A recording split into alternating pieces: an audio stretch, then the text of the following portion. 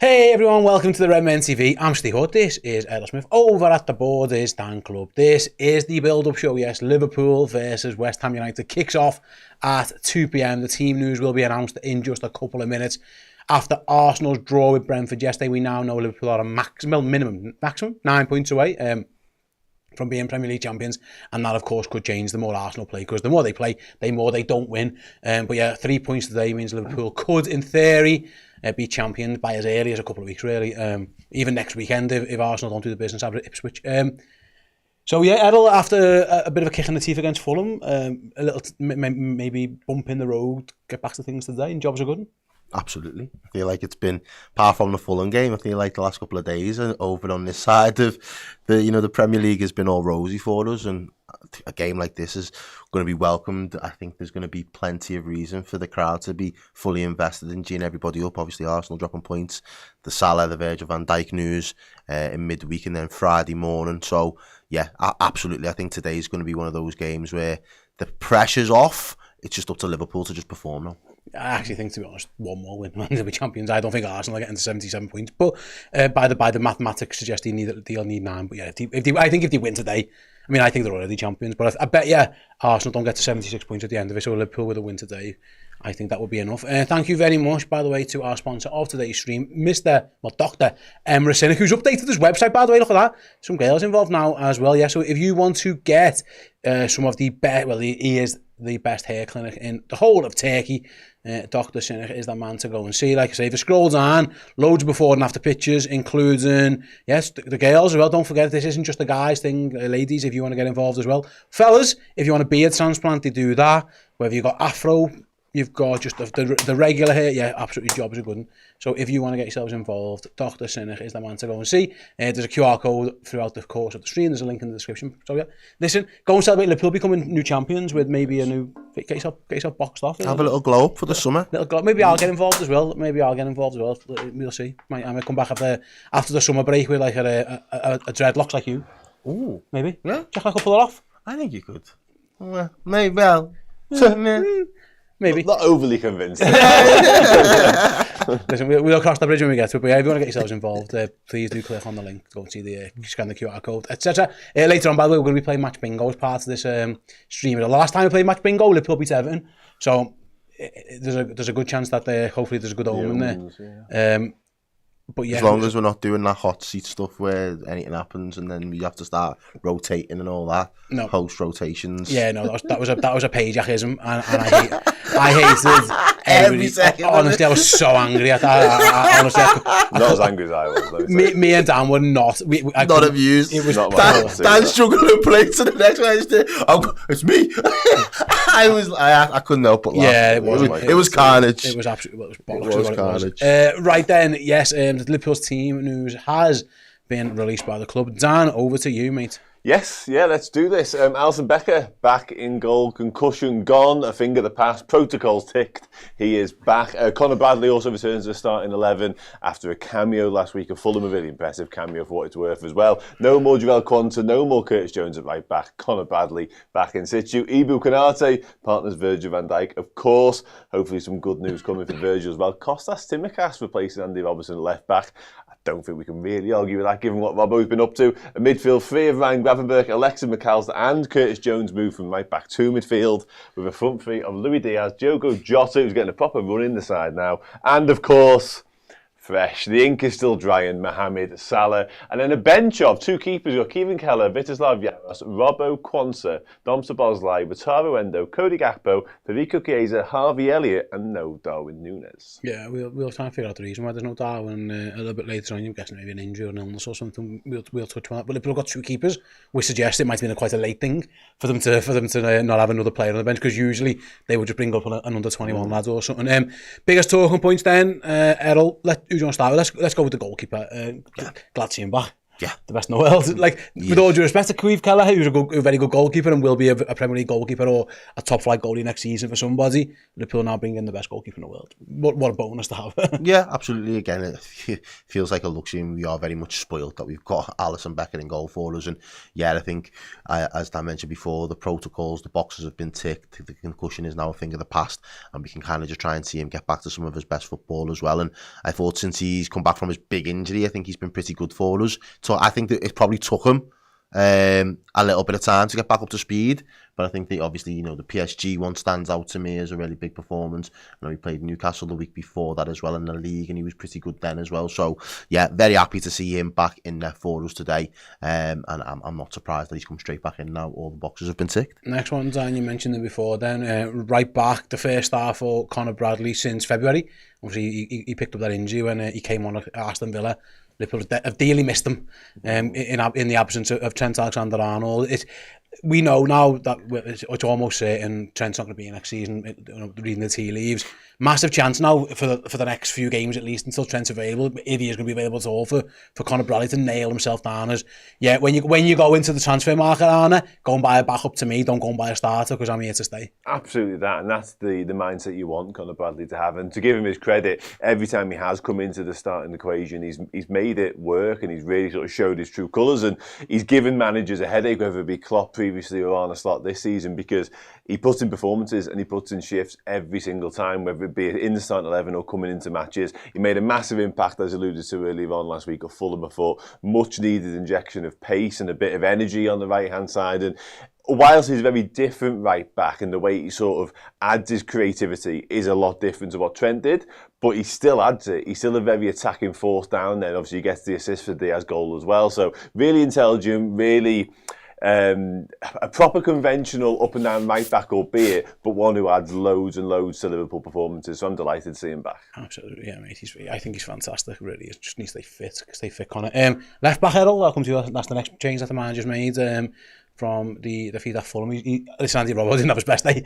It's fair to say. We haven't seen Costas for a while actually starting games, but the manager, even though he's given Andy Robertson a full week, he's gone with Tsimikas. Yeah, which is fair. I kind of thought maybe Tsimikas would come in, but then obviously with the likes of Alisson and Bradley coming back, and I didn't know if he was going to tinker with it that much, but he's clearly rolled the dice and was like, yeah, let's just freshen it up a little bit. And I don't mind it at this stage of the season as well. I think there is still a job to be done, spread the workload around. I think Robertson had again, I don't know if it's not just been Fulham this season, let's be honest, but I think Fulham have given him the most problems, and he'll probably be sick of the sight of the white and black of Fulham this season, Andy Robbo. So maybe it is just a good opportunity for him to just kind of get a little bit of rest now, as well as we start to enter that last couple of big games of the season for us, really, and no doubt he'll drop straight back in a game or two's time.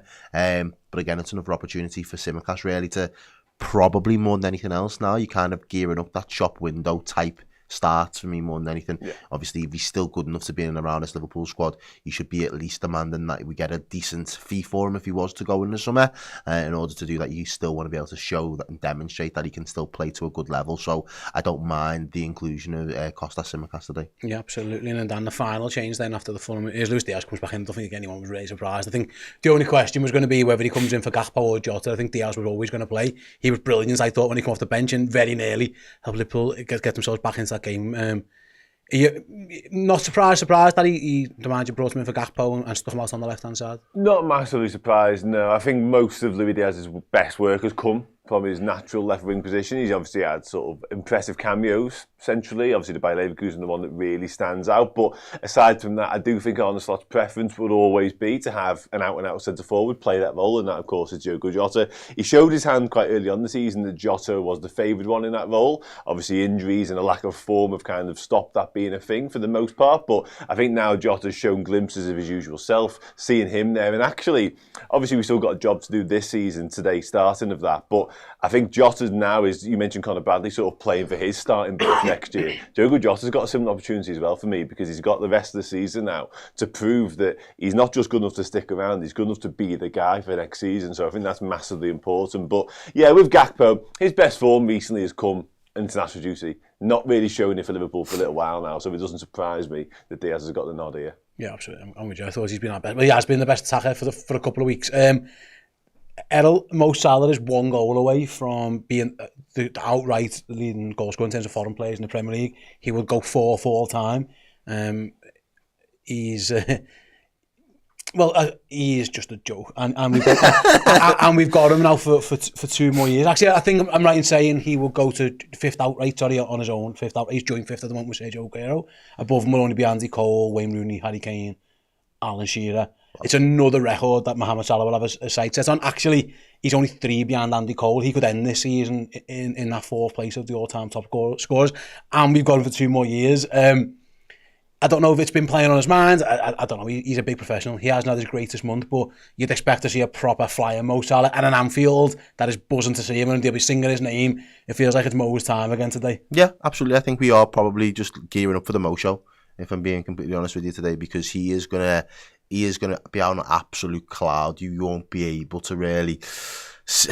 I just don't think he can be stopped, and not necessarily on current form, but in terms of that individual momentum and just having that little bit of belief that actually, yeah, this is exactly what I've signed up for. I know the role and the responsibility that I'm going to take over the next 2 years, and as you've just mentioned there, the records of what he's closing in on, because I think that was one of his big motivating factors for wanting to stay, especially in the top 5 leagues in Europe, was he still wants to put up record numbers. He still wants to go out of his way to break records for as many years as he possibly can while he's a top professional. And I think, this Liverpool team is set up for him to be able to do that. So it all now seems very much of like, with hindsight, he was always going to stay.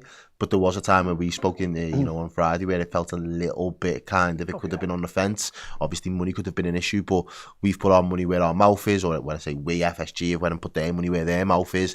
And now Liverpool, as a club, can kind of have a little bit of continuity, and us as fans now can absolutely get behind this lad, because Mo has really been the spearhead for us to be on the cusp of a Premier League title. And I just think between now and the end of the season, there's probably very little you can do wrong, if I'm being completely honest, in a Liverpool shirt. Yeah, absolutely. That's hope the King delivers today. And Dan, the final change, actually, I'll come back to you on it, because is obviously the manager's left out Dom Szoboszlai as well. He's brought Curtis Jones into midfield. He started at right back the other day. If you were looking at this as Arne Slot was pissed off at last week, he's probably dropped the 2 worst players in Szoboszlai and in Andy Robertson. A few others, by the way, didn't have their greatest of games either, Ibu and Virgil, etc. But yeah, again, you can't say it's really down to fatigue or anything, because they've all had a full week off. So he's, whether it's tactically or he just wants to light a bit of a rock at people's arses, he's also left Szoboszlai out, who you'd think has been one of his favourites. Yeah, massively so. Yeah, he's certainly been among the first names on the team sheet all season long, more or less. So it is somewhat of a surprise, but maybe based on the performance levels of last week, maybe fair is fair on that one. And I think it is a fair call, personally. I wouldn't have been against the idea of seeing Harvey Elliott put into starting 11, as far-fetched as that may be, if you're on a slot. But I think he probably is also deserving of a start in that position, as opposed to Szoboszlai. But yeah, it's difficult for Dom. It might be deemed as a bit harsh on him, given the shift he's put in all season long, really. Maybe fatigue is a factor in his slight dip in performances of late, because there's no ways, two ways about it. Like, he hasn't been at it on the ball in particular. We had a big conversation on Monday about his off the ball to on the ball comparison, and off the ball he can be in and around a 9-10 out of 10 some weeks. On it he's been dipping around a 4-5 too often, I think it's fair to say. And I think whilst Arne Slot has been quite critical of the output and the lack thereof, he still picked him more or less week in, week out. So there's clearly something that he likes about him. He likes getting him on the pitch. But I think today, coming up against this West Ham team, a West Ham team who, let's be honest, haven't got loads to play for. They're still going to see Liverpool's a massive scalp, but they haven't got much riding on it. I think this is a game where we should be looking to dominate the ball and really sort of dictate terms. And I think including Curtis Jones, who maybe is in a better moment in possession, could be the right call. Yeah, absolutely. Yeah, Liverpool are going to dominate the ball. I agree. That's what they should be looking to do. That actually, if you look at the West Ham blueprint, that tends to be what they let you do. Now, they can counter-attack, and Arsenal found that out themselves not that long ago. But yeah, I think Liverpool will be seeing plenty of the ball. Like I say, I think Curtis played very well in the League Cup game as well. Maybe that's played the part in it. Shout out to Quinn with the super chat, who says LFC Elvis is about to sing and celebrate with the Tokyo Reds, then saved him from Godzilla with his karate moves. I mean, I'm guessing in Tokyo, Quinn stands out. He's a big guy. Up the Redmen TV and up the Florida. Thanks very much, Quinn. Good luck as you continue to raise money for the Florida. Quinn's a big guy. So I reckon if he's chilling in Tokyo, there's a giant Elvis bouncing about with the gaff. You don't miss it, like. You very much won't miss him while you're there. But let's have a little look then at the West Ham team that Liverpool will be facing today. They've got Areola in goal, Wan-Bissaka, Kilman, Mavropanos, Tabido and Scars. That looks like maybe a back five, which is a little move away from what maybe the norm. Ward-Prowse, Soler, Paqueta, Bowen, Kudus. That looks like maybe a five. Again, we have put 10 past these in 2 games, Errol, so it would have been a bit silly for Graham Potter to maybe go the same again. That looks potentially like Liverpool might be coming up against again 3 centre-halves and wing-backs. It'll be interesting to do because, like I say, Liverpool have played West Ham twice and scored 5 in both games. Graham Potter's record... 2 different managers as well. Graham Potter's record is actually quite good at Liverpool in terms of at Anfield. He hasn't lost his last 3. It looked like he's decided, we can't do the same again. We got battered both times, basically, West Ham. He's gone for something a little bit different. Well, can't really blame him in that respect, can you? He's probably trying to avoid getting a hiding. Is it right that he's only won 3 games so far in the league since he's taken over at West Ham as well? I think it might be. You might have to correct me if I'm wrong. I think there's been quite a handful of draws, but I think he's only got 3 wins under his belt as a Premier League manager for West Ham. So it's not been the dream start that he would have envisioned. Obviously, getting another opportunity after the Chelsea birth didn't go to plan, and I think that really damaged his stock as a manager. I think the Chelsea appointments, I think it really, hampered his ability and probably shows maybe the jump to a really big team with big expectations season on season was probably a little bit too soon. You'd have kind of expected West Ham to kind of probably be a better marriage or better fit for the two. At this moment in time, he's still got plenty of work to do, and I think it really just depends on what he does in the summer. But in terms of seeing out the season, you've already mentioned that they haven't really got a lot to play for. I'm not expecting them to want to roll over and have the bellies tickled, but that back 5 suggests to me that he's going to try and be a little bit more defensively solid, try and cut out Liverpool getting as much opportunities to do the middle, forces out wide if possible, and then of course they're going to try and break with a little bit of pace on the counter. We know how dangerous Bowen can be, and again obviously Mohamed Kudus as well on the other side, both very real threats when they get in full steam. So defensively we're going to still have to be on it, but I can see what Dan said there. We're going to have a lot of the ball. We're probably going to have to dictate it on our terms, and I think that the inclusion of Jones in that probably makes for sound logic in that respect. Well, I was about to say, Dan, again, we often teams and they hear whispers of other people's teams and stuff. This Liverpool 11 probably looks a little bit better suited to playing against the back 5 with Curtis in over Szoboszlai, because there's not going to be much space really. It feels like it's going to be a park the bus low block, similar to what he did to Arsenal, and then try and get one on the break. Again, Curtis Jones, it feels more likely. The only other one, I think Harvey Elliott could find himself really unfortunate. The manager hasn't selected him all season, so there's no real suggestion that he was going to do it today. But actually, he feels like he could be a good option against these. Again, there's obviously something the manager doesn't like, but he probably feels a little bit unlucky, Harvey, because he keeps producing off the bench and he keeps not getting picked. Yeah, I would say he's unfortunate, to be honest, but I feel like I've been saying that for quite a while now. I do think this game actually will pan out very suited to Harvey Elliott. Obviously, he won't be involved in it, certainly for the duration, certainly until sort of late in the second half, you would imagine. And it's a shame as well in many ways, because obviously Curtis Jones more than warrants his place in that position. There's no two ways about that. But we have seen a lot of Curtis on the pitch recently, obviously predominantly in that unfamiliar right-back role. I think Dom Szoboszlai's dropping or sort of removal from the starting 11 is warranted, like I said earlier on. So there's always going to be a change in there, but I would have loved to have been Harvey, especially when you look at the West Ham team. You mentioned the back 5 and the lack of space, and maybe that intricacy and ability to take the ball into pockets will be really, really crucial.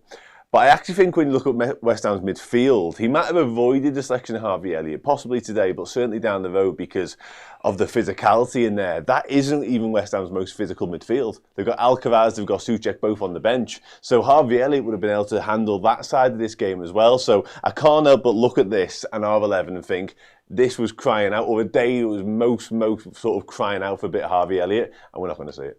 Yeah, no, again, at some point he will get on that. You're right. I did the Buildup show the other day, and we were speaking with the guys, with someone like West Ham and big team, set pieces, Souček, Alvarez, they get into it and stuff like that. That isn't the team that Graham Potter's picked. He's picked loads of centre-backs. Soler is not a tiny lad, is he? But yeah, it's a different team. You're right. No, Souček in particular it's a different kettle of fish. I think Harvey can find himself a little bit unlucky. You could probably say the same about Keys, to be honest with you.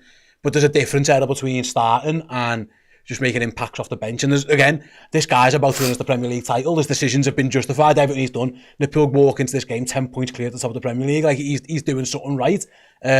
but there are a couple of lads there he just doesn't fancy. Yeah, and again, that's absolutely fine. I think we've kind of got used to it now. I think, there was probably a period where he probably was asking him to roll the dice a little bit more, trust the squad. We kind of weathered it, got through it. Obviously, a couple of injuries. We managed to just manage the workload and spread it amongst, a few selected players at times. But he's been very reluctant to just throw in the likes of a Harvey Elliott or a Chiesa from the start of a game, even an Endo to a large extent. When that midfield a couple of weeks ago, you probably think, it's running on fumes, let's just freshen it up a little bit. And there are certain games where you could probably pick an Endo and to just do a job. He's thought, no, the best case for the three that I've just mentioned is make some impact off the bench as and when you get the opportunities to it. And again, to be fair to Harvey Elliott, you can't ask for much more than that. When he's been given the chance, he's been making the most of it, so he's not damaged his own stock in doing that. He just isn't particularly favoured in whatever this particular system that Slot's opted for this season. And it's not to say that there couldn't be a development opportunity into next season where he does grow into a role a little bit more than just being a little bit of a bit part player. But I don't think at this back end of the season now we're due to see many starts from Harvey, Chiesa or Endo. I think it will just be as you were and as and when you needed, lads, you'll be called upon. Yeah, absolutely. Like I say, the end is just the fact that means he's about to become Premier League champion manager in his first season here. So yeah, we can't argue too much with it. I'll bring up the Premier League table now just to show everyone's aware exactly where we're at in terms of all the why is that zoomed in so much? Let me take that out. There we go. Got it for you. There is the top of the Premier League table. As you can see, Liverpool 73 points from 31 games. Arsenal 63 points from 32. They are very much in like top four form, where Liverpool are very much in champions form in terms of points per game and all that kind of stuff. What it means if Liverpool win today, 2 more wins guarantees them to be Premier League champions. Now, there's a world where if Arsenal lose against Ipswich, Liverpool could win the title at Leicester. Well, near enough. And there's goal difference factors and all that kind of stuff. There's a chance Liverpool could win the league without even playing when Arsenal play Crystal Palace, and then, of course, the Tottenham game as well. So that's where we're at right now. A win today means again 2 more guarantees, and it could be less depending on how Arsenal get on in the future. But yeah, that kind of shows the level that we're at. Really, Liverpool have been in great form, all told. Again, in terms of the Premier League results, they had a bad one last time, but they'd won their previous 4, obviously. So I think that's where the gap comes from, really. Arsenal have, again, only won 2 of their last 5 Premier League games, which shows you the difference between the level of the team. So it's a matter of, at this point in time, it's when it's going to be, and we're all kind of doing the maths and figuring it all out ourselves. But the best way to make that happen, Errol, is just to win today. Yeah, just get this one, the biggest game's the one in front of us, get it out the way, get the 3 points on the board, and then, as I say, there's 2 more games when it's in our hand to mathematically just become a conclusion that Liverpool are the Premier League champions for this season, and rightly so as well, to be honest with you. We've been, for the Premier League's campaign, we've been pretty flawless. There have been a few, again, drop results where you kind of kick yourself. The draws sometimes for me worry you, but when you started seeing the amount of draws that Arsenal were racking up before Christmas, it almost felt like they had to find a run of perfection, and it was always going to be very difficult with them fighting across, a couple of fronts as well. But they've dropped points in 15 games. You're not going to win the league. If you drop points in 15 of your 32 games, then yeah, it's a different world Liverpool are living in. It's not we're sat here when Man City are 2-0 down to Aston Villa, still nervous. You know what I mean? It's completely different. It's a different. And again, no shade on Arsenal or on them, to be honest with you, but I've always felt, I always fancied us, if it came to what Arsenal have done over the last 2 seasons, go for a title, versus what I've seen this team do for the last 6-7 years, go for a title, and what we've been up against, I always believed if it was a 2-horse race, we'd be, the horse that comes out on top. And, up until this point in time now, we're very much on course for making that a reality. So, absolutely here for it. I think we've been fantastic for the large part of this season. Obviously, there are other things that we would have probably liked to have panned out slightly differently. But as you said the other day, the PSG result in the goal line today doesn't look too bad now, going out on penalties to a PSG side that look absolutely lethal in front of goal at the minute. And then, as I say, the anyone can lose a cup final. It is literally just a one game. Anyone could go and win it. So Liverpool have done exactly what his objective was. He came in, he sat down with them.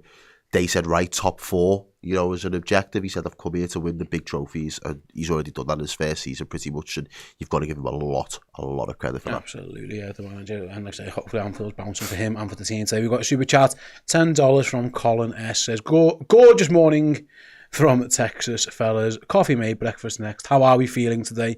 Big up yourselves. I'm feeling good. Cole, how are you feeling? I'm feeling good. I had the baby this morning. We was driving back to rooms with him.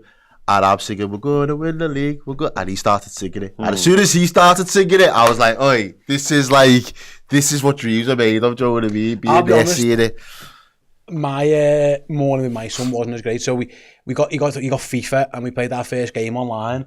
And got spanked. Oh mate, I don't know who we were playing against. Like, but you know when you load your team up and it gives you like a load of mid players, like the average players. So we have like Marcus Rashford, Raheem Sterling, Nick Pope, like average, and then it pairs us with this team. We're like, oh, sound. And up front it had Vinicius, wow, Haaland, and so I can't remember. So, and then it had Xavi, like legendary Xavi and Mateus in the midfield. We got beat like 6-1, and I was like, I hope this isn't a bad omen. Lucas, it was his first ever game, like his first game, and then he was launching his pad. So hopefully that wasn't a bad omen for it. So yeah, he wasn't in great spirits when I left. He wasn't in great spirits as your lads.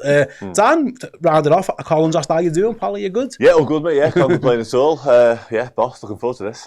Yeah, simple as that. Right then, just let you know how the day is going to pan out here at Redmen HQ. Very, very shortly, we'll hear from Arne Slot at his press conference, after which Dan will be in the hot seat with today's fan interactive show. You guys have your say, have a chat with Dan, get your points across, have a comments, questions, whatever you want to talk about.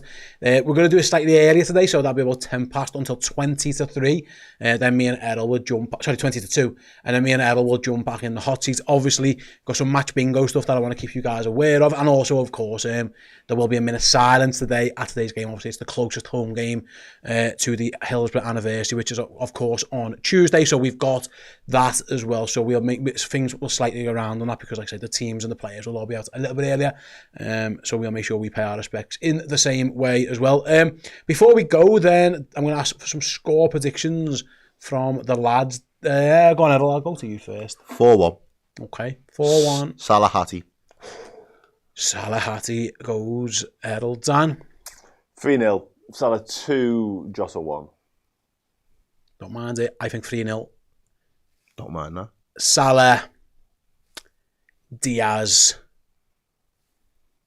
Jones. I knew you was going to say Jones, you know. I knew you was going to throw Jones in the mix. Look here. Maybe it's a bit scouser in the team. Let's go. He did well against West Ham last time. He's done well against them past, so I'm going to go for that one. Yeah, I'd love to get, if Salah gets those goals, get him clear as the greatest foreign player to ever, foreign goal scorer in Premier League history, is what Mo Salah is looking to become over the next couple of days. He will become that at some point anyway, because yeah, he is just the Egyptian king. Right then, let's hear from Arne Slot, after which Dan will be in the hot seat. See you on the bit. Mo's contract, just give us your reaction to the fact that you're going to be working with Mo for another 2 years at least. Happy, of course. He's shown at this club for so many years in a row now how much of value he has for the team, for the club. So I assume all our fans and his teammates, we're very happy that he extended for 2 more years. And hopefully he can show Sunday again how important he has been for the whole season to us. Is there relief as well? I think for the fans it is. I don't think it's a surprise to you that I knew a bit better how his contract situation went over the course of the whole season. So maybe for the fans it was a pleasant surprise. I knew it a bit longer, of course, that things were heading in the right direction. And I think it's also a big compliment for Richard that he achieved to extend Mo Salah, who's such a great player as a free agent, can go probably to every club in the world wherever he wants to.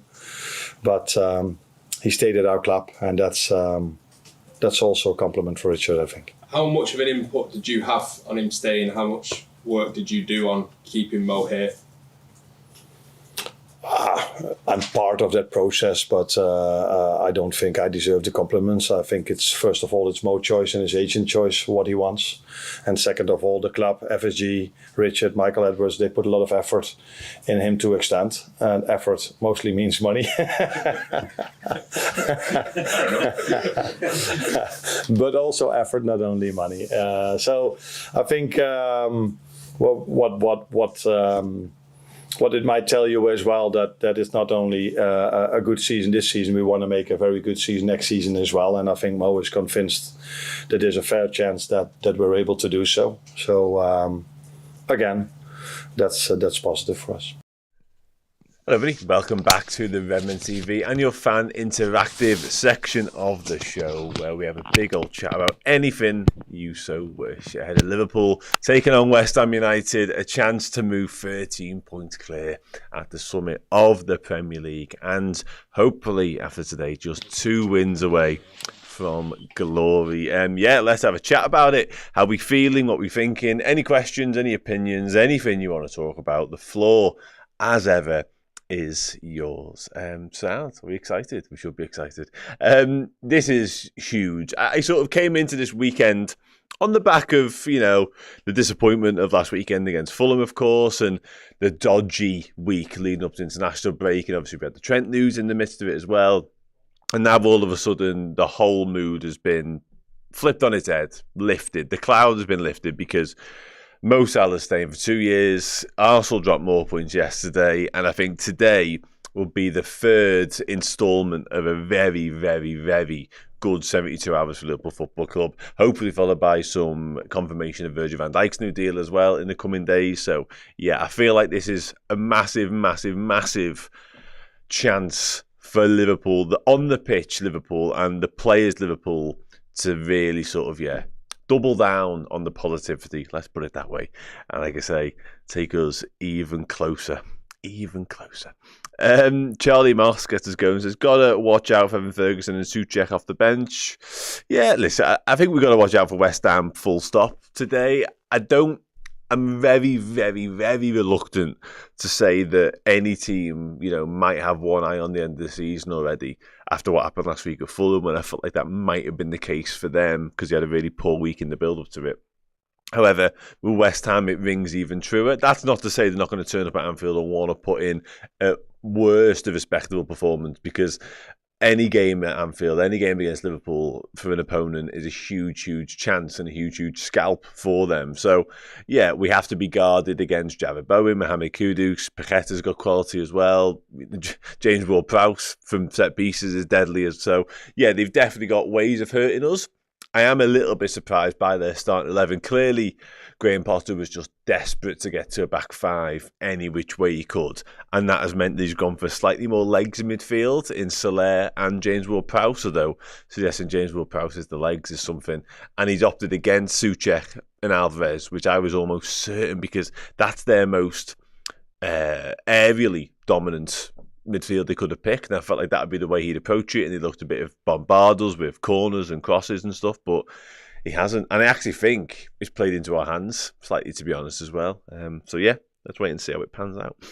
Peanut Butter says, Chiesa will push for a move in the summer and we will be poorer for it.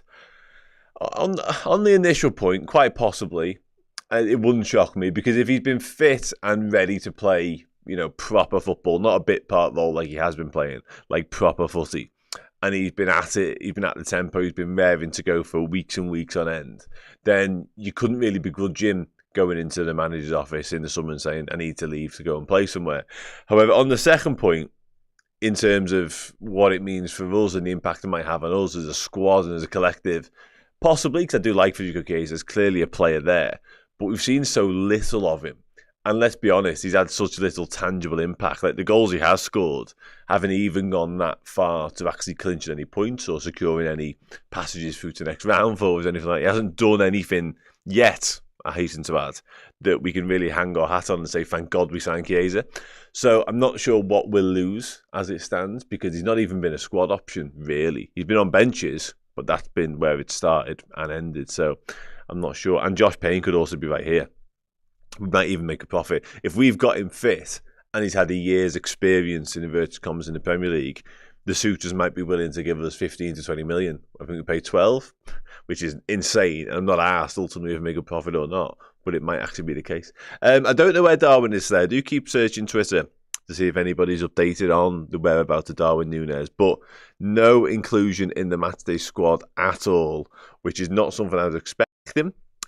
Felix said he's in the brain. Yeah. The fact we've got 2 keepers on the bench suggests to me that it might have been a late call, maybe, and maybe Darwin travelled down and he's been ill overnight. I don't know. I'm speculating on that. But normally, if you knew yesterday or the day before that Darwin was a doubt and might not be involved. You'd take James McConnell, Trey Leone, someone like that, but that hasn't been the case. So I can only suggest that maybe something's happened late last night or maybe even this morning that meant he isn't involved. But yeah, fingers crossed we'll find out for definite the reason for that before kickoff. Let's just wait and see. The 21s are playing today. They're playing at 2:00. So I'm not suggesting for a single second there was a call on leaving some lads behind to make sure the 21s are stronger and just taking 2 keepers anyway, because obviously the first team always gets preference over the 21s.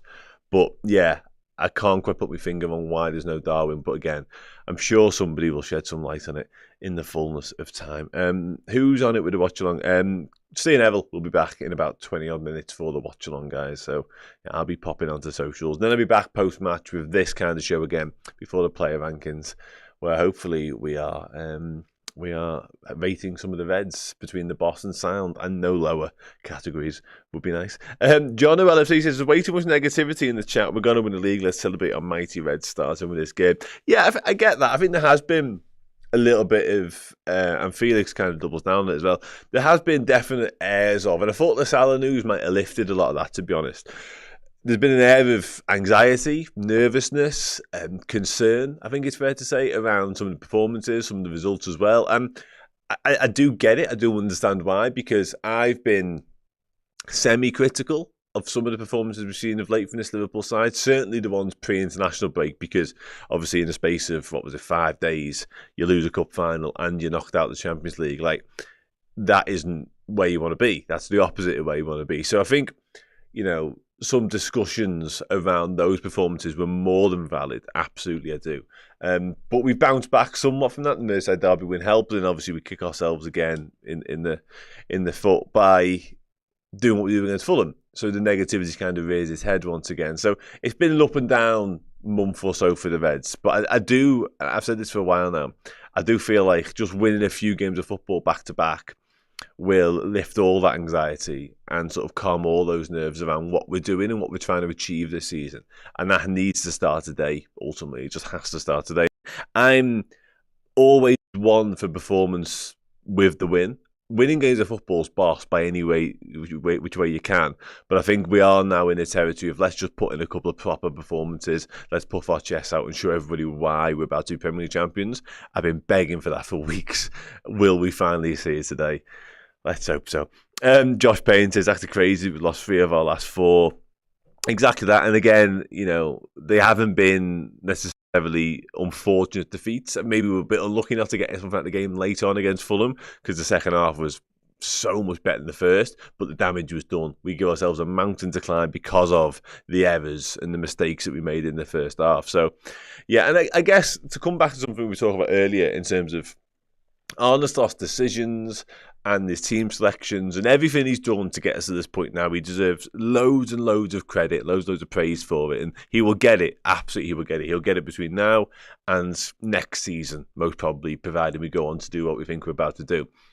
But, quite a significant but, this is a fair point as well from Andreas. I tend to agree with that. I think, obviously, Premier League glory is everything to us all. We all have the Champions League as the be-all and end-all and the holy grail of football, and in my opinion, rightfully so. But I think for us now, as a Liverpool fan base, as Liverpool collective, we are so long overdue a Premier League title, but not just a Premier League title where we can actually enjoy it to its fullest. And fingers crossed we're about to get that. But I think that in of itself isn't enough for Liverpool. We want to be challenging and fighting and competing on every single front until the very death. And when people dismiss quadruple talk, it does my head in a little bit. Because whilst it's clearly impossible because no one's ever done it before, why would you not want to be in with a shout for as long as humanly possible? Like the force of just dismissing a cup trophy early doors doesn't sit well with me at all. Like, I want to win every single game of football that we're in. And I think the players, the squads, the coaching staff, they should all have that same mentality. And clearly this season, the point I'm getting to, is for whatever reason, whether it be the squad, whether it be some of the starting 11, whatever, we weren't up to that task. We weren't up to the task of going deep in all 4 competitions. So that's what needs addressing for me in the summer. We're going to win the Premier League, which is sensational. But there is definitely room for improvement in the squad, in the coaching, etc., etc. Anyway, 3 or 4, but maybe this is all season. Who cares? Wow, it's Christmas Eve again. It's almost like death by 1,000 cuts. Can we put this to bed, please? Yeah, I totally agree with that. I must admit, I do want to. Hello, mate. I do want to get this put to bed sooner rather than later, so we can just celebrate between then and whenever the trophy lift is. But yeah, I do want to win it in Anfield as well, in front of our fans. I feel like we deserve that. I feel like it's been so long in the making, and we've been waiting for that moment for nigh on 35 years by that point. We do deserve it in front of our fans, and with us winning the game of football that secures it, in my opinion. I don't want it to be won while we're watching telly somewhere. It's just not right. Tom says it's only the start of Slot's reign. The best is yet to come. Absolutely 100. And if you're starting off by winning the Premier League, then it's not a bad springboard for the rest of your career at Liverpool, is it? This summer is huge, says Martin Lawrence. We probably need to bring in a right back, left back, creative midfielder, and a striker. I would probably add a centre half to that list as well, personally. Regardless of whether Virgil van Dijk stays or not, I think we're one short there. And listen, let's be honest. Salah and Van Dijk are saying it's huge news, but I think it's fair to assume that 4 or 5 members, possibly even if those matchday squad, are likely to leave, and you could add Darwin Nunez to that list as well. So yeah, we might be looking at 5 or 6 exits in the summer, which are squad places. Whatever you think of the players individually, and whether they were good enough, whether they suited Slot's system, etc., you're going to need to fill those gaps with bodies. So yeah, prepare yourself for a big old summer. G-Man says, if someone said at the start of the season we are going to win the Premier, we would take the all-day expectations are out of line. Listen, absolutely that. And I'd have bitten your hand off. Not even a single... I actually said the opposite of what you're referring to there. I actually thought a top 4 finish in the Premier League would be good. A run at the Champions League. And I think my words were, a run at the Champions League, and because of Liverpool, you just never know. I'm saying that whilst looking at this Istanbul 05 shirt. And a cup win. I think a cup win would have been a good launch pad, again, for Arne Slot. So to do what he's about to do, and to do what we're about to do, is way beyond my wildest dreams. Absolutely it is. But that's not to say that you can't be hungry for more, and you can't look at your shortcomings in the season and be a little bit disappointed by Plymouth, PSG and Newcastle. I think we're allowed to do that. I'm certainly of the mindset that wasn't good enough, those individual performances. Therefore, how do we improve on that next season? And you can bet your fucking bottom dollar that Arne Slot, Richard Hughes, Sipka Hulshoff, Michael Edwards, Julian Ward, etc. will be having the exact same conversations. So I think it's fun. We're fans, obviously, so we can just enjoy and bask in the glory of what we are doing. And that's going to be fucking brilliant, by the way. But also, I think we're allowed to have deeper conversations around where maybe we weren't quite so good and where we could get better. AB Leon says a title is a title, but the circumstances around it don't matter. Yeah, I think, again, once it is secured, I think we'll all be on that same parade bus with you, mate, to be honest. Do I think we would benefit from any of Slot's ex-players at Feyenoord? I always... Listen, it depends who the players are, obviously. You can sort of judge it on a case-by-case basis. I've been scarred by Roy Hodgson bringing in Paul Konchesky, I think. But I don't love managers bringing players to football clubs, especially when you've gone up a level. And with all due respect to Feyenoord, the VC, like, the level and the jump is significant. It really is. So, and again, Fulham to Liverpool was exactly the same. So I do wonder whether that works. And again, you mentioned Ten Hag there, who's done it on numerous times at Man United, and none of them worked. Let's have it right. Like, Anthony's ripping it up in La Liga now, granted, but for the Premier League, it just wasn't right.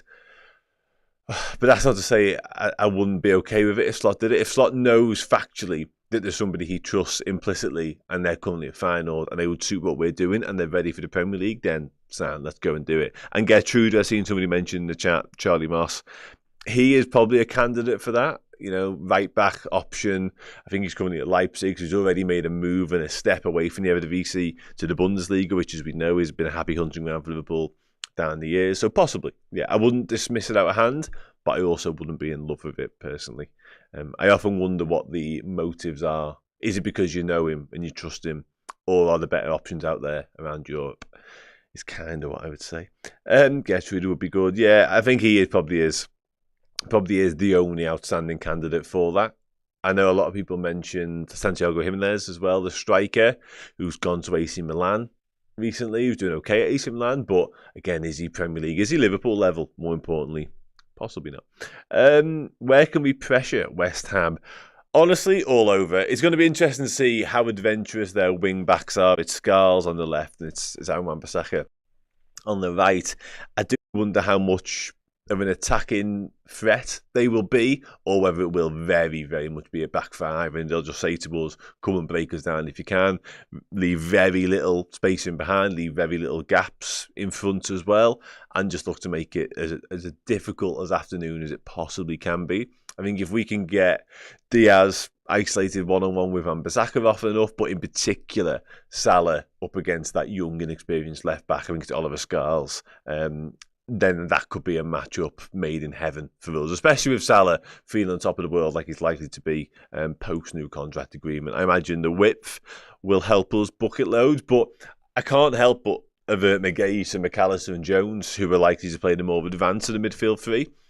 How they can unpick locks in and around that West Ham defence is going to be crucial, which again is why I come back to my earlier point.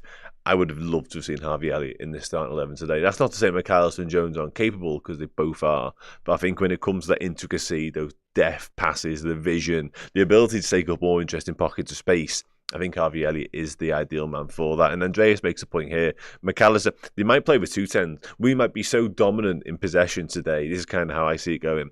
We're going to be so on the front foot in their final third so much that both of them could easily take up very similar 10 roles. Let's Go 41 says, which do you prefer him to sign, Robertson for Fulham or the guy at Bournemouth to replace Robertson long term? I think we will sell Tsimikas. He's starting today, of course, but yeah, I think we will sell Kostas Tsimikas. I think it's Kirkes, personally. I think if Robinson and Kirkes were the same age, if they were both like 21, I think Kirkes might be 21, or possibly 22. If they were both that, then we could have a proper conversation about who is the best fit. And I think Anthony Robinson might actually win that argument, to be honest. But Robinson's 28, maybe, possibly 27. I'll check while I'm talking. And that's not to say that's past it and we should overlook anybody who's gone beyond 26. That's not true. And ultimately, you'd be signing the player. He's 27, Robinson. He's 28 in August, day after my birthday, actually. Yeah, I'm not dismissing out of hand anybody that age, because that's stupid and foolish. But if you are going to keep Andy Robertson, which I think is likely, you're still going to get a decent amount of football from him. Whatever you think of that sentence, that's by the by. It's probably likely how it's about to go. Therefore, do you need a in their prime plug and play Anthony Robinson? I'm not sure myself. And again, I really like him. I think there's a move there without a doubt. He's definitely sort of European football pedigree, whatever that looks like. I just think we're going to go for Kirkes, and I think the links to Kirkes are so substantial by this point. Obviously, Richard Hughes signed him at Bournemouth, so there's a link there. And he is one who definitely feels in the mould of Robbo, and he's still so young that he's still got so much room to grow. You could see him learning off Andy Robertson as well and just getting better and better and better.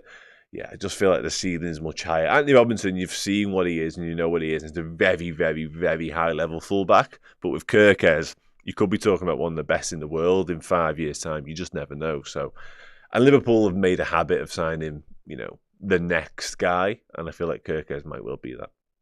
He might well be that. Zul feels excited. That's good. Now those back. I really like Robinson, but to be honest, I take anyone. We just need to strengthen that. It can't be Robbo solely. Kostas, bless him, isn't it?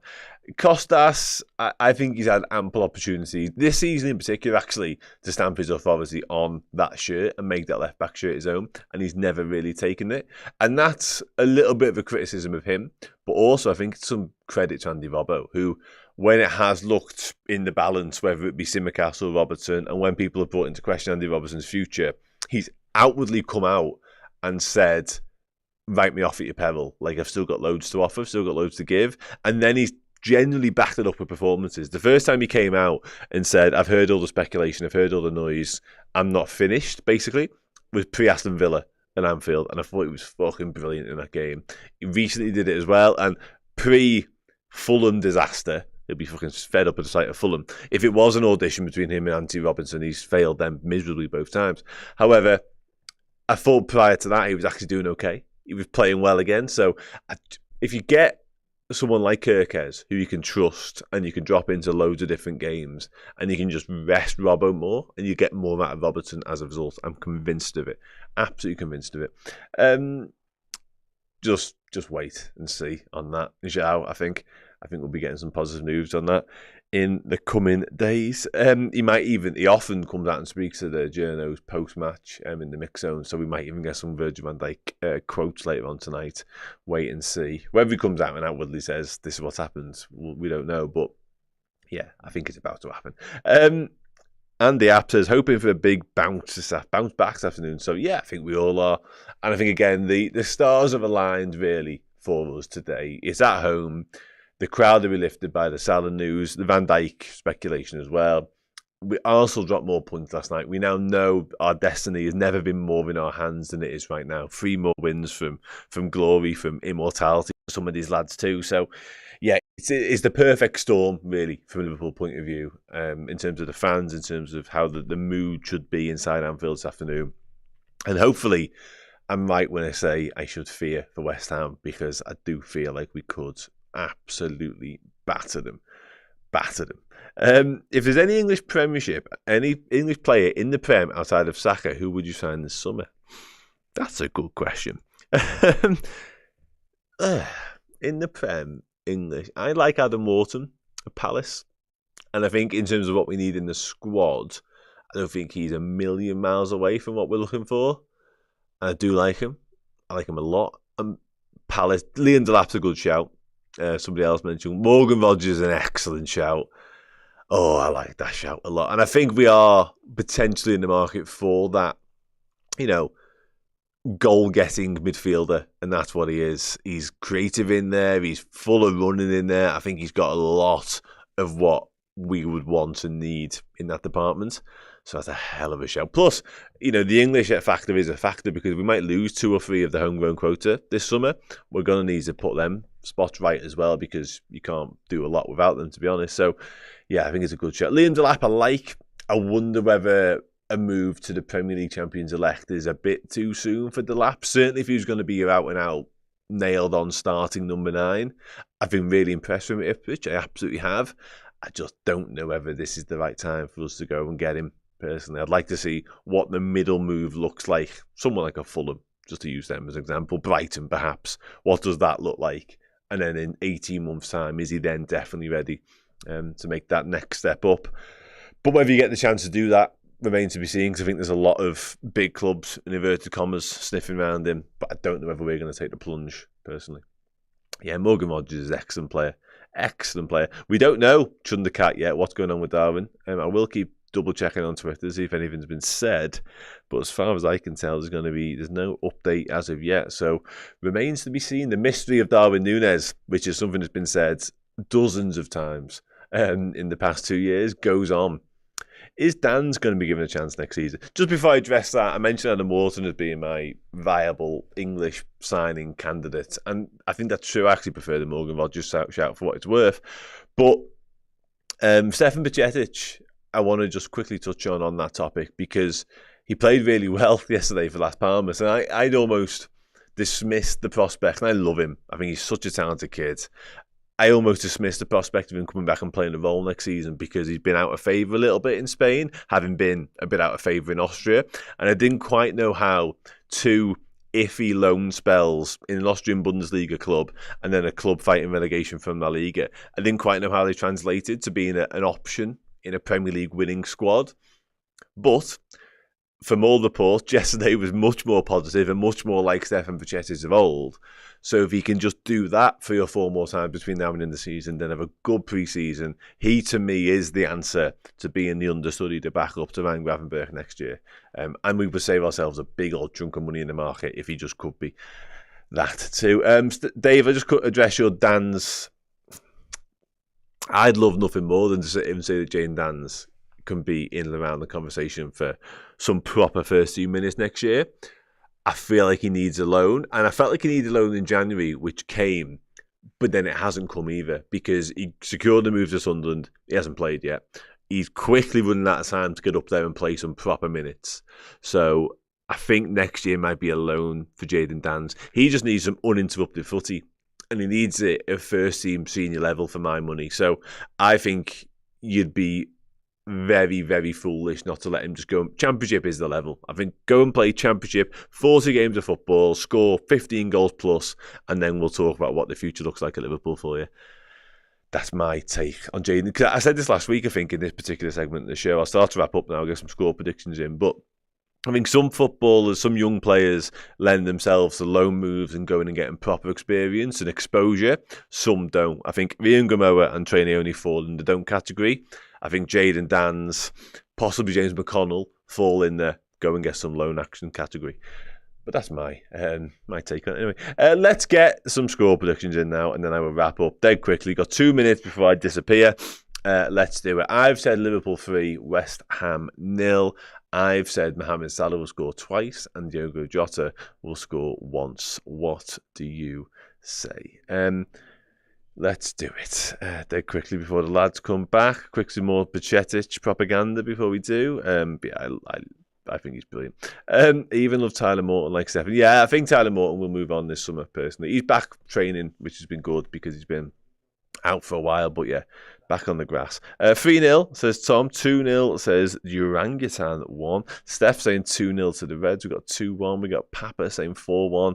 Liverpool with a Salah brace. And Simon says Scruffy 2-1. I'm not into a Scruffy 2-1. Mohammed says 3-0 Liverpool with a Salah hat-trick of assists. Shit the bed. Fionn says 4-0. Salah hat-trick. Gravenberch long ranger. I'm very here for that. Peter Crouch with a brace. I can't see it. Regina says 4-1, 2-1, says Peanut Butter with Sobo and Jota. And finally, Fermi says 2-0, Macha and Louis. Well, Fermi, that'll do for me. And I can only apologise. Martin Lawrence says 5-1, Salah hat-trick, Jota and Macha. I couldn't end with that fucking dreadful joke. Sound, that's me done for this bit. I will be back post-match for more of this, and then we'll do the player rankings together, shall we? In the meantime, I'm going to leave you with me speaking to former West Ham midfielder Jack Collinson about some of the threats West Ham may pose, and after that, Steve and Errol will be back. Take care, enjoy the match. I'll see you in a bit. Yeah, I think for me, you look at West Ham, obviously Jarrod Bowen with the captaincy now, he really is the heartbeat of the team, and I think when you think of a player who just epitomises West Ham, someone who works hard, gives their all every week, but has got that little bit of quality or ability to unlock teams, Jarrod Bowen's obviously very much in that mould. Still scored 8 goals this year, and I think his injury come at the wrong time for Potter. Obviously missing them few games was just when it was starting to click a little bit, and then he has to come out for a few games. But seems like he's captured his form a little bit last few weeks. And he's one of them as well who seems to really sort of relish and thrive in the big games. So I'm sure this Sunday, especially with it almost being a free hit for West Ham, he's going to be sort of up and ready for it. And obviously kudos again, probably similar to Paquetá. He's a bit of a slower season. I think he's only scored 4 goals this year. But when he's on and he's at it, he's just incredible to watch. He's strong, he's quick, he goes past people. So now I think the biggest challenge for Potter between now and the end of the season is finding the ways to best fit him in his sort of formation and how he wants to play, and obviously where he can get the best out of his key men. And he's got a little period now between now and the end of the year to work it out. And if it's not to be, these are obviously players who are going to be sort of high in demand elsewhere as well. So it's a really big sort of last couple of months for West Ham. Hey everyone, welcome back. Let me shift over a little bit. I'm Steve, this is Errol. We are here for the Watchalong at Movie Drink as well. Liverpool versus West Ham United kicks off in just under 20 minutes time. Just let you guys know, throughout the course of the stream, we will be playing Match Bingo along with the game. We played it in the Everton game. I must admit I didn't do too great in that one. For those who don't know, Match Bingo, effectively, you get given a bingo card full of events in a game. It could be, that's what it'll look like. My card will appear later. It could be anything from a corner kick given, someone scores a goal with the left foot, there's a red card in the X minute, all that kind of stuff, and it does it automatically for you. We will be playing along. If you want to play along with us, there's a link in the description. There's a QR code that'll appear at various stages of the stream as well. So if you want to get yourselves involved, yeah, Match Bingo, download the app and yeah, come and play along with us. Me and Errol will be keeping tabs on that. As soon as I get my card, I think it'll refresh very, very shortly. I'll let you know what we're looking out for as well, and you guys can very much support me as we try and win some dough. In fact, what I'll do, if we win any money, we'll donate it to charity anyway. We'll give it to the McVeigh Foundation, our friends at the McVeigh Foundation. So we'll will us along to win. There's a jackpot for, I think there's you can actually win 250 quid all told in. So for everyone, I'll give it to the McVeighs as they continue to do some great work in the Liverpool community. We'll be keeping an eye out, of course, as well on events at Anfield. Obviously, we know the players are going to come out a little bit early today with a minute silence, which of course we will observe. Yeah, Josh is right, by the way. Errol and Dan, the dream team. We've had some of our best matches with these two in the background. That is true. Fact. It is. It's been ages, you know. I was trying to work out, when did we last do a stream together? Because you did the Peloton stuff. I was a little bit ill. Then you didn't. You were busy for the derby. PSG was the last one, and it wasn't a great night. I'll be honest. Was it PSG? Yeah, I thought I was with Jamie on PSG. No, you was with me for PSG. Yeah. Yeah, we did it. Depends. It wasn't great. It wasn't a great night, and then I wasn't here for the final. PSG. It's been a while. Yeah, Everton. So it's been and the international break. So it has felt like a long time. Yeah, me and Jamie did a couple finals. I was thinking of heartbreaking defeats, and then I'd done a few of them in recent weeks. Yeah, it was. Yeah. It was. Because I remember your noise went down and I thought went to that penalty, and it was like Nunez. And you was In hindsight, yeah, you're right. No news yet, by the way, on why Darwin's not playing in the game or not even in the squad. Without being conspiracy theorist, I think if he was injured, we'd have found out by now. Yeah, it would have been announced by now. Yeah, there's obviously something. Or maybe I am just speculating on that. But usually, if a player misses out, it's usually confirmed very, very quickly. I know there are a lot of rumours swearing about why Darwin Nunez is in the squad, but yeah, the absence of news, you can fill gaps in. But like I say, usually if somebody is injured or there's an illness or whatever, by now, there's usually an official word out of Liverpool. No one's asked Arne Slot. I think the interview before with Sky, nobody didn't ask him, so we'll have to wait until the end of the game to figure out exactly why there's no Nunez in the team. Couple of comments. By the way, guys, if you can, please do like the stream as well. It really does help us out. There are just about 2,000 of you watching. If you could all click that like button now. Challenge for you. Listen, Liverpool are about to win the league title, you'd think. 9 points to go, maybe less, like I say, because I don't think Arsenal are going to be perfect. Actually, Liverpool get to play Arsenal as well, which, I mean, I want the guard of honour by then. Let's get to 1,000 likes before kick-off. It's a rarity that happens, but I think we can do it. He's backing you. I think we can do it. And yet, the second we hit that 1,000 likes, we'll play Mo Salah's song as well in celebration of the Egyptian king and his new deal. We spoke about that. You were in the studio, obviously. I loved that day while it all went down. You said on our reaction show, just a nice little boost that everybody needed. Liverpool are going to win the Premier League, but you are right. The PSG game, the Newcastle game, not the greatest performance against Everton, albeit they got over the line, and then losing against Fulham. Even though Liverpool are about to be champions, it had gone a little bit like, The Salah news was just a little ray of sunshine to break those little grey clouds up a little bit. It certainly was. Again, it's just the timing of things. I think sometimes there is that in football where, you know, the timing absolutely is pivotal. And we was, you know, I don't think we was ever in danger of really bottling the league or it not going our way. But in terms of really finishing the league strong, how can we give as much ante to this squad now? And I referred it to on another show I did, the Red Cartel on a Friday night.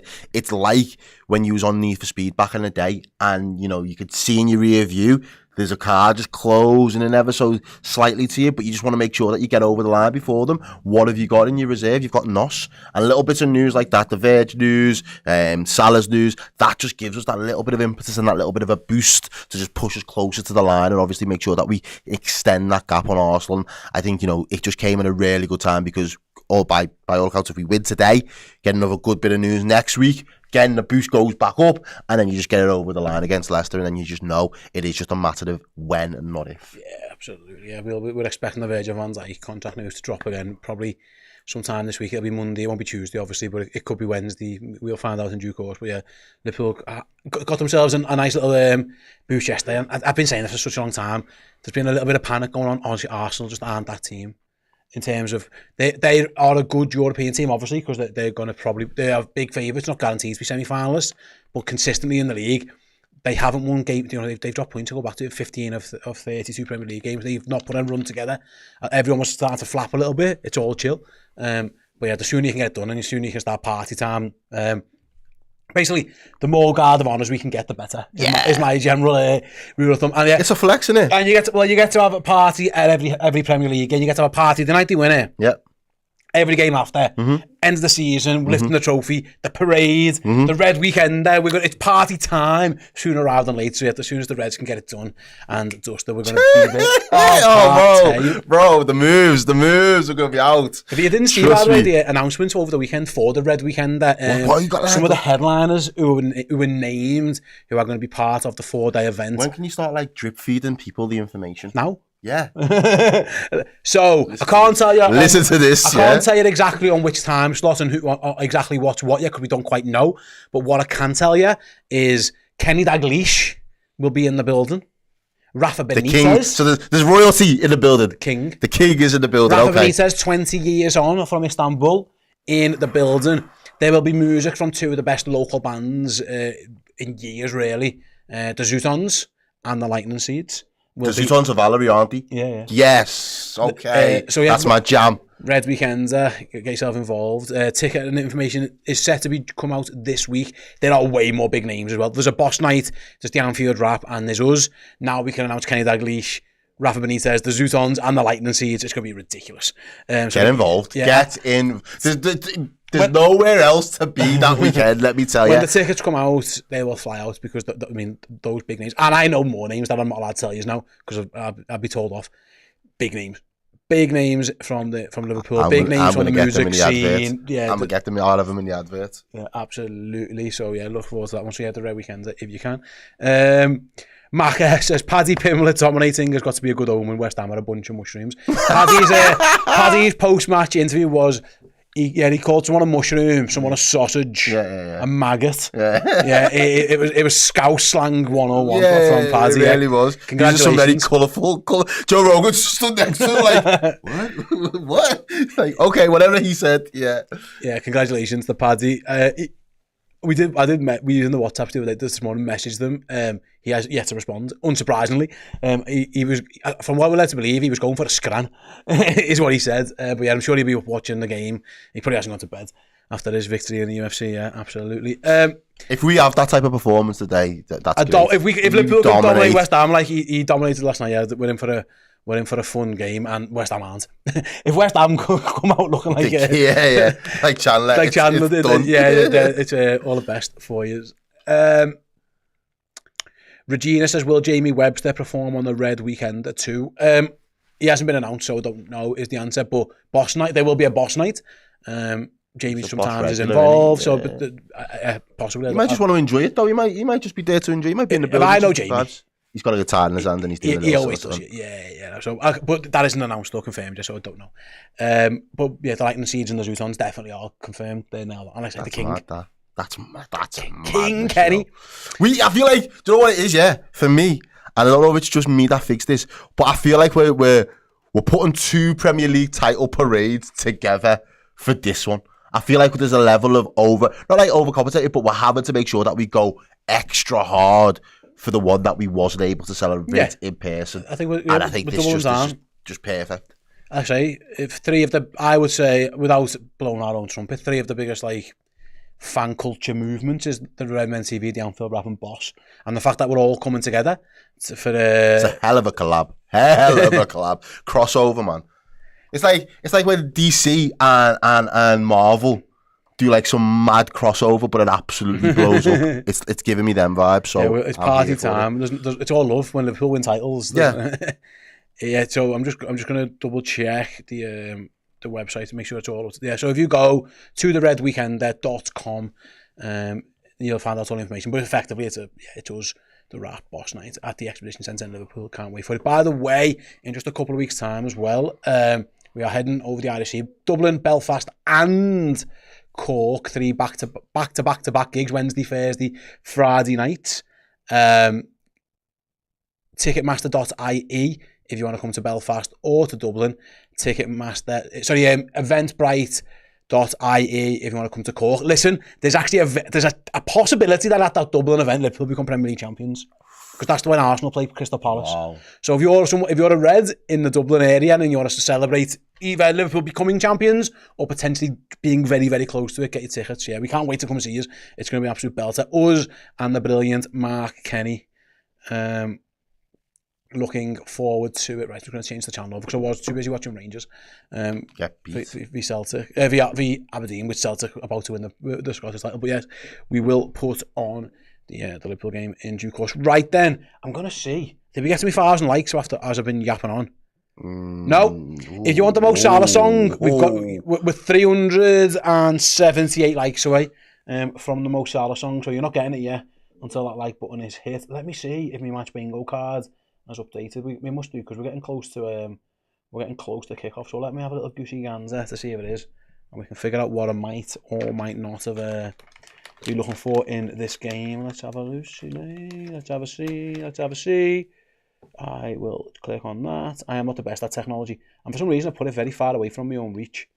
No, not yet. I'll come back to it in a bit anyway. I'm looking forward to it though. Refresh. Let's see how we get on. Yeah, as AWSC says, 3 more wins and we win the league. Right then, we are going to go to a very, very, very quick break. We'll be back in about a minute. See you there. Hey everyone, a new month means just one thing. It means a new prize if you are a Legend subscriber on Redmen Plus. That's right, if you're already existing as a Legend, you're already in the hat, but there's still time to get over there and get involved. And not only Discord access, not only all the boss content, you will also be in the hat for an incredible prize this month. It's this signed retro Liverpool shirt, signed by the brilliant Skippy, Craig Johnson himself, the inventor of the Predator, midfield extraordinaire, never stopped running. What a fella, what a story, and what a signature, by the way, as well. Get over to Redmen Plus, sign up as a Legend yearly or monthly, and you will get all the brilliant stuff that we do here, as well as a chance of winning that incredible piece of memorabilia. Take it easy. Welcome back. Yeah, both sides making their way out onto the Anfield pitch then. West Ham in all white, Liverpool in the red, but with the white jackets. And the camera pans in on the Egyptian king. I'm not playing a song until we get to 1,000 likes, so it's your own fault. Run it up. Come on. Moment of silence. Jude, that means you've got got over a minute to do your admin. You do your admin. We'll do the commentary. We'll bring the vibes. They'll bring the 3 points. And Sunday service is back in session. Absolutely. Fingers crossed. Right then. So let's go. Both teams will line up very, very quick. My card has just been refreshed for match bingo. I'll try and bring it up on the screen in a second. Let me see if I can do that. Yeah, scan the QR code if you want to play along with us, by the way. Right, producer Joe, do you have that? Here we go, we've got it. Let's have a little look what I'm looking for then. The game kicks off. I'm going to win that one. I reckon I'm sound. Someone makes 4 subs. I reckon I'm all right there. Let's see what else we've got. A goal in any minute that ends in 5. That's a tough one, isn't it? That is a toughie. That's a little toughie. Someone makes a sub, I'll be sound. Someone gets a corner, I'll be sound. A left-footed goal. Come on, Mohammed. On your day, got to be looking at Mo Salah for that one. A goal kick taken, I'll be fine. A card in a 7th minute. That's a difficult one. Wow. Not easy. Wow. In a minute that ends in 7? Yeah. An attempt off target, I'll be fine on that one. 2 subs made, I'll be fine. Another left-footed goal. Have I got left-footed goal twice? Yeah, all right, sound. That's a bonus for me. Double bubble if I get it. Someone takes a throw in, easy peasy, lemon squeezy. 3 minutes of injury time at least added on. I reckon I'll be fine. There always is. A free kick taken and another. I reckon I'm flying there. The only ones I'm worried about are the 5-minute, the goal in the 5th and a yellow in the 7th. Everything else, I reckon I'm going to have a good chance to win on that one. So fingers crossed, I can get myself involved there. Right then, yeah, both teams out on the pitch. Of course, there will be a moment's silence. This is the nearest home game, of course, to the anniversary of the Hillsborough disaster. That's on Tuesday, of course. So that's why the players want a little bit early. And of course, we will observe that too. As LJ just told me that Rangers just scored. That's pretty good if you turn that game off. But yeah, Raj says, let's do this, lads. The elite duo, Steve and Errol, in the chat. Big up, Raj. Hope you're doing well, brother, as well. Hope things are okay at the minute for you. Absolutely. Very poignant, of course, rendition of You Never Walk Alone. it's always an emotional time this time of year, of course. You know, the Spine Cop guys only put the Hillsborough flags out at this time of year as well. Poignant. It's always a poignant song, but it's even more poignant now. On this of all days, and yeah, hopefully Liverpool afterwards can get the job done in terms of beating West Ham and getting closer towards that wonderful league title win that we're all desperate for. Yeah, Liverpool players then arm in arm in the centre circle waiting for the minute of silence. But you know, if Watchalong will continue to ring out. It's always an emotional song anyway, but on this of all days, it's even more so.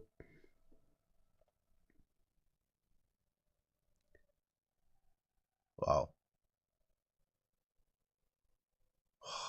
Young and old Anfield. There's the camera gotta love it. Camera scanned from she's from a young girl to an older lady. She still looks fabulous, of course. She does. Big up Doris, like. Margaret Ashman all day, of course, guest of the club. Kenny's in attendance, like he always is. Yeah, the mosaic goes up on the cop. And we too will observe the minute silence in the studio. Of course, we will as well, because it's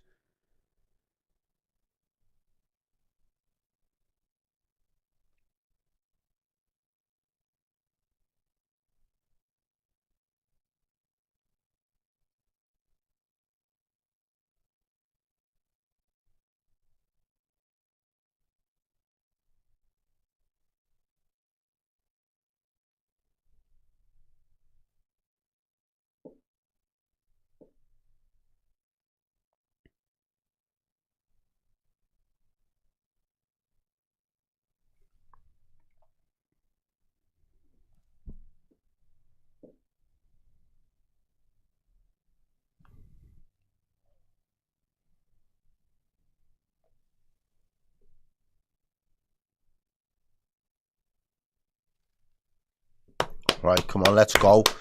Straight into these now. Credit to everyone on Anfield, of course, for that, including the West Ham. I mean, West Ham are a class club, usually fantastic. I saw Adam Cresswell went and put the flowers at the memorial earlier on today as well. Scouser himself on behalf of West Ham. But yeah, it's always a 150 likes away. Let's get it in. Let's do this, yeah. Let's get some love hearts, justice for the 97. You never walk alone in the chat. If there's ever the time to spam it now, please, ladies and gents, as well as dropping a little like. Liverpool are going to be facing the cup in the second half. Yeah. West Ham are going to attack it in the first, and West Ham are going to have the kick-off as well. So, yeah. Yes, sir, it says, just win today, fellas.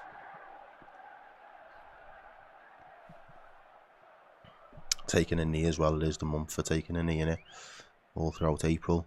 No room for racism in the Premier League. No room for racism in society. And the game is off. Let's go. West Ham's first kick is straight at Conor Bradley and straight out of play for a throw-in.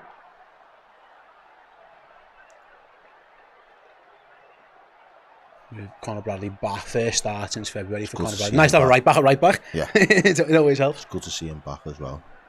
Absolutely. Ball's just hooked up. Man, his head looks extra shiny today. Is there like a wax on it or something? So I don't know if you saw Lewis Steele up the Daily Mail. So he was in the traffic jam the other day and he was right next to Arnold Slot in the traffic jam. Yeah. And then loads of workies who were causing the traffic jam saw him. I started singing we're going to win the league at him. And he gave a little wave like, class. Rob S from Sunny Phoenix, big up yourself, bro. Yeah, shout out to everyone as West Ham launch an attack that Conor Bradley nips in the bud. And Alisson just kicks it away long. Goes long. West Ham knock it back. They are very much going to be, it looks like they are like more 3 at the back than 5. So it's interesting. It looks like Jared Bowen's going to be very central. JW, yeah, the match has started. We are a minute into the game. Very much a 2 up front, isn't it? Kudus and Bowen very narrow with narrow at the minute, yeah. Wing backs and a back 3 as Conor Bradley plays it. No mistakes on the ball today, big fella. Yeah, no dilly-dallying. Yeah, nothing silly. Just do the basics right. Nice from McAllister to Jones. Here comes the contract king himself, Salah. First go at young Ollie Shaw's. Cuts inside. You can hear the crowd. I'm going to play a song when we get to 1,000 likes, I guarantee you. Come on, gang. Curtis Jones to Mohamed Salah. Salah goes to the cross, blocked. Ball goes across to Ryan Gravenberch.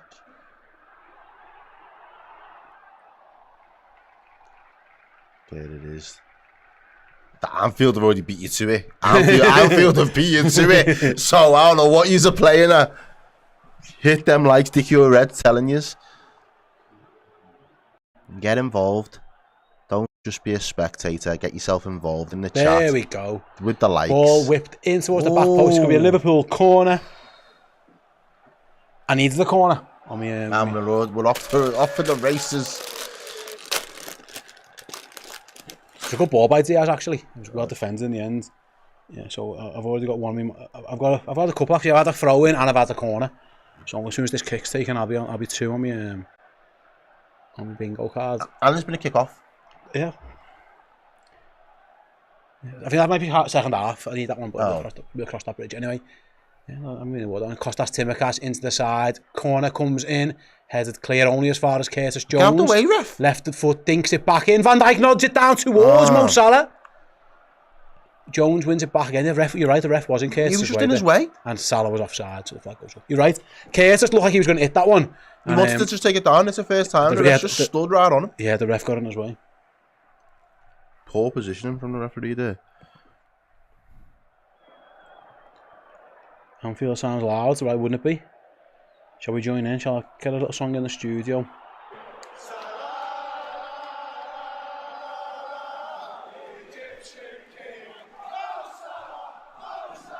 Luis Diaz takes it down on his chest. Good touch.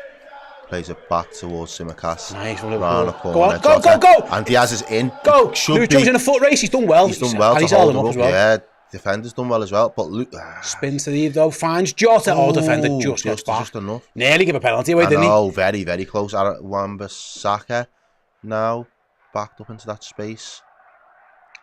It was to be Todd E. Bowie's name I struggle with. He's much bigger than Luis Diaz, but Luis Diaz shrugged him off. I know he's already scored for Wolves 2-0 up against 1-0 up against Spurs in 2 minutes. And he isn't having the greatest time, is he?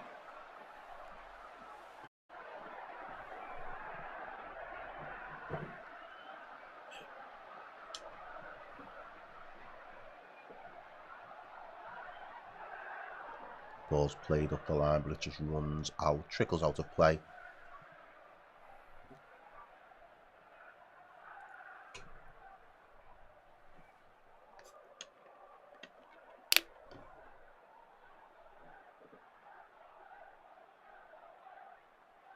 Yeah, unbeaten in his last 3 visits to us. Yeah, he's the one. Let us know, by the way, if you I'll come back to that as West Ham attack. Liverpool should deal with that. If you decided to play match bingo along with us, let us know in the live chat, by the way, how you're getting on as well. See if anyone wins the dough, let us know. We'll give it a little shout out. As Liverpool win it back on the play on. Liverpool won the ball in the field. Ref allows it to play on as Jota goes out wide to Diaz. It's a bit far out, but he does have Tsimikas inside. No, well. Diaz beats his man. Still Diaz into the box, shoots, parried by the goalkeeper and cleared. It wasn't the most convincing goalkeeper I've ever seen. No, but it was a bright start from Nucho again. Very much. He's got it back again. It wasn't the best parry you've ever seen from Areola, was it? It went right back into the danger area. The danger zone, yeah.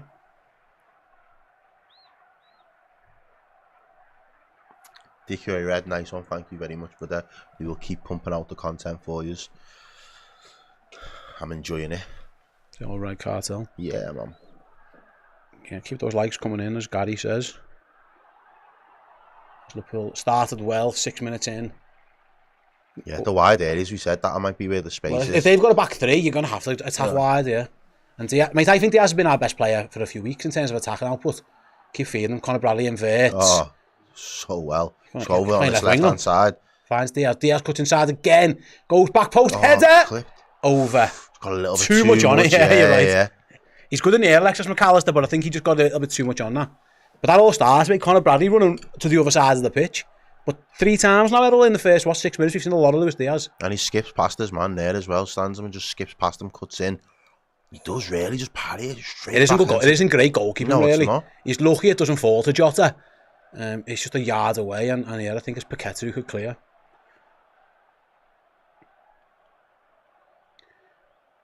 Kudus up against Konate. He's rolled him, he's done well. He hasn't got anywhere. Konate just took it off him. Big Ibu just says no. If at first, you thought, he was going to get some change out of it. Quickly put an end to that. As we've got Tsimikas on the ball now. Yeah, we haven't seen a lot of... it's been all down Liverpool's left at the moment.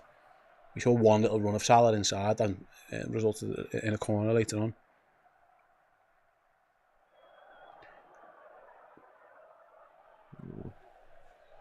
We look better. Even against Fulham the other day, I think at this point we was already looking a little bit lax, making a few mistakes on the ball. Yes, we're better than that. Oh, what a move! Go! Is Salah on side? We'll find out in a minute if he gets there. He has got there. Wins a corner. Yeah. What a Liverpool move that was. Bink inside, Bink back to... Is it Jones? Plays it down the line. Was he? Yeah. Yeah. The defender just gets across in the end. I think it was Max Kilman who got across. It was a lovely Liverpool move though. Nice, exactly what you said. One touch into play. None of the sloppiness that was the first 15. Very symptomatic in the first 15-20 minutes of Fulham. Yeah, just self-inflicted. But Liverpool seemed to be on it today, which is all what we was expecting it after the news. We was just expecting them to be back on it. Tsimikas whips this one in again, flicked on towards the back post. Just behind Salah. Salah went too early. Yeah. He went and attacked the back post and it just floated just behind him. And young Scars can clear up the line. If we should win that, surely. Yeah, and we do. It was actually a West Ham head that flicked it on. And Salah almost ran away from it because he wasn't expecting it. Twice though, it fell towards the back stick. If Salah stays there, he might get some joy. Tsimikas on the ball, plays it back to Van Dijk. Van Dijk plays it back to Tsimikas. Tsimikas plays it inside. Give me back. To McAllister made a little run. Diaz to Costas. Is he onside? No. He made the initial run for the McAllister pass. When he didn't get it, yeah, Liverpool should have made a bit brighter there. But it's a good start from Liverpool.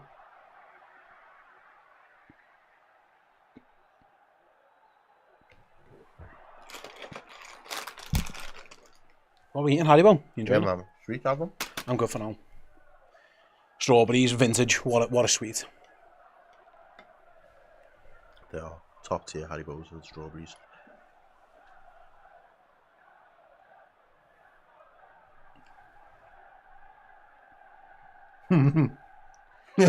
Trent and Darwin in the stands.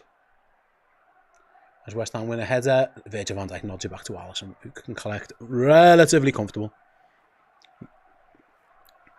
Baldwin, we've got Milky Way Magic Stars. Got some Haribos. And I got some cashews over there as well. Go on, I'll go now. I'll have it ready for next time I get a little break in play. As we are. I've got 4 match bingos, by the way, already. You're flying. Cooking with gas.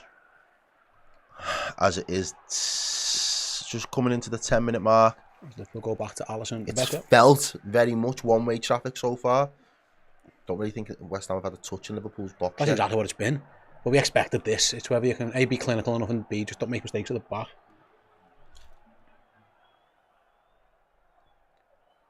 Curtis Jones knocks it back to Ibu, and he can go back to his goalkeeper again. Hyro, apologies, I've got your name wrong, mate. Hyro Inzam, apologies, says, hi Steve and Errol, Redmen TV, and lads, let's get a win. Absolutely, mate. Thanks for your members chat. And apologies if I butchered your name. Because it's coming up to Easter, if you could resurrect any previous Liverpool player to join, they don't have to be dead, but we're just resurrecting them to be like in the prime again. The answer's always Steven Gerrard. So when you make this question, it always has to be other than Steven Gerrard. Oh, I get other than Steven Gerrard, so you can't resurrect like actual Liverpool Jesus. Like who else would you resurrect into this squad? Can I have like Andy Robbo from like 4 years ago? Of course you can, if you want. Because like left back is probably the weakest area in the team so far. Yeah. Listen, mate, give me Sadio Mane though. I'll be fine. Liverpool go long again. Some shouts for Suarez as well in the mix. Yeah, absolutely. Yeah, just get him sent to fireworks. That'd be ridiculous. Torres, Kenny Dalglish, Rush. Oh, nice by Graham. They're surely fouled. Yeah, look, we've got a members chat. Andy App didn't get the memo. No Stevie G, Andy. Luke says, 57 months, I'm starting to lose count. The content is still enjoyable, and it's a 20 and it's a 97. Can we also have a live bird on my chest? Thank you very much for being a member for 57 months, Luke. That is fantastic. Can we have live bird? Have I got live bird on here somewhere? Let's see if I can find it. McAllister again. He's always in the wars. Takes a knock on the ankle. He's made of some tough stuff in, you know. Because he's...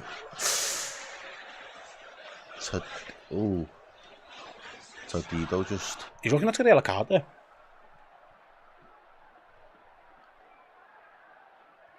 McAllister... With time on the ball, looking for the pass. So much time on the ball there.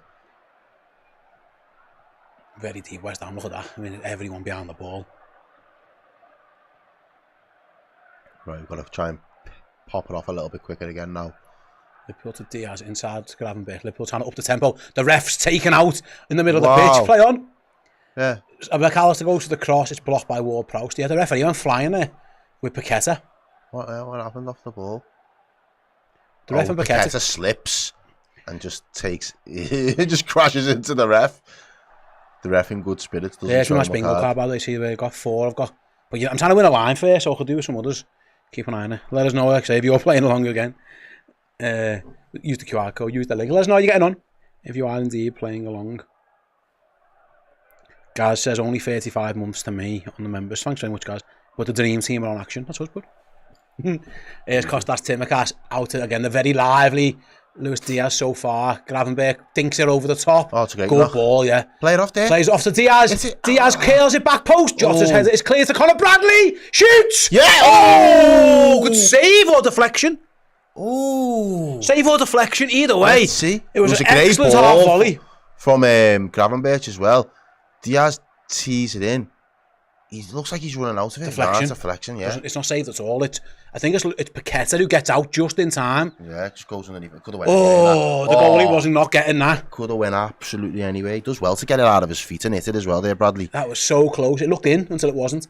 And Alexis McAllister from the other side gets another corner. 15 minutes of Liverpool dominance. It has been, yeah. McAllister whips in that corner. Heads are clear by West Ham again. They have done that a couple of times really well. Liverpool are going to get back. They got big defenders, haven't they, though? Yeah. So they are going to attack with purpose or defend with purpose. Laser off to Curtis Jones. Jones cuts inside, left foot He shot. wants to go for it. Straight at the goalie, and he held that well this time. He did. He flapped. He's got a new haircut, hasn't he? He's gone dreads. Well, he's got some... Because he parried it. If he parries this one, Diogo Jota, 4-1 in, has got a tap in, so it was well held by Areola. Got some slick braids, though. I rate them. Andy up with his members chat says 20 is incoming. Absolutely. Rajo says, my super chat, I'd bring back peak Fabinho. Great shout. There's Salah again. Get Gravenberch further up the pitch. Salah laser off to Gravenberch. Back to Salah. Oh, doesn't quite get there. Good idea, though, from Liverpool, that to just feed him. I feel like Salah's got a shoot on sight policy here today as well. You get him into some of his key areas. It wasn't, but if you get him into some of those key areas, he's just pulling the trigger. The idea was right, but actually, it didn't look that difficult of a pass from Gravenberch. I think he realised because he flew. The one he clipped in was a harder one. He flung his head back. He knew straight away he'd got that wrong. They're the margins, though. Liverpool can just be a little bit. Jota comes out wide left now, and Liverpool trying to just mix things up a little bit. Gets away with it, really. I know. Dinks it over the top. No. Easily cleared out by West Ham. Soler. Bully him. Pressure, bully him. No foul. Bully him. Nice Reds. Liverpool win the throw in. Ran him out. He had nowhere to go. He ran himself down. 3 of them all over him. Liverpool take the throw in quickly as well. Gravenberch on the ball. Again, that's another poor ball. That was a really poor ball there. Yeah, it was really bad. 2 for 2. That was worse than the first one. Yeah, it was bad, that one.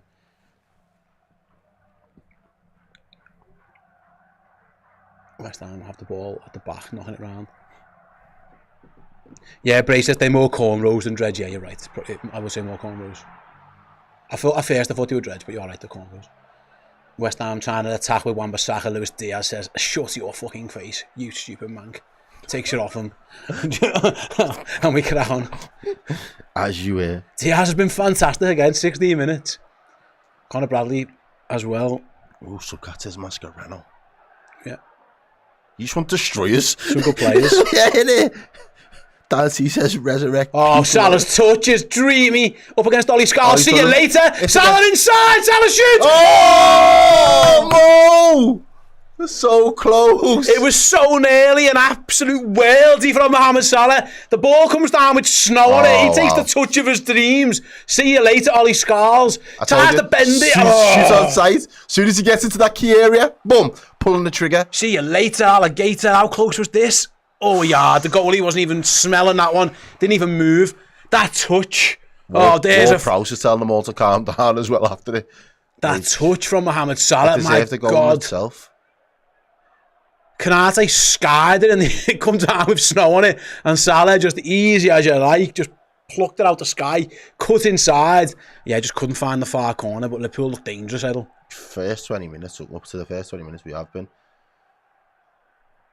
Really good on the ball as well. Couple of sloppy passes, but Salah spun him. See you later. Oh, Liverpool got a big chance now. Salah inside, looking for Diaz. It's been coming. It really has been coming. And there's an assist to the dog. Yes. Mohamed Salah, Luis Diaz. Oh, they do the Salah celebration on top of me all the time. And tell you what, young Ollie Scarls has had 17 and a half minutes of absolute agony. Mo Salah has just sold him down the river. Played it across, Luis Diaz back post. Put it on a plate, you know. Easy as you like. Let's just check all the offsides, make sure we're fine. Well, Salah's fine there. Watch this, Errol. The young lad. Oh, in a mate. bit. Is it in a bit. It might be the centre half, I'm not quite sure. Let's see this one. He's onside. He's onside. It's an absolute goal. Calm as you like from Mohamed Salah and from Luis Diaz. And he only needs 2 more to get 2020, you know. Oh, Salah, that 18th assist, yeah, he'll be made up. He had one goal. What a pass. What a pass. He might as well score it for Diaz. Yeah. You can't miss. And Luis Diaz continues this excellent run goal. But that is all about Salah. That is all about Salah. And look at them. Mo Salah spun his defender, sent him for the echo. We put him off the pitch, but almost put him on a play for Luis Diaz. Well, the Salah and the Diaz song. Oh, we haven't got the Diaz song, have we? I'm not sure. I definitely got the Salah song. Yeah, well, we'll go for the Salah song. Sorry, I mean, we need to get the Diaz chance on here. I know, because I like that one. The long ball again finds Jota. Good pass by Jota. Can Liverpool go again? It's Luis Diaz. Oh, he's offside. Never mind.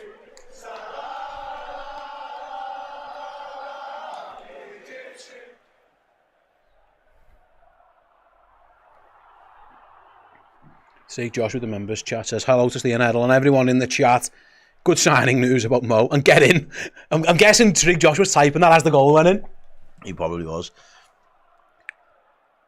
But yeah, you said it already. Diaz looked the most likely. Salah seemed to just spring to life after that first little take on. And it was moments later. Mate, he's had him on toast. That young kid's having that's a tough task.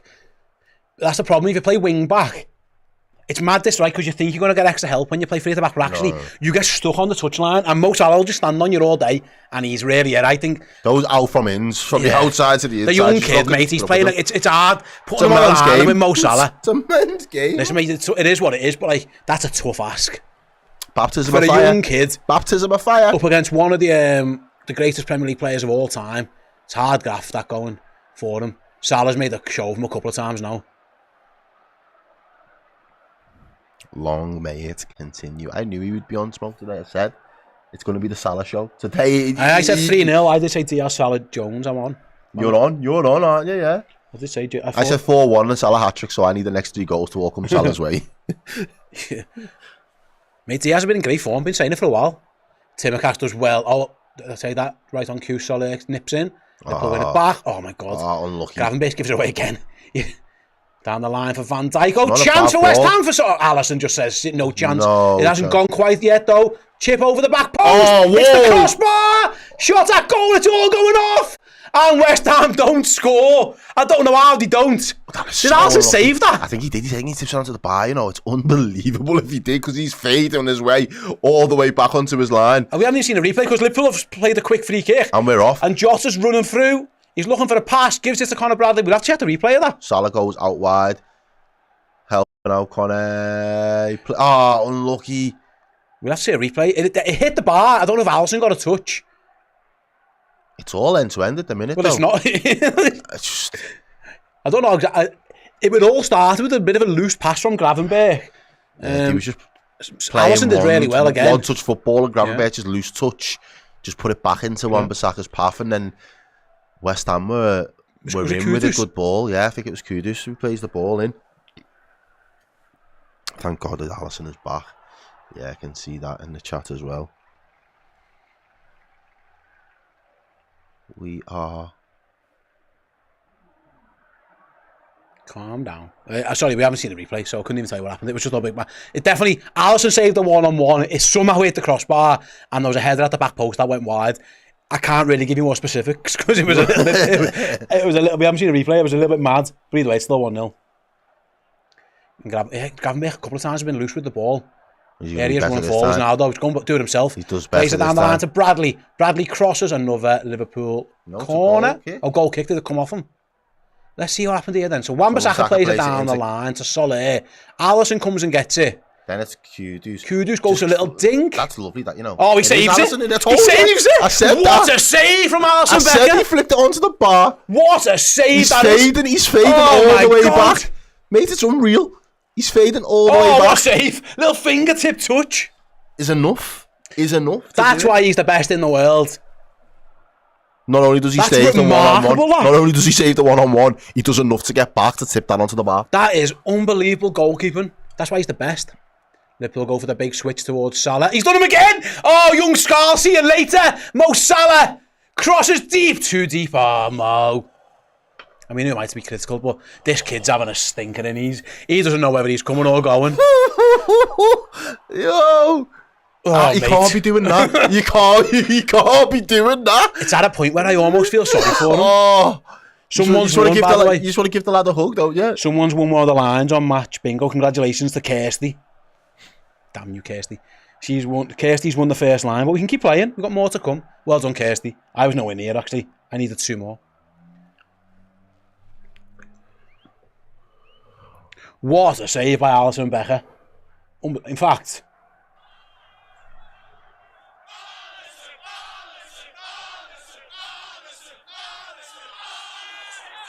Oh, Alisson.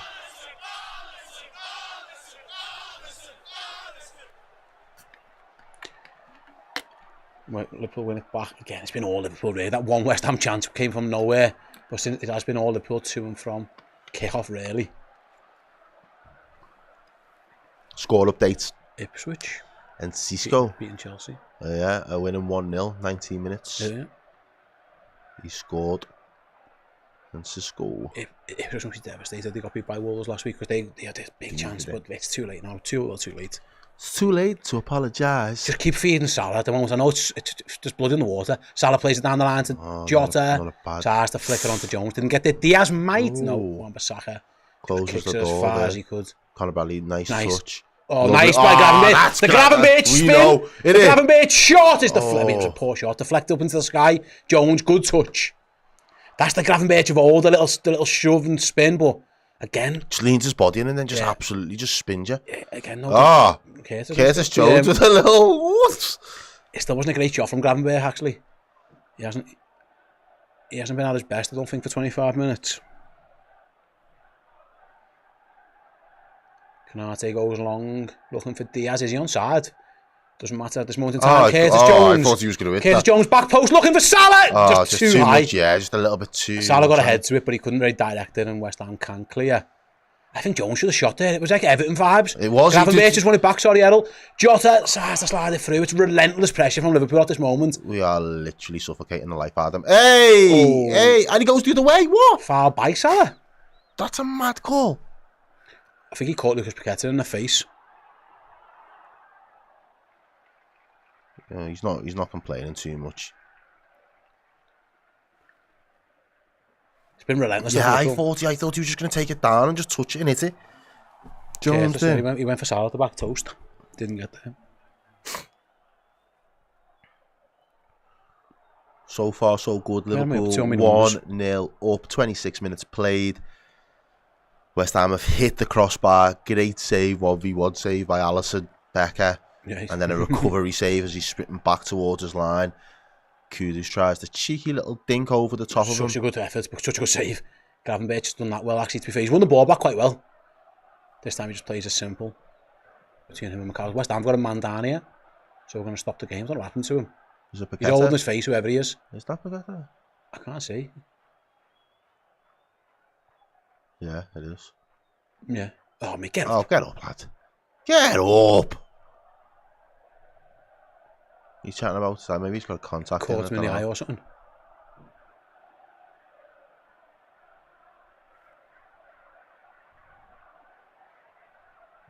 Alex said, did I say the back toast? I did say the back toast. Yeah, the back toast. The beans on. Oh. Yes, I did.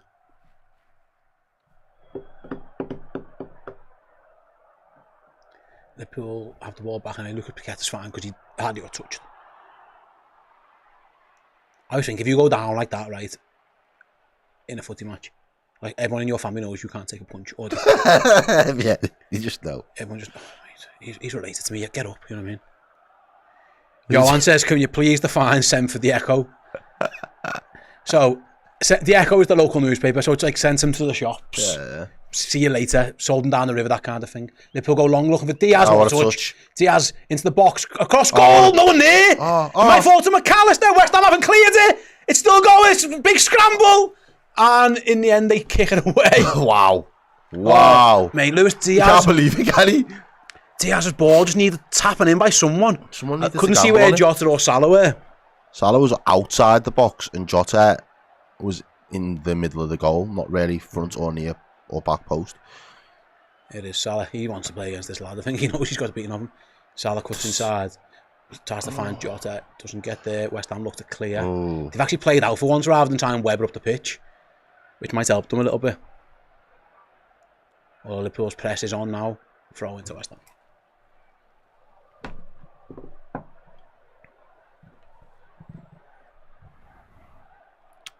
Vamos, Liverpool. 28 minutes gone. Liverpool lead 1-0 in a game that could see them go within 2 more victories of the Premier League title if they can get over the line. If Van Dijk wins his header, the ever impressive Diaz wins it again. Play back to him. Play back to him. Our wingers have been our best players, haven't they? Yeah. It's definitely in terms of an attacking threat. They've both been electric. I think McAllister's been good as well, to be fair. Most of them have, mate, to be honest. Been a couple of loose passes from Gravenberch, but other than that, it's been pretty good. Salah against Dolly Scars again. Cuts inside again, into the box again, out to Curtis. Didn't have a pass, did he, really? Had to go back to Gravenberch. There was nothing on. Bradley had made an inside run. Liverpool recycle it.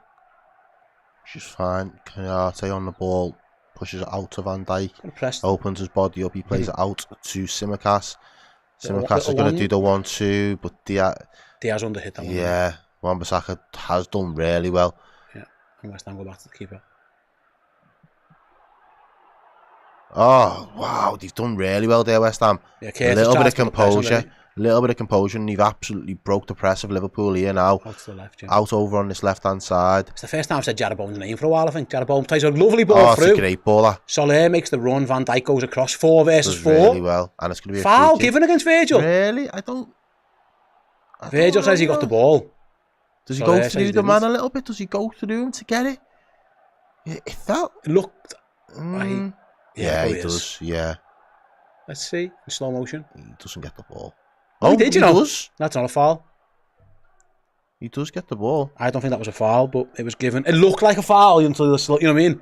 Until the slow motion. You're always going to get down. West Ham have got a free kick in a dangerous area. In terms of crossing, The ref anyway. doesn't have the benefit of... Slow-mo. Yeah, in those situations, unfortunately. James Ward-Prowse, one of the best in terms of set-piece delivery. So Liverpool have to switch on. These will be the moments that West Ham have been hoping to try and exploit Liverpool. Absolutely, yeah. Liverpool needs to be careful here. There's a man free at the back post. Everyone needs to do the jobs. Right, so quite high. It's a very high Liverpool line. Alisson back on his post. James Ward-Prowse whips it deep. Virgil van Dijk, what a header away, yeah. Seconds though, it was offside anyway. Great defender by Liverpool. As Ipswich, I think Ipswich scored again against Chelsea. And that's why they play that high line. Liverpool go quick free kick, looking long for Salah. Van Dijk finds him as well. What a ball that is, What a pass, yeah. Salah He's on again. his own for the time being, but that hasn't stopped him before. Mohamed Salah. Salah holds it up, looks for Curtis Jones. Salah gets back just in the nick of time. And West Ham play out down the left with Ward-Prowse. Yeah, the long ball by Van Dijk was on the money. Looks like it might have been disallowed. Yeah, I'm just reading the chat myself, yeah. That pass by Van Dijk on a sixpence. West Ham try one of their own, looking in behind for Gerard Bowen. Alisson Becker will have that all day. 30 minutes played. Liverpool 1, West Ham 0. The centre-back wasn't as good at passing as ours. It's been dominant on Liverpool, really. West Ham had that one little chance. Alisson forced into the save over there. There we go again. Salah Rinse and again. repeat. Rinse and repeat. Salah again. Back to Curtis. Salah. Dinks in looking for... Oh, McAllister with the half volley. Good save by Really Areola. What a good pass by by his Salah. What a pass by Mohamed Salah. Jota and McAllister give away the free kick in the end. See that for a That ball? was lovely, that. Salah nearly got a 19th assist of the Premier League season. Look at this. Brilliant from Mo Salah. Again, he's having such a good game. He sees the run, dinks it through. McAllister first time. Wow. Oh, it's a brilliant save. Wow. Saves it with his legs. And West Ham come up the pitch. They lose out though. Liverpool. Jota wins it. 10. Done well, Curtis. Salah. Salah very Back to Bradley. inside. Give us a little bit of option on the wing now. He's got the whip. Curtis Jones. There's two of them over Down on to that Bradley. back post. To Back Salah. Got three over there, Liverpool, if they can work it right. Everyone's over there. Pass it over there. There you go. Curtis Jones heads up. Dinks it. Looking for Jota! Oh, great header away in the nick of time by Tobido, but it's not clear just yet. Timikas puts it back in. Two of them. Header over the bar. Queuing up. Luis Diaz leaped like a salmon. Just couldn't quite direct it. It's good defending this by 20. Look at that. That's a great header. Jota's got a tap in. us. You think he's going to get it, don't you? It's an excellent ball by Costas. It's the second time around. Diaz just can't get over it. It might have been easier. Oh, Conor Bradley was going in as well. The defender did all right as well, just to put them off. Actually didn't. It's a corner. So yeah, it was good defending actually in the end. I thought Diaz headed it over, but Max Kilman got a touch on that. And Liverpool have another corner. Costas Timikas near post. Again, West Ham our corners, West Ham have defended quite easily in the end. Most of them. They've had first headers on them, haven't they? That Ipswich goal, yeah, confirmed, by the way. Oh, it has been confirmed now. Chelsea, man.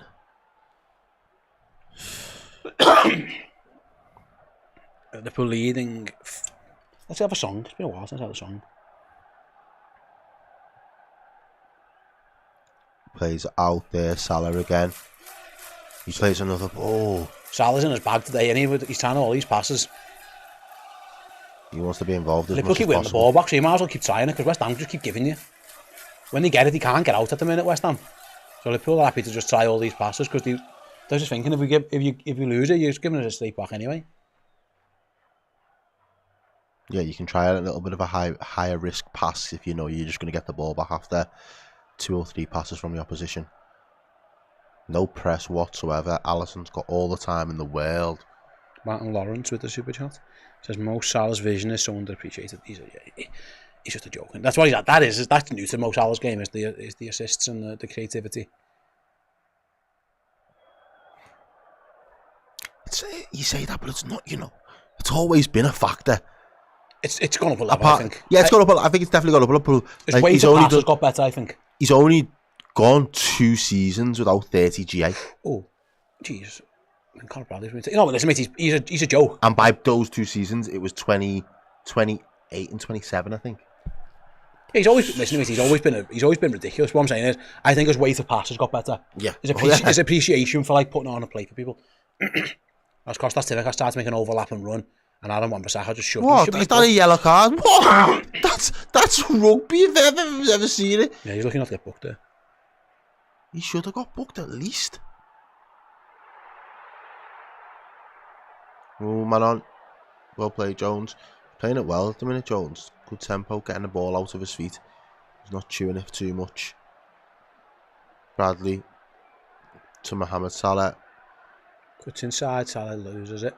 Canate wins it back though. Diaz again hunting for it. Forced to Salah, goes to shoot, doesn't get there. Salah again! Salah goes down in the box! None given! He can't believe it, Mo Salah. He wants a pen. I think he's bundled over. Yeah, we haven't seen a replay. More than a full-on tackle. So I don't know if it's being checked. I couldn't see exactly what happened. I think it was just being more bundled.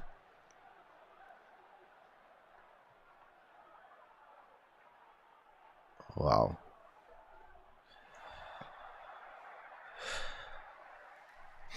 West Ham got the ball on the halfway line. Paqueta dinks it through. Van Dijk, easy as you like. Dealt with. No problem. Curtis Jones on the ball. Sprints towards the left-hand side. Finds Costas. He's going to find Lucho. Liverpool popping it around well. Just give it to Salah, mate. He's having a field day.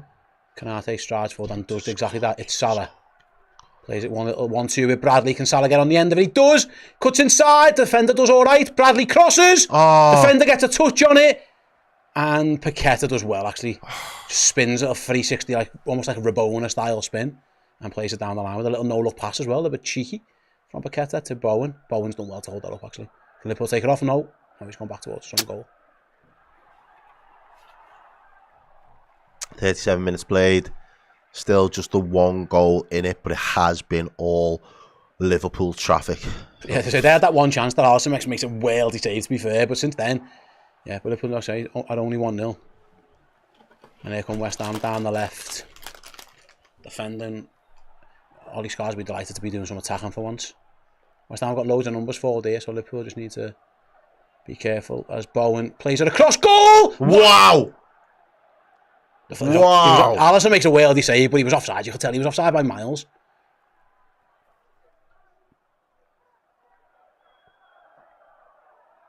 Yeah, he's miles off. Costas new. It's a worldy by Alisson again. Alisson saves with his feet. We'll have seen a replay of this potential penalty incident. It's a lovely little It was a spin by McAllister. I think he just bundles. Yeah, I don't think you're getting a penalty for that, to be honest.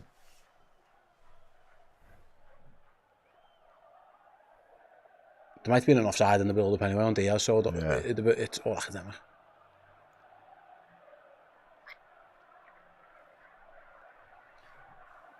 Jota plays it round the corner, looking for Diaz to beat or gets back. Diaz Did Diaz get you a left foot finish on yours?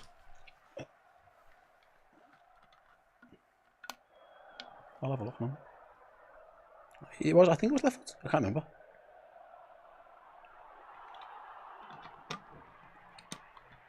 No, I must have been right, I guess. Okay. That's West Ham now. In the box again. With Bowen. Nice by Conor Bradley. Bradley just defends so well. He's a boss at defending. And Salah spins and plays it. It's back to Bradley as well.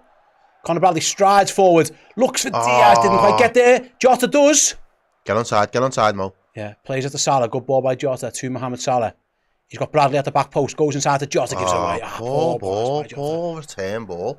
Jota did so well the first time, but not great the second. Trig Josh says to everyone with the super chat, thanks Josh, if you've not done the deed already, guys, smack the like button and let's get past 1.5k before half time. We'd need like 200 likes if you want to help us get there. Let's see, Raj with another super chat, thanks Raj. Salah's assist today means he has now broken a new record for goal contributions from a single player in a 38 game season with 45 combined. Yep. 45. Ridiculous. And there's still a game to go, like 6.5 more games to go. Yeah. MK, we're looking at Haribo strawberries today. The strawberries. Spurs are going to beat 2-0. Jeez. Yeah. No, nice. Who's that? McAllister, little Megs, I think. He's been playing boss, you know. Yeah, Liverpool playing well. Salah again. Jones. It feels like if anything good's going to happen, Salah and Diaz seem the most likely to be involved. Look how wide Luis Diaz is over the ball's on the other side, but Diaz has got chalk on his boots over here. That's what you do against the back five. Stay wide. West Ham got 10 men behind the ball. So Liverpool have just slowed the pace right down here.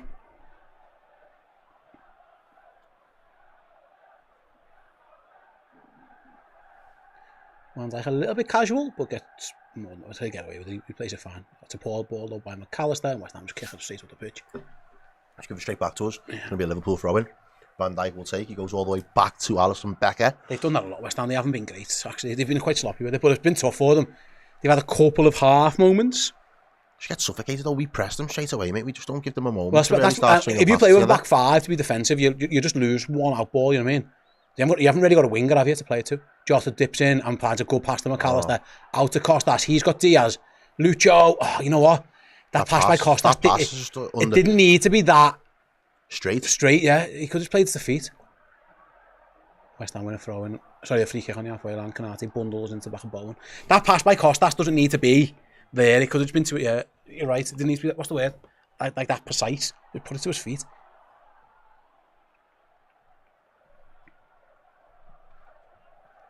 Yeah, Diaz having a bit of a good time over there. I say both our wingers. Go back to it.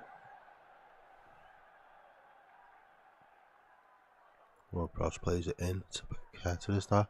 Plays a great ball. Kudus now gets in front of McAllister, does really well. Shoot from distance. That's a shot off, yeah.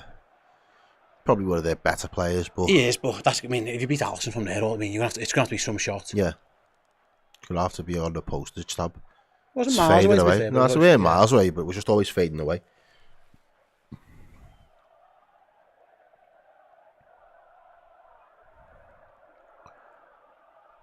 Dua Lipa is coming to town. Yeah, and Lana Del Rey. Diaz again plays it inside to Gravenberch. First option is to look forward, but instead he goes across to Canate as well. Liverpool can break again. I think we've done that. Was a poor ball by Canate. I think we've West done. Ham win it, but luckily Liverpool with Van Dijk. The side to side from us today has been really good. Yeah, it's been better. Conor Bradley sprints into the middle. He loves doing that, doesn't he? There's no pass on. He just runs into the gap. It is literally Robbo of old, where he'll just run. Liverpool over the top looking for Jota. Is he onside first? Well, he's got the ball for now in the box. Jota looking for a pass. Goes back to goal. Finds Diaz. And the offside. I think everyone knew. He was waiting for it, weren't he? Yeah.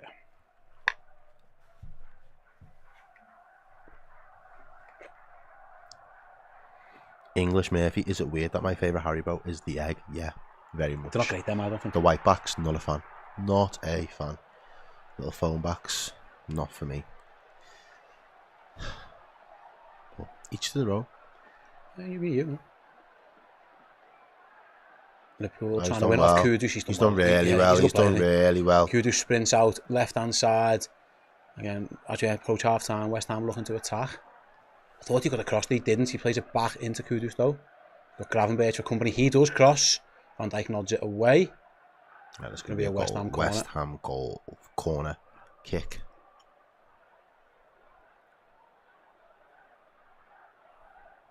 I'm guessing they knew set pieces were going to be so key for them. They've got a great set piece taker in Ward-Prowse. They're going to send everyone up. There's Mavropanos, Kilman, Kudos, Bowman. Some big players there. Salah's a big lad.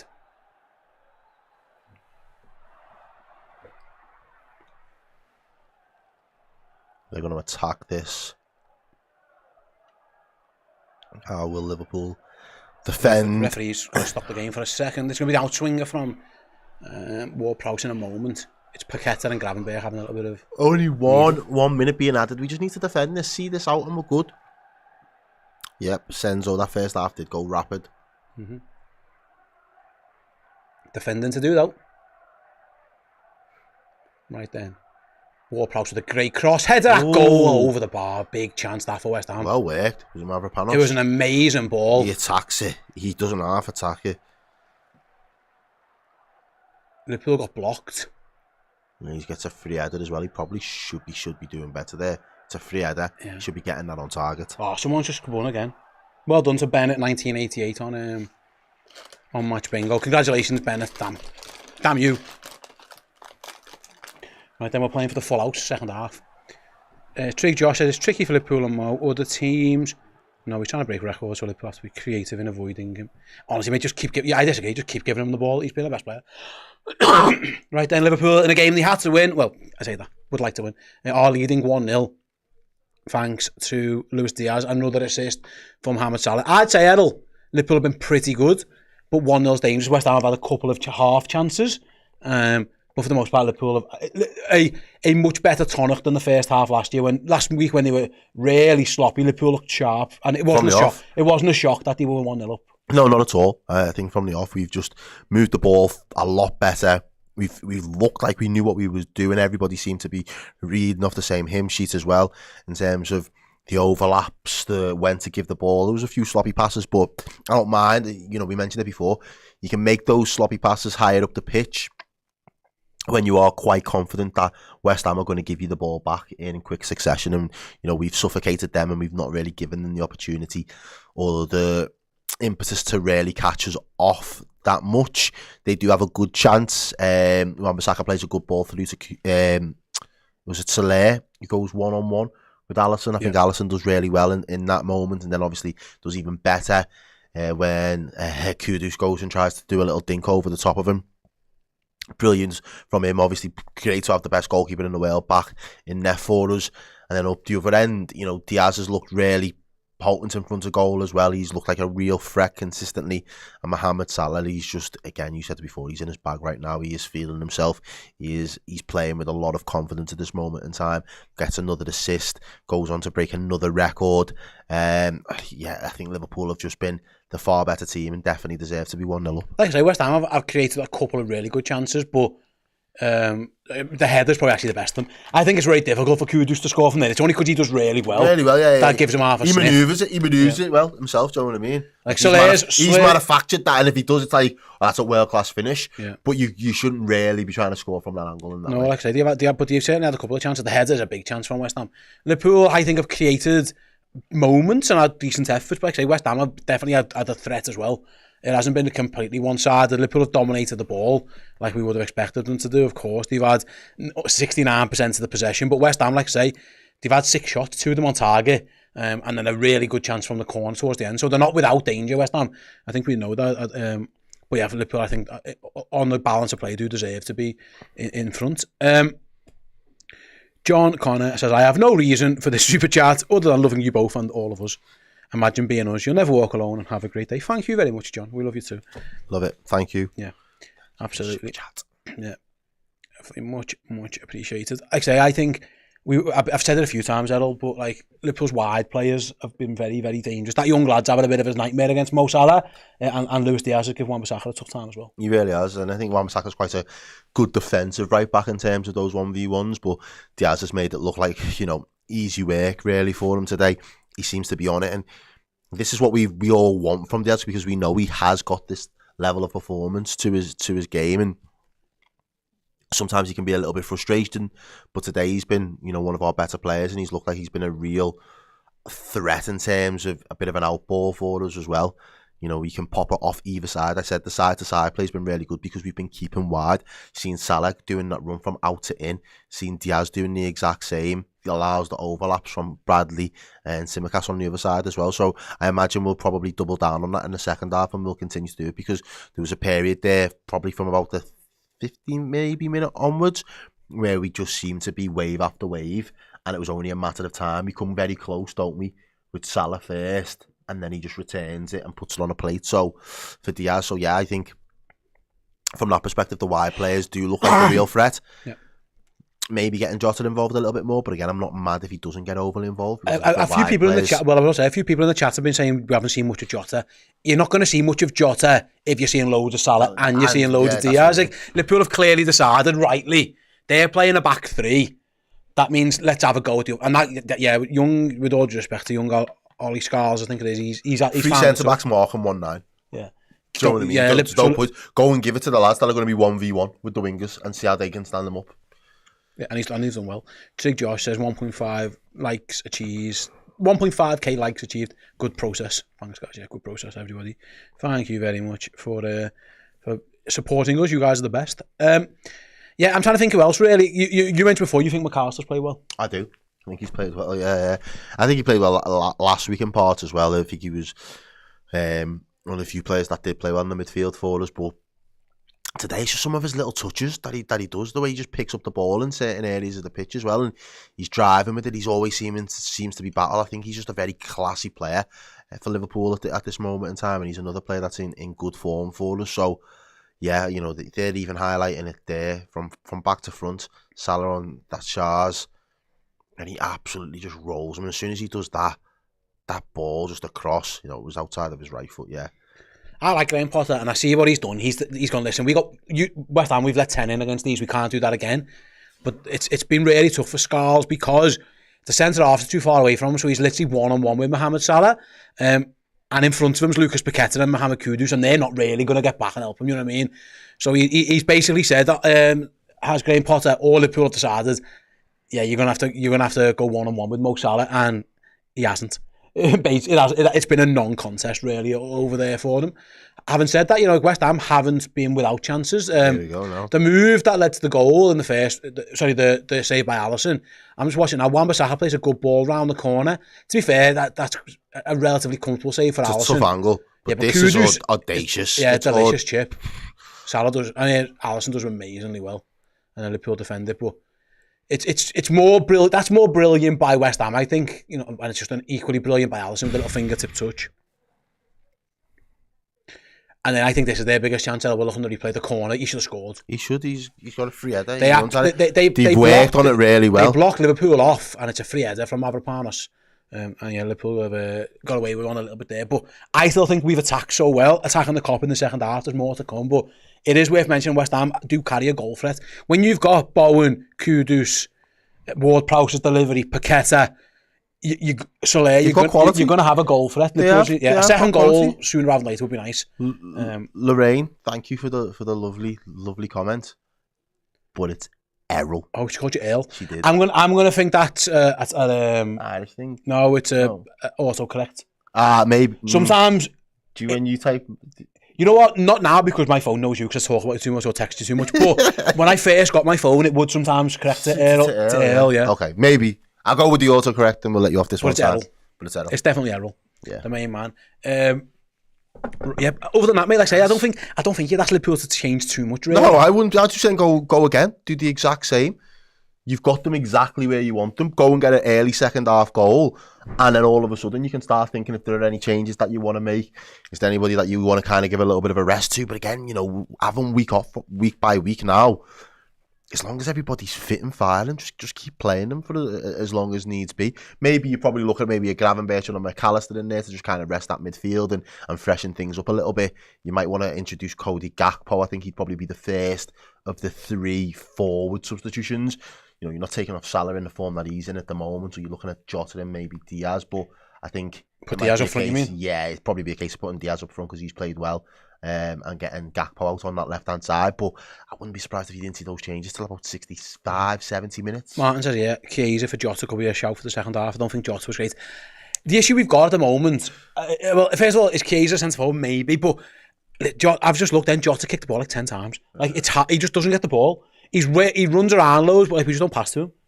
And actually, some of the passes were just like link-up passes. He could have scored the goal if the pass was to him. You know what I mean? Like he made the run. It just so happened that Salah picked Diaz out rightly. So yeah, maybe I'm sure we will see a bit of Chiesa at some point because obviously there is no Nunez on the bench. But Felix says is Simicast doing well? I think they're all doing well. I think the fullbacks have done well. No one's been bad. Like no one for Liverpool's been poor really. I'm just looking at the ratings here for Liverpool's players on SofaScore. Everyone's in the 6s and like 7, 8s. Like no one's had a bad game really. Gravenberch a little bit loose with the ball, and that was about it really. There's been nothing to really complain about. So yeah, Liverpool have been fine for the most part. Like I say, West Ham have had some good moments, but they've also had some shaky ones at the back. And again, their goalkeepers had to make a couple of good saves. Yeah. The save from McAllister I thought was an excellent save with his leg. Yeah, Lorraine's apologised for the name, so I'm guessing it was. It's all good. It's all good. We're good. Ali You'll not be the first and you won't be the last, my love. Ali, I think it might be my accent. I say Errol, and it might sound like it sounds like a Scottish person saying Earl. Yeah. Errol. Is that me? Is that a Scouser saying Errol or a Scottish person saying Earl? Errol. It's like if I say beer can Yeah. Is that an English person saying beer can or a Jamaican saying bacon? it could be either or. Open to interpretation. It is. Yeah, but Liverpool have been for everyone asking in the comment section. Liverpool have been pretty good. Right then, we'll be getting to the second half in a moment. Before we do, I want to give you the heads up. If you haven't already joined us in playing Match Bingo, there's still a chance to do so. If you download the Match Bingo app or click the link in the description, get yourselves a ticket. In terms of getting a full house, I need 9 more. I didn't win the line and I didn't win the 2 lines. 9 feels a lot. I'll be honest, I'm not counting my chickens, but some of them are subs. Heavy lifting. Some of them are subs. Some of them is a kick-off. So take that down to about 7. Yeah, it's the goal in the goal with the minute be ending in a 5 and the booking with a 7. They're tough for me.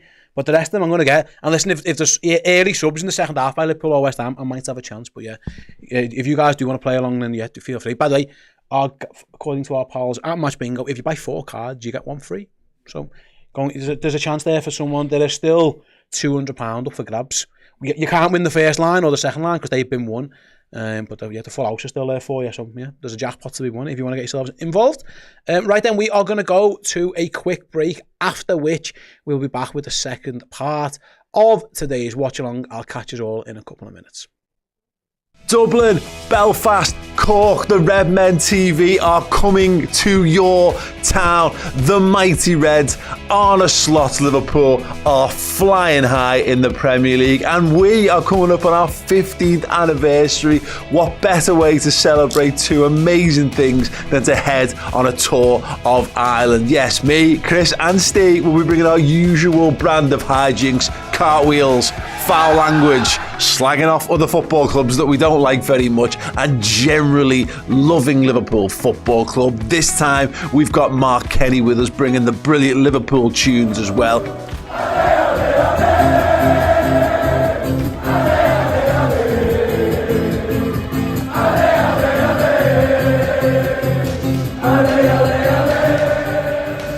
Come and join us. Wednesday the 23rd, we're in Dublin in the Ambassadors Theatre, our biggest ever live show venue. Thursday, we are back at the Limelight in Belfast, arguably our greatest ever live show last year. Can we recreate it again? Yes, we can. Get down there to see us if you're in Belfast. And for the very, very first time in Redmen history, Cork, on the Friday.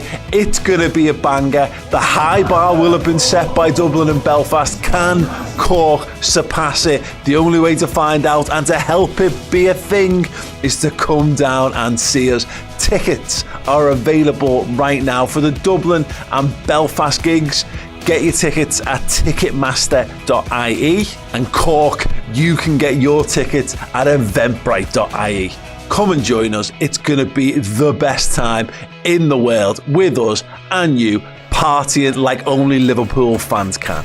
Join us. The Redmen. We are the Redmen. Hey everyone, a new month means just one thing. It means a new prize if you are a Legend subscriber on Redmen Plus. That's right, if you're already existing as a Legend, you're already in the hat, but there's still time to get over there and get involved. And not only Discord access, not only all the boss content, you will also be in the hat for an incredible prize this month. It's this signed retro Liverpool shirt, signed by the brilliant Skippy, Craig Johnson himself, the inventor of the Predator, midfield extraordinaire, never stopped running. What a fella, what a story, and what a signature, by the way, as well. Get over to Redmen Plus, sign up as a Legend yearly or monthly, and you will get all the brilliant stuff that we do here, as well as a chance of winning that incredible piece of memorabilia. Take it easy.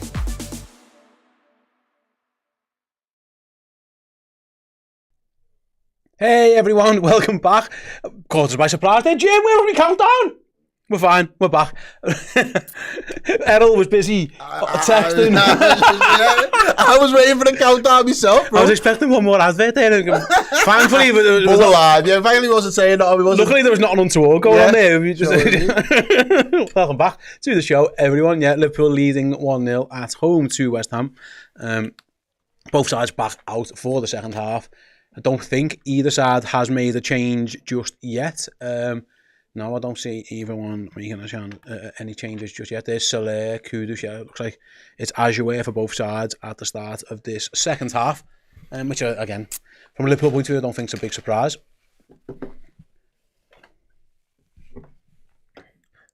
We'll see how it all pans out, as Liverpool will be attacking the Kop end very, very shortly. Like I said, if you want to play match bingo with us, like I was saying before, get involved. Still a chance to get yourselves involved. You can win some of that £200 prize.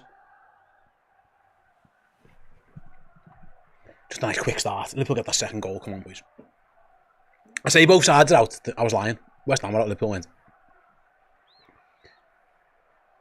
Yeah, no changes. It looks like Liverpool either. Same lads jog out.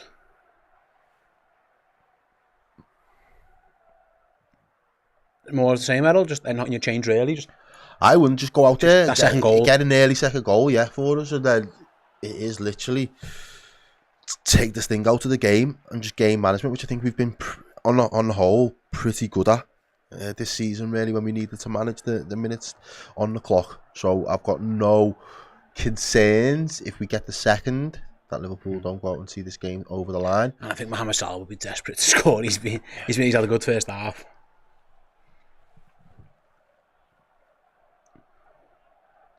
No, I can see a lot of people slandering Nunez in the chat. Don't even play him, leave him alone. Yeah, well, he's not even playing it too. Nobody has assisted Mo Salah more than Nunez since he's arrived. We're away for the start of the second half. Some respect. Goes along up towards Mo Salah. Don't think he's going to get there. Ollie Scarlett just kicks it. I mean, he's just kicked that up into the sky. Can Liverpool do something with this? It's a bit of head tennis going on. Liverpool have won it. Nice. Really well. Bradley again, it was that. He's found Kostas Tsimikas. Tsimikas goes past two, goes down, free kick. Was that in the box? No. Just on the edge. It had to be a free kick though. To be though, he was clumsy. Tsimikas there with the magic feet. Oh, yeah, it was just clumsy though. Good feet by Kostas Tsimikas. It was really good feet by Tsimikas. How's he moaning out there to Todd Ebo? Oh my God, that's so hard for me to say. How can you complain about that? It was really good start by Kostas. Liverpool have a free kick. It's basically on the what's the word? Right angle. Yeah, perfect. The right angle from Liverpool's left, West Ham's right. Yeah, you were spot on, mate. I couldn't word it. Fair play to you. That was the word I was looking for. Off the 18-yard box, you've got to think it's an in-swinger from McAllister. It has to be. It has to be. What happened? Just the way, that's perfect. Yeah, no, yeah, was it? Credit's due. Alexis McAllister in-swinger or Costas out-swinger. It feels like this one you just want to I would want to I'd be having a shot. I'd be having a shot, I was going to say. If Why is no one there lining that up to just want to whip it? I'll get to your super chats in a moment, guys. I know there was a couple there, but come on. Bright start to Liverpool second half. Alexis McAllister then. McAllister goes for goal! Oh, what a save! What a good save by Errol. It was top corner. It was destined for the top corner. Goalie plucks it out. Liverpool have recycled possession and got it back. That was on target. It was a good save as Conor Bradley wins it. Curtis Jones doesn't cross. Opts not to, checks back, goes back on the outside. Plays it inside to Bradley. Back to Mohamed Salah. Salah, little dink inside. Good ball to McAllister. It doesn't have a corner. What a save. Really great attempt, that. Top ins from Alexis McAllister. He said you'd be having a shot at that and just whipping it. And he certainly does whip it. It's dipping on. Oh, no, it hit the bar. It wasn't a save. Yeah. My bad. Hit the bar. Wow. I was wrong. So it came out like... I thought he got a touch on for that. You couldn't really tell. It's hard Either way, Liverpool have got a corner.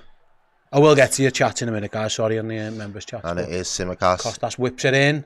Header away again by West Ham. Can Liverpool get the seconds? No, they can't. As the ball gets webbed up the pitch for Liverpool to clear. Ashley Fair says, we need a second, but a good first half. Because good the first half in ages. Jota's form is the big red flag for me. Salah is the Egyptian king. Paul Diogo Jota's catching strays today.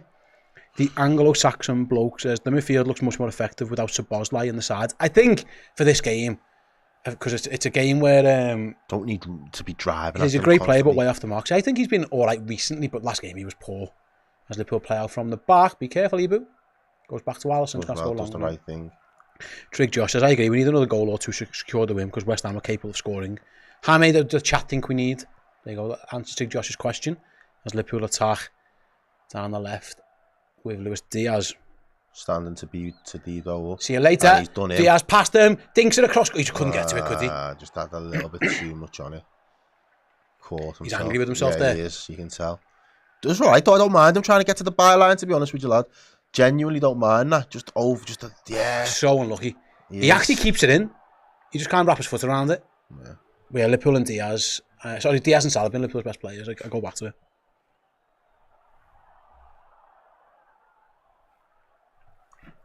West Ham are there playing out from the back. But they didn't have much joy going on. They've got it by their own corner flag now. And he's... It's Tadibo looking for something. He's give a throw away. He's give away a throw. Excellent by Diaz, that. Just bullied him into the corner. As well. Bullied him into the corner. Liverpool have taken the throw in quickly. That was excellent by Diaz, with and without the ball. Keep going back to it, he's been really good. Have you started playing that we're going to win the league song? Or no? Yeah. I don't know when we beat Man City, I think. Oh, yeah. No, it was top of the league then. I've been saying it for ages. Arsenal aren't that good. Like, people are just nervous. Everyone's got Man City of old itis. Like, it's not that. Yeah. As Liverpool play nice little 1-2s down the left, but West Ham just get back in time. Yeah, it was Wan-Bissaka, got a touch on it. West Ham trying to get out. It's not a foul. That's never a foul. That is never a foul. Ref, what are we doing? Are we sure that Curtis Jones won the ball cleanly for me? Shall we have a song for the start of the second half then? Yeah, let's go for it. Just steps in front of him. That's never a foul.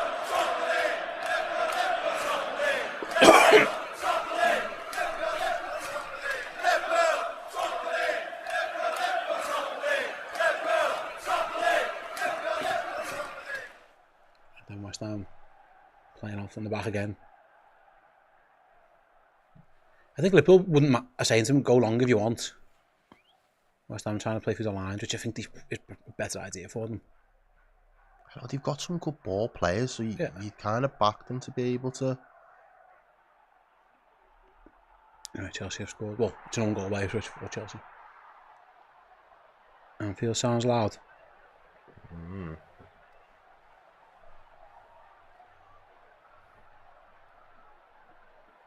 As Scarles plays it down the line. Just wasn't on the same wave as Kudus there.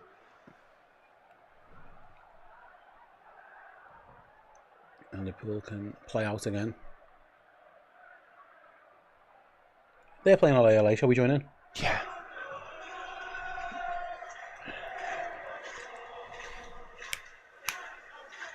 Alisson just taking his time.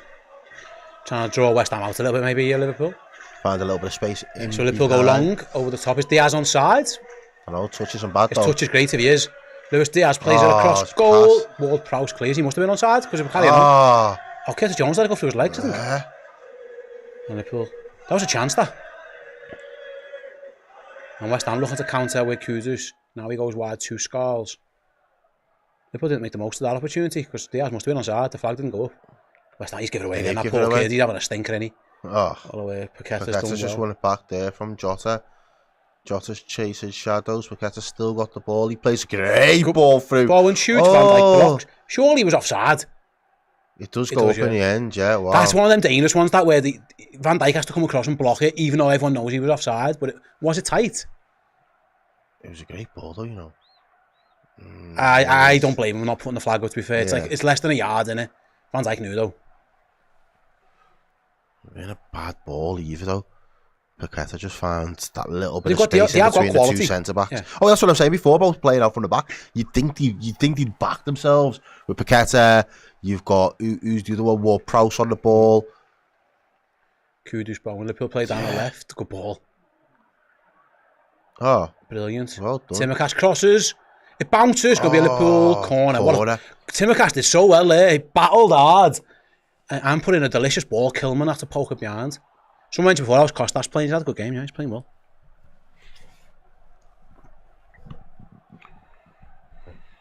Come on, Liverpool. This time it's going to be McAllister taking the corner. We need a second goal. Yeah, second goal. Come on, I feel confident. I'm not. Honestly, I think we just have trolls. The amount of people who moan about Liverpool in the chat when I'm watching them, I just don't understand how you enjoy football. It's not for you. Once the 3 points in the bag, innit? McAllister. Corner comes in. Headed away by West Ham. Gravenberch wins Does it really back. well. Oh, Finds does McAllister again. He dinks it back post. No, I go in. And and Ariola to tip it over. It was definitely a cross by McAllister, but it almost curved over the goalkeeper's head. He stabs it. He's definitely crossing it. He kind of slices across it, bit of fade, like in the golf in the Masters later this afternoon. And Ariola's not sure. It's probably going in. He has to tip it over. Wow. Thanks very much to Tig Josh for his super chat. As Liverpool have another corner. I mean, West Ham have put a lot of heads on our corner so far, that's what I would say. Can Liverpool find a bit of space for someone? McAllister whips it in. Bounces down. I think that was a chance for Van Dijk. He didn't get a touch on it though. Gravenberch and Kudus been battling for it. West Ham have won it. Good skill by Paqueta, is it? It is. No, Liverpool won it. Because It's one too many. And then he Ref! fouled. Liverpool, we'll play on. Van Dijk's got it. Nice from Van Dijk. Van Dijk's playing on the wing here. He played the ball to Salah and Salah wasn't there. And Scars can collect it from his goalie. Virgil van Dijk playing left wing. Get back, Virg. Here he comes, sprinting back. It's alright. We'll Tried to play a little through ball to Mo Salah, who wasn't looking. And we've got Salah back to Wan-Bissaka. Ball inside to Bowen. Nice to Kudus. Good play. To Wan-Bissaka, sorry. Good play by West Ham. good feet. Yeah, they've done well there so far, West Ham, to play themselves into a bit of space and then go back. It's like And then the big switch. here's all these scars again. Skulls.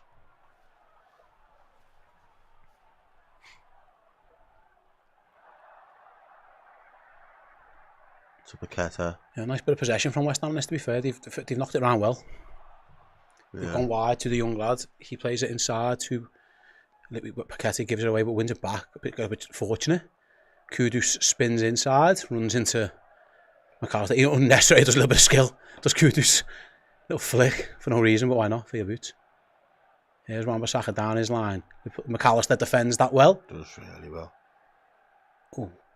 It's going to be a goal kick as well. It was a bit rough by McAllister. He got the ball and kicked someone, I think. We were looking at, was there a foul or something? What happened here? Oh, Liverpool wants that ball because Ward-Prowse's arm. Let's see, on the corner, let's see. That could be on ball.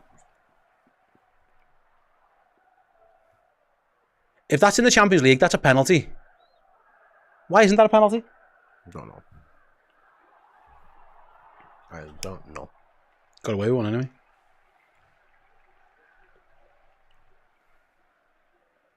Oh, well, he's talking to him about it.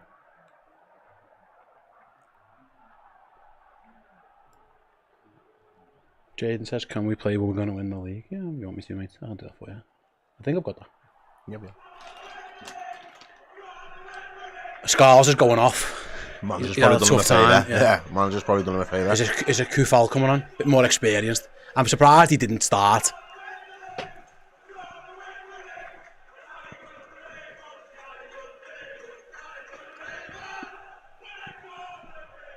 He could do with a little trip to Dr. Cynic there, Kufal. And then goal kick to Liverpool. I thought that might have been a penalty, to be honest. I'm not sure why it wasn't, anyway. Not given.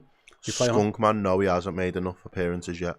Okay, he does need one more, does he? It's 5, isn't it? 2, innit? I think he played, well, come on, the other day. I thought that was when he needed 3. I'll have a look. Either way, he's going to get one, isn't he? Yeah.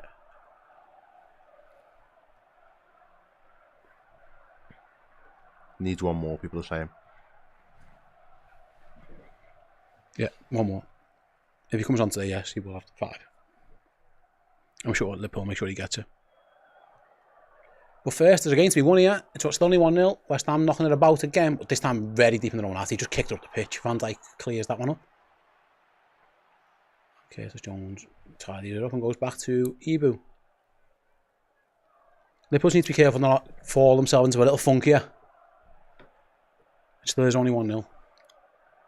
Yeah, It's relatively comfortable, like we've mentioned. West Ham have got goal scorers and good players, so Liverpool need to be careful. They don't give nothing silly. But I just feel like the tempo's gone off the game a little bit.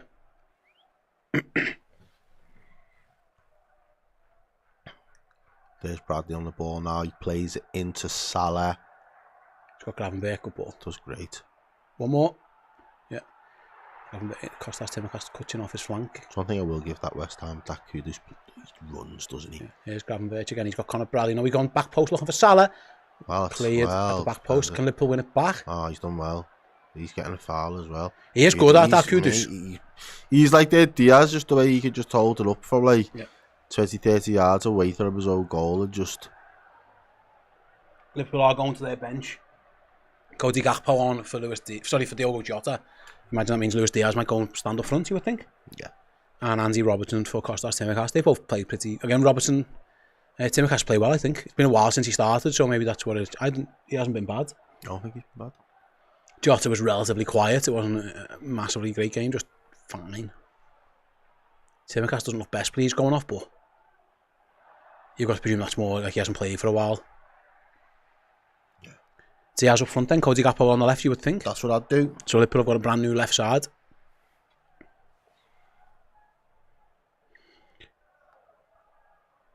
Oh, 93 says no Chiesa. I'm surprised. Why are you surprised? He doesn't play him. He's played 4 games. Why are people surprised? Shock. There's no surprise he doesn't bring Chiesa on. It's a surprise when he brings Chiesa on. Yeah.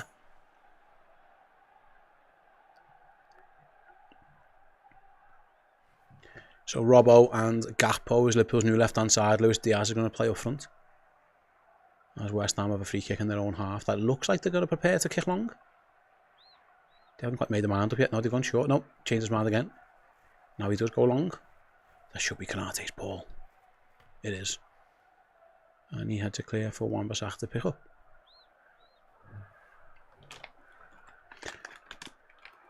So Liverpool make a double change. Gakpo and Robbo on.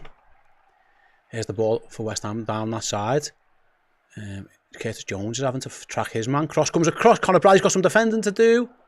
And does he concede the throw-in? Yeah, that's fine. He does well there. West Ham have taken it quickly though. Here's Paqueta. Prowse. Kudus again, strong as an ox.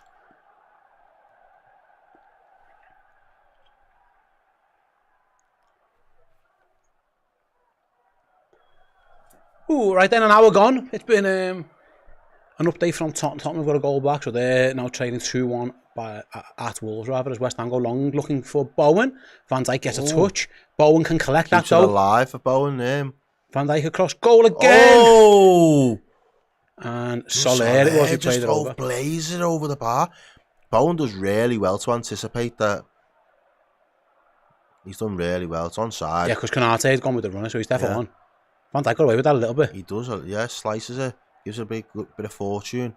And then Bowen plays the cut back towards the pen spot to Salah, and Blade just can't keep it down. To be fair to him, Alexis McAllister's right on his toes. That would have been hard to score from that. It was a good ball by Bowen, though. Brilliant. West Ham have definitely come into the game in the last 10-15 minutes or so, though.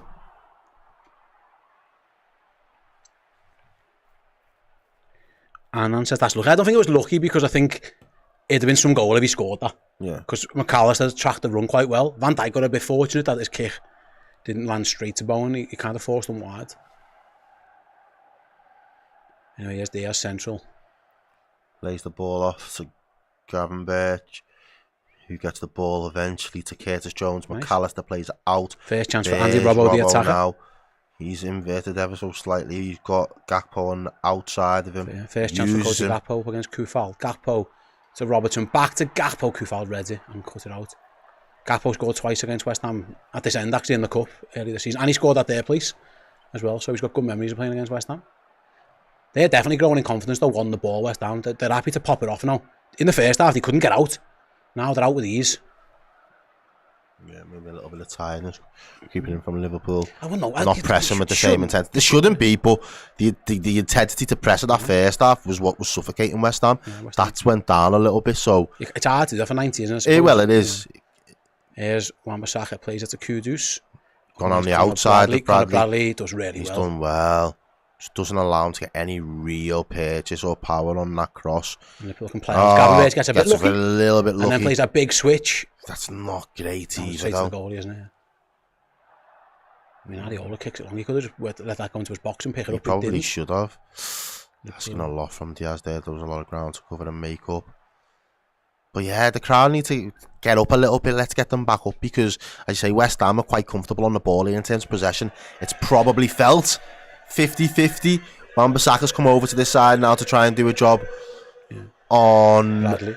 Well, Salah originally, but yeah, he's trying to get up to. Ooh, Yeah, when they made that change, Kufel swapped over. Kufel's gone right wing and Wan-Bissaka's gone left wing. He wants the foul, not given.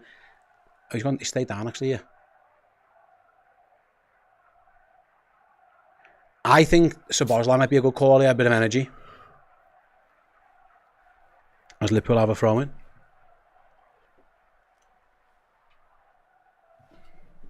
Dom for Jones, people are saying in the chat. Yeah. I'd get Harvey Elliott on. We said it all build-up show. Liverpool, Elliott, it's a game for an Elliott. I think right now I'd go Szoboszlai first. Get that tenacity in there. Curtis Jones. Oh, sorry, Alexis McAllister's gone down again. Maybe get him off. He absolutely gets battered week in, week out. Is he just taking a little break maybe, or is he hurt? He's fine. I think he's hurt. He said to the ref, I'm all right. I think he's wise, just trying to take his boot come off. That's what it was. He's trying to take the sting out of this a little bit. No Onana in goal for Man U. Been dropped. They haven't been going anyway, really, have they? He's bad, mate. He's bad. I actually think the other day, to be fair, I think the second one wasn't as bad. No, the first one's a one's stinker. awful. Absolutely awful. And then after Nemanja Matic, you bodied him in the press as well. If you're going to talk the talk, man, you've got to back it up. You've got to back your chat, man. You can't be writing checks that your hands can't cash. I'm going to have a little look in a minute where I'm up to on my bingo card. You've had subs. There's definitely been some subs, yeah. Yeah, you've had subs, you've had kickoffs. Yeah, the ones that I can remember. Liverpool win another free kick. So I need 6 more for a full house.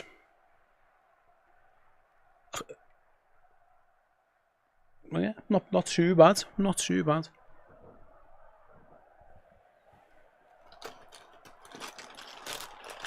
Yeah, Dickie Red says McAllister's down. That should be on the bingo card. It'd be nailed on if it was. Oh yeah. It'd be as certain as kick-off. Liverpool are stripping Gerald Kwanzaa. Maybe Bradley can't do the full game, so he just come back. Maybe that's what he's thinking. Could have moved Jones back there though and go. Yeah, maybe. Yeah. Right then, free kick to Liverpool, right-hand side, whipped in by Alexis McAllister, headed clear by West Ham. Gakpo recovers it, plays it. Oh, it was a good ball to Robertson, but he couldn't quite get it under control. And West Ham can look to break quickly. We have Kudus on this left. Kanate's come over to stop him. Paqueta's definitely having more joy in the second half. He's striding forward, and he plays it through to Jarrod Bowen. Big chance for West Ham. Jarrod Bowen, what a save by Alisson. Wow. Wow. Was he onside? I think he must have. No. Yeah. Yeah, it was close. I don't think the flag went up. Alisson Becker, the best in the world at one-on-ones. Wow. He's out. No one's so even better. Rapid. He's out so rapid, mate. You don't even get a chance. Jarrod Bowen's looking up and he's thinking, fucking hell, he's already burning down on me. I've got to pull the trigger. Alisson wasn't happy. He's got a corner to defend now. That's what you get when you have the best goalie in the world. But listen, West Ham are in this game. They've created a few opportunities now. Alisson's had some big saves to make. It's another corner. West Ham have done like the Arsenal thing. 2 in the middle, 4 at the back post. Liverpool are going to make the change now.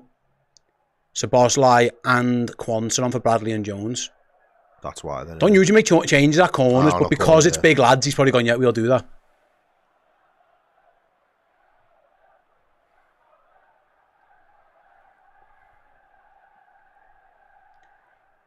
Nice to see Conor Bradley back. Yeah, that's got to be fitness related. He probably isn't quite ready to do the full game just yet.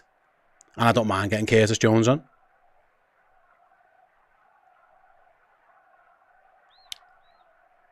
Bit of energy, you'd think, as well. Because West Ham, you're right, the last 15 minutes, they've really come into it. Paqueta's had a bit of joy.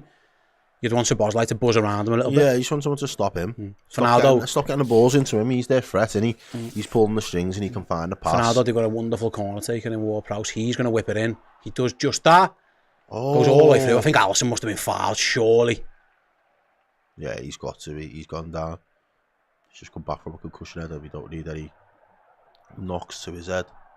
Oh, yeah, it's an arm to the face. It's Bowen. Just leans right into him. That's quite a... Alisson does he... He's got eyes on the ball, like, but he just clotheslines him. Oh, yeah. It's an actual clothesline.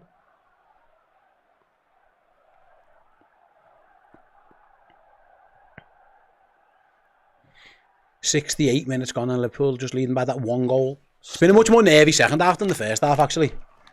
We haven't really seen much of Liverpool in the attacking threat. West Ham are definitely in this game. McAllister goes long, no to Gakpo, trying to change that on the break. What a great ball that is. Yeah, go on, Cody. Cody Gakpo sprints forward, cuts inside, still comes forward, plays it to Diaz, his touch just gets away from him. Get back, boys. There's a counter coming. Paquetá goes over the top, looking for Bowen. Alisson comes and kicks that away easily. Paquetá's literally just pulling the strings, though, mate. I'm being honest, he's been fantastic in this second half. Like, Wolves have scored again, have they? 3-1.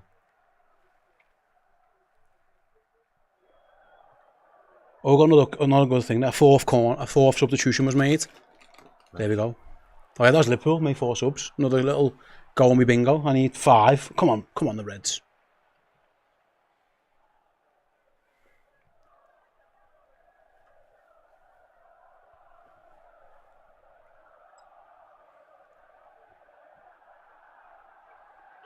Yeah, I think Graham Potter's quite happy with what he's seen in the last 10-15 minutes or so, and I don't blame him. Being encouraged by it. Definitely being encouraged by it. They're looking strong on the ball. I'm looking at They're winning more second balls. Yeah, looking at the old momentum chart on my screen. It's mainly West Ham for this second half. Yeah, they've had much more in the last 10 minutes. Yeah, like I said, there's the stats to show you. Pass into that final third, 17 in the last 10 minutes.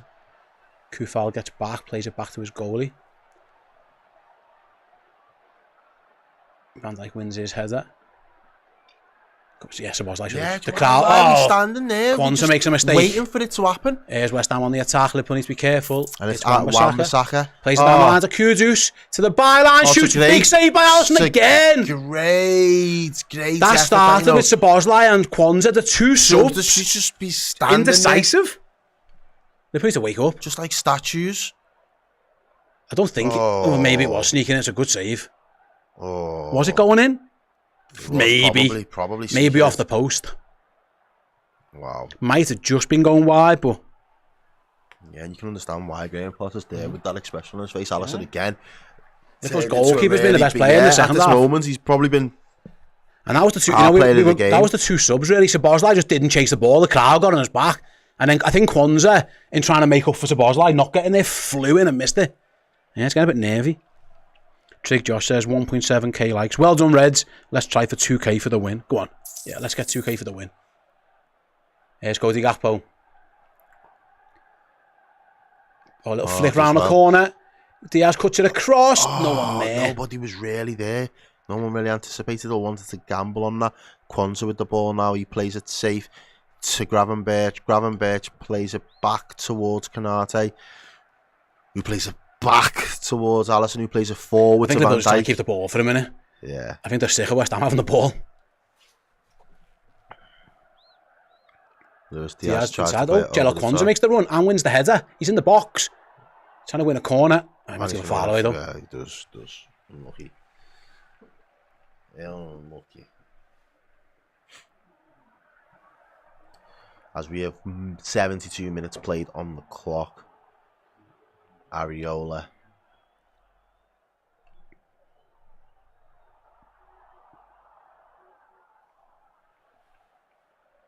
He made the good saves in the first half. Alisson's made some very good saves in the second half. 1 goal separates the 2 sides. West Ham will definitely think they can get something from this. Konate finds Salah. I haven't really seen much of Salah at all. There was a clash of heads in the middle, so we're going to stop the game.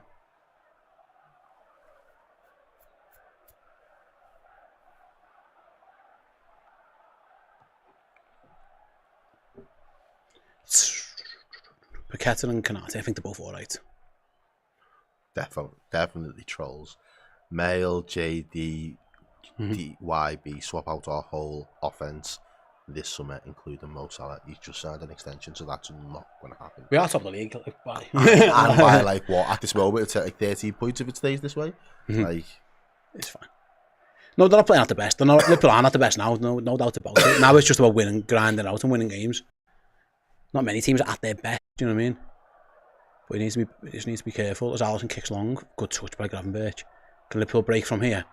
Gakpo just slightly behind. Yeah, he was, yeah. Gakpo, though, he's done well. He's kept it alive, and he's just slowing it down. I think Liverpool are just trying to keep the ball.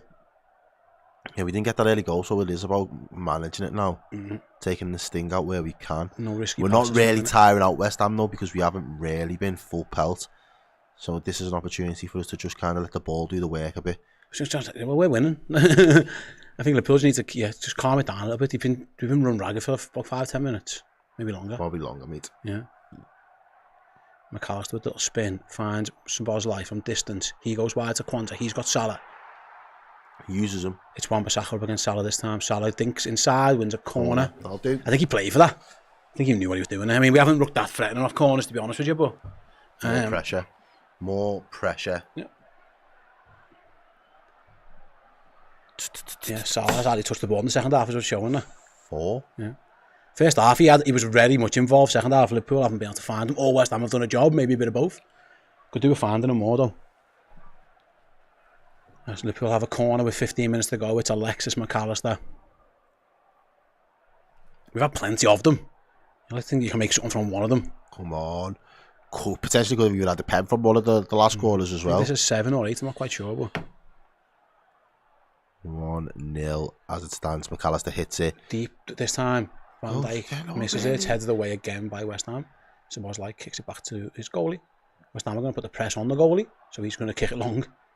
Can he find the kicker in McAllister? I think it was Paqueta back there, actually. He's done well. Oh, he's done well. He beats McAllister to the punch. Good. Another little no-look pass as well. Oh, this guy 1-0 down just wants to ooze with confidence, though. Taking a piss a little bit. All right, lad. We just need to stamp that out. It's a free kick to West Ham in the middle. Yeah, Gravenberch just went through the back of Kudus. We just need to stamp that out and get a second goal now. I can't be having them, man. Confidently just doing no-look passes. Yeah, getting through the lines. Poor ball up. Karate puts that one out. That time it really is. Kwanzaa clears, just kicks it long, no. That's just going to come I like his style of play, though. Kudus? Yeah, no, well, and yeah, both of them. Both of them. Players. That's what I mean, mate. Everyone talks about the Premier League being poor, right? These like 15th, something, and they've got good players. Good players, mate. Really good players. Like, would do a job in most top 6 teams. Kudus, Paqueta, Bowen, Ward-Prowse. Like, I used to like Souček as well, to be fair. Yeah. I think Aaron Wan-Bissaka's an accomplished Kwanzaa's just right back. Ward-Prowse takes it quick. That just shows West Ham are in the mood. They really are. Just bopping it about. They have been like that the entire second half. Whatever message that Graham Potter's given to the lads, they've responded.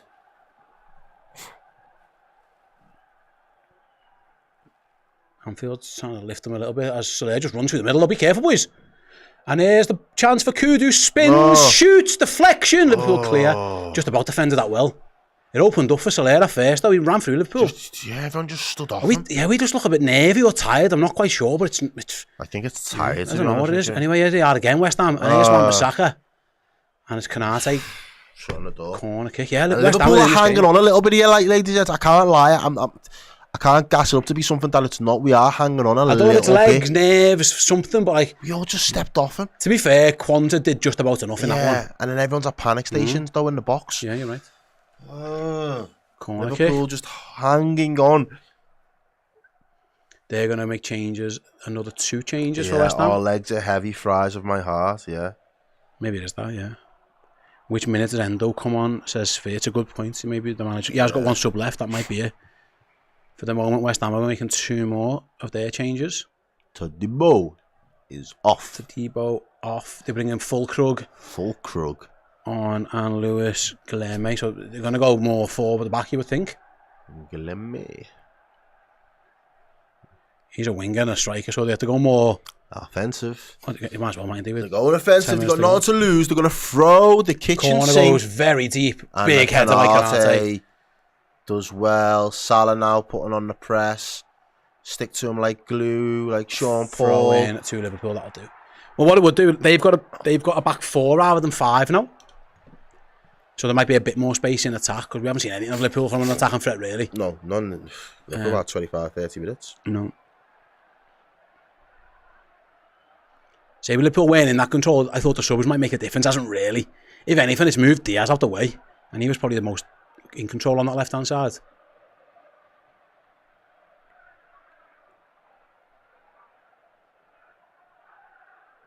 Oh, Andy Robertson took the throw and it didn't come into the pitch. So we're going to get another go at it. We started well for 21 minutes as well, didn't we? But it was okay. It's definitely been West Ham's second half in particular. They're very much in this game. Van Dijk wins his header. Probably deserves of a goal, but Liverpool just needs to be resilient. Yeah, that's it. What's Diaz doing there? It's poor left. West Ham quick free kick again. Then they're taking so poor. Yeah, you got to take it back. He says he wasn't no eyes on the ball. He didn't really. He tried to bundle straight into the man. West Ham are coming again. Liverpool have got 2.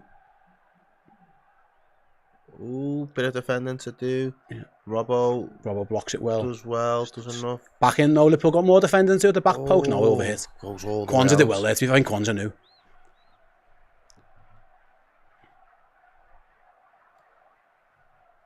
Do you go for Endo? Do you throw him in the mix? Do you get a little bit I of don't know, man, defensive? because I'd wait and see how they probably look. about 15 minutes left. It's probably... Yeah, how do they look with a 4 compared to a 5? But yeah, maybe. Maybe for Salah, to be honest, or for Diaz. Liverpool are going to go long, yeah, I think that's right. Anfield's trying to get going with the lay. Time wasting that little kid there. He's fuming.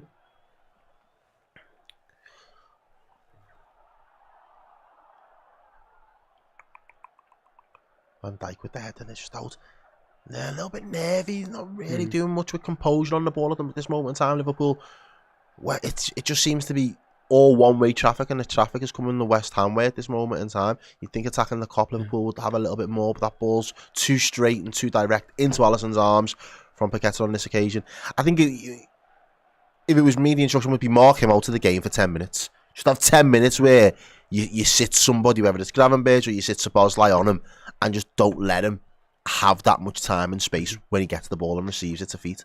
Alisson kicks long. Liverpool got the seconds. Out wide to Gakpo. I mean, it was a poor ball. Yeah, McAllister just undercooks one. Robertson has to just kick it down the pitch. He didn't even have to do that, but he does. Yeah, lacking a little bit of composure here for me at the moment, Liverpool. Just struggling to really just keep rhythm, the yeah, ball and have that rhythm. The crowd are getting on the back. It's getting a little bit antsy. It's not vintage. No, just get over the line now. Where's Kudus again? Drops deep. Gravenberch just throws him to the floor. Yeah. You know, before we say, you know, West Ham are just giving the ball back and we're quite happy to let them have it to try and play out because they're just going to keep giving us the ball. It's the reserve. Yeah, they think they're over the top. Van Dijk's won it. McAllister's won it. Oh, I'm pretty sure Robbo got one in the face, I think. Hawks. Super chat. Szoboszlai, watching them run past him, he's got to wake up with too passive. Hopefully, can have that moment for quality of the Reds. Just feel the fans need a clench for 20. Van Dijk took one. Did Van Dijk hit Robbo in the neck there? Yeah, I think, listen, this isn't vintage. Liverpool are just going to have to get through this one. I think Van Dijk wellied Robbo in the face. Liverpool were about to bring Endo on, but they might have to wait to see how this goes first. I mean, technically, you have to get a concussion, so if they needed to make 6 changes, they might want to do that. But we're going to wait and see. Endo is stripped and ready to come on. Shield at the ready, yes. But like you say, if Robbo's not fine, then you're going to have to be careful here. We haven't got left back. That's the problem. No, we haven't. Who could you put out there?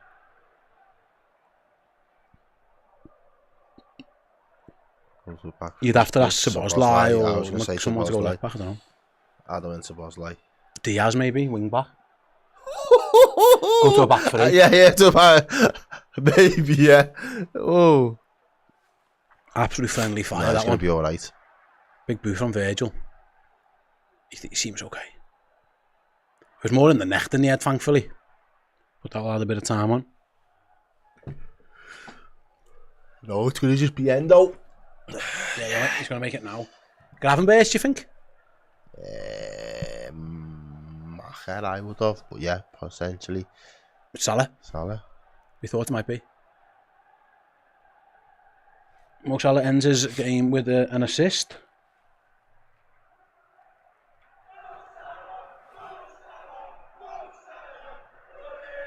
Even he doesn't look happy. Round of applause for Mohamed Salah. Celebrating his new contract. Didn't get a goal, did get the assist. The vital assist so far. That's going to see Liverpool extend that lead at the top of the table.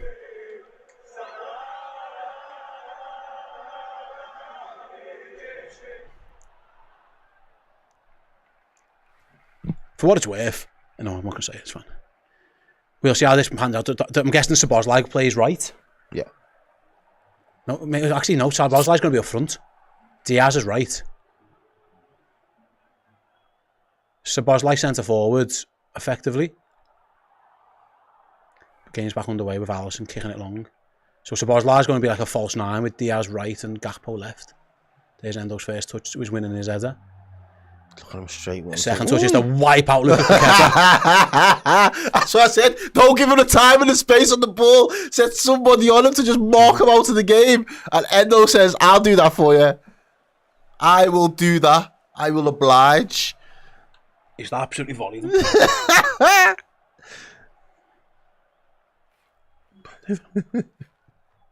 Next up with you. Just get nothing over. Keep it away, yeah. Keep it away from the electronics. Right then, 5 minutes plus stoppage time to go. West Ham. Everyone now, unlike the first half, everyone's in our own half. It was backs to the wall for West Ham in the first. They've grown into the second. That's Liverpool's doing, to be completely honest with you. And West Ham, to be fair, they play well second half. It's just a bit of a slog. But yeah, this can happen at this stage of the season. It's just about winning, isn't it? Yep. It's all that matters. No surprises, yeah. Nothing silly. West Ham go long again. Wan-Bissaka should get there and does. Crosses it in. Oh, it's an own goal. It's Robbo. Fuck's sake. Ah. He's concussed, isn't he? Oh, lad.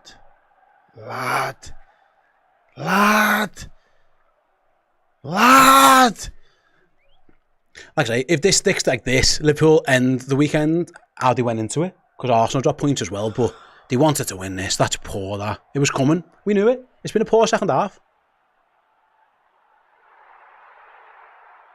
He's a slug getting back in. Let's see what happens.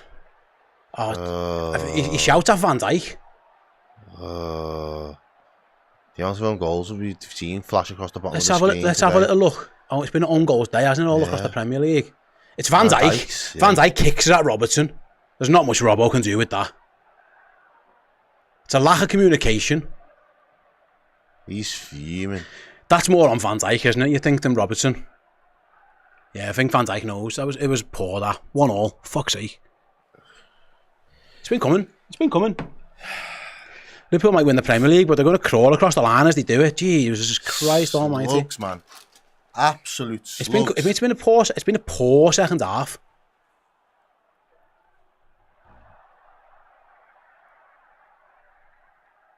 Anyway, the crowd are walking up anyway. Liverpool back into the box. Kwanzaa, Diaz, shot, save! What a save! How did he save that? Areola with the save. Oh, no, it doesn't save it. It's all a deflection. Off the bar. No, it's deflecting on bar. Wan-Bissaka.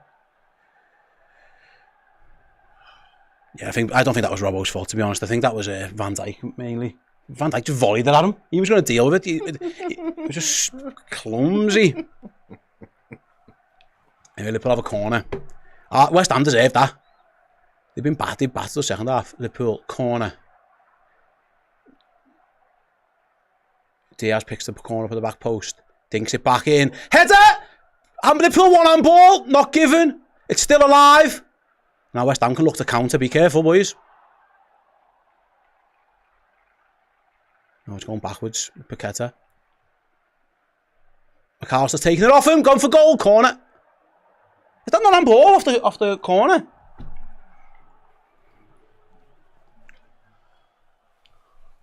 That isn't a foul. Yeah, I mean, it kind of is. He doesn't get the ball. Another corner.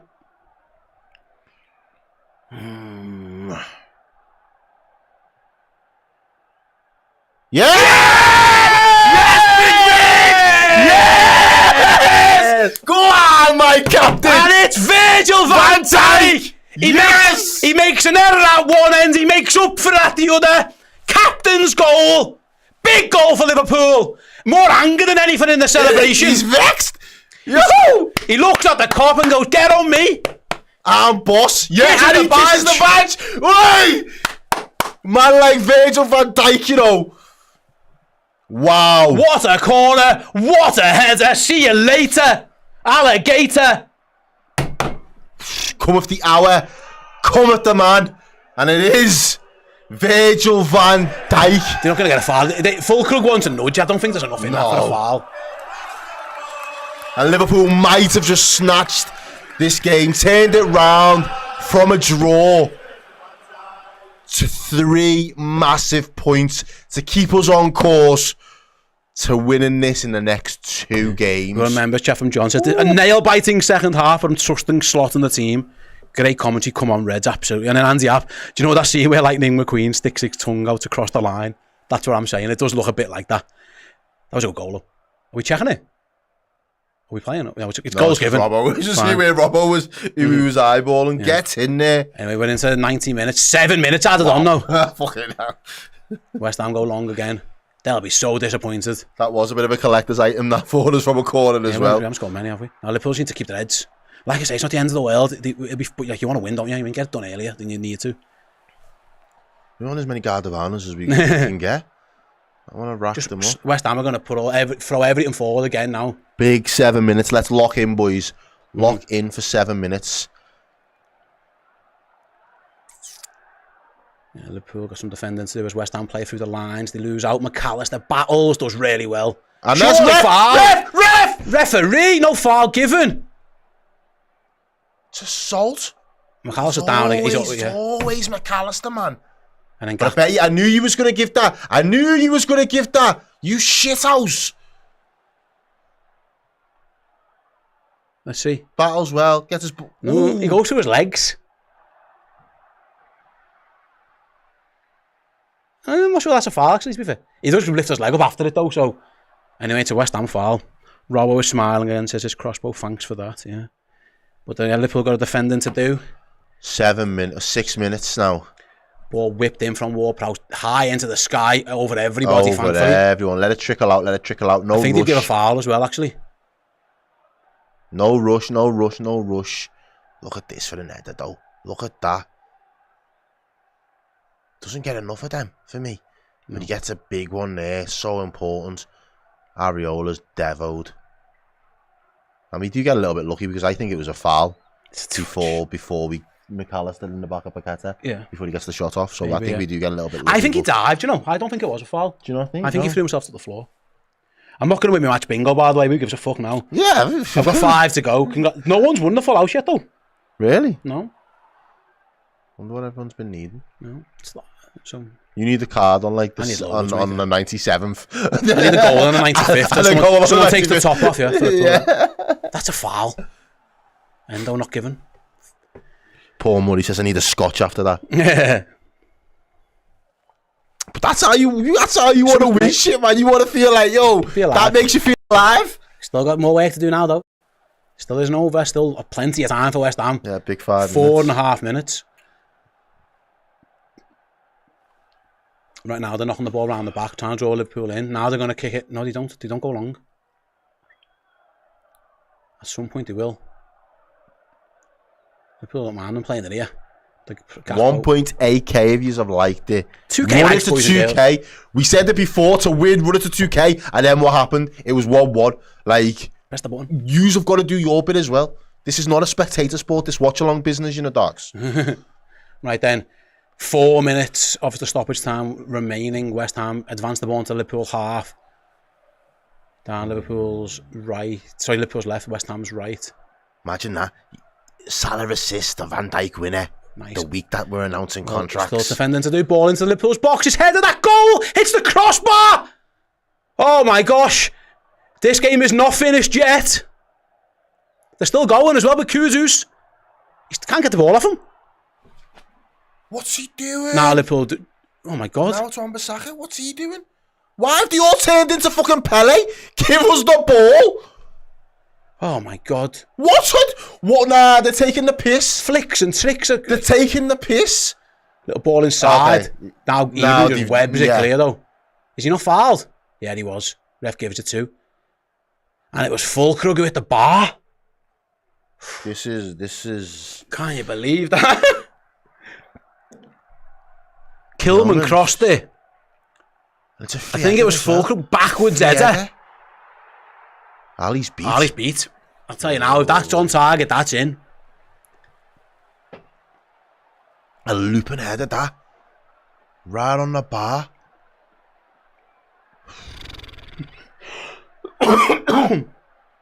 Oh my God. That's why I look. This is still, you know what I'm saying? Like, even though we've had the Klopp to the Sloth thing, this is still the Liverpool I know. Cause we don't do nothing easy. Like, when you think, we've been managing the whole season well, we managed the managed games and minutes and games with calm. Like, it was a good header, to be fair. Bro, unbelievable header. But what I'm saying is, this is still how I've known Liverpool Mate, all my life. It's hard work winning stuff. Like, getting over the line's hard. Like, no one just strolls through the end of seasons. We've had this, you know, when we went like on 13 game runs towards the end of the season, there was games like this where it was really nervy, you know what I mean? Like, remember, even the league winning season, how many last minute goals and, you know what I mean? Like, it happens sometimes. You've got to just win. You know, everyone thinks back to Aston Villa and Mane. You know, sometimes you just got to win ugly, and that's what Liverpool have got 2 minutes to hang on, but they're still defending to do. Gakpo and Gravenberch with some work over on that right-hand side. What? They've done well there. They've done well. The 2 Dutchmen, man. Gravenberch, go on, really well. Go on. Really go well. Go on, Gravenberch. I will have and that. He's fouled. And he's fouled. Yes. You can protest all you want. You're not getting nothing. It was Kufal. That was good by Gravenberch. It was Guilherme who had a first. And he gets a yellow, yes, for the dissent referee. I completely agree. Oh, he got the yellow on the 95th and not the goal. Ah, no. Oh. I mean, never mind. What a reversal of fortunes, man. I'll take it. I'll take it.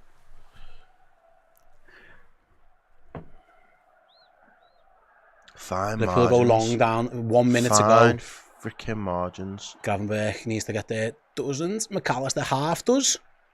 West Ham are going to go back to the goalie. Less than a minute to go. So Szoboszlai's going to press the goalie. Oh, Wan-Bissaka loses out. Does Diaz catch him?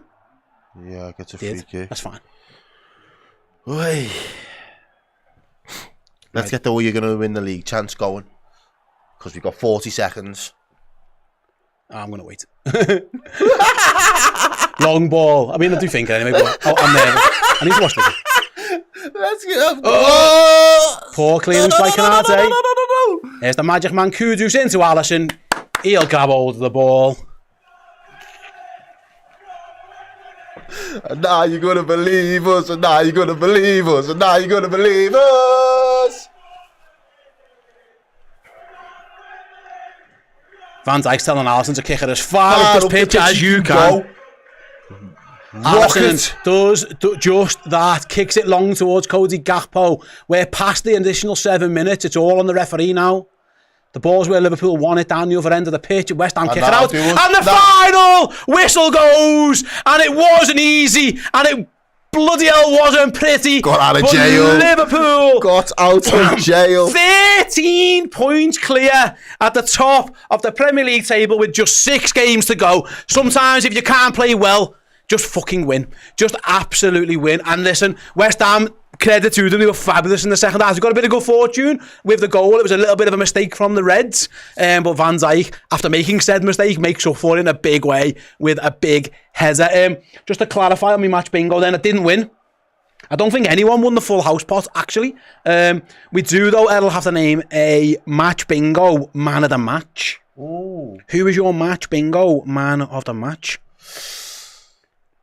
Let us know in the chat, guys. You guys are with us now. Match bingo, man of the match. I think I've got one. I'm gonna go Alisson Becker.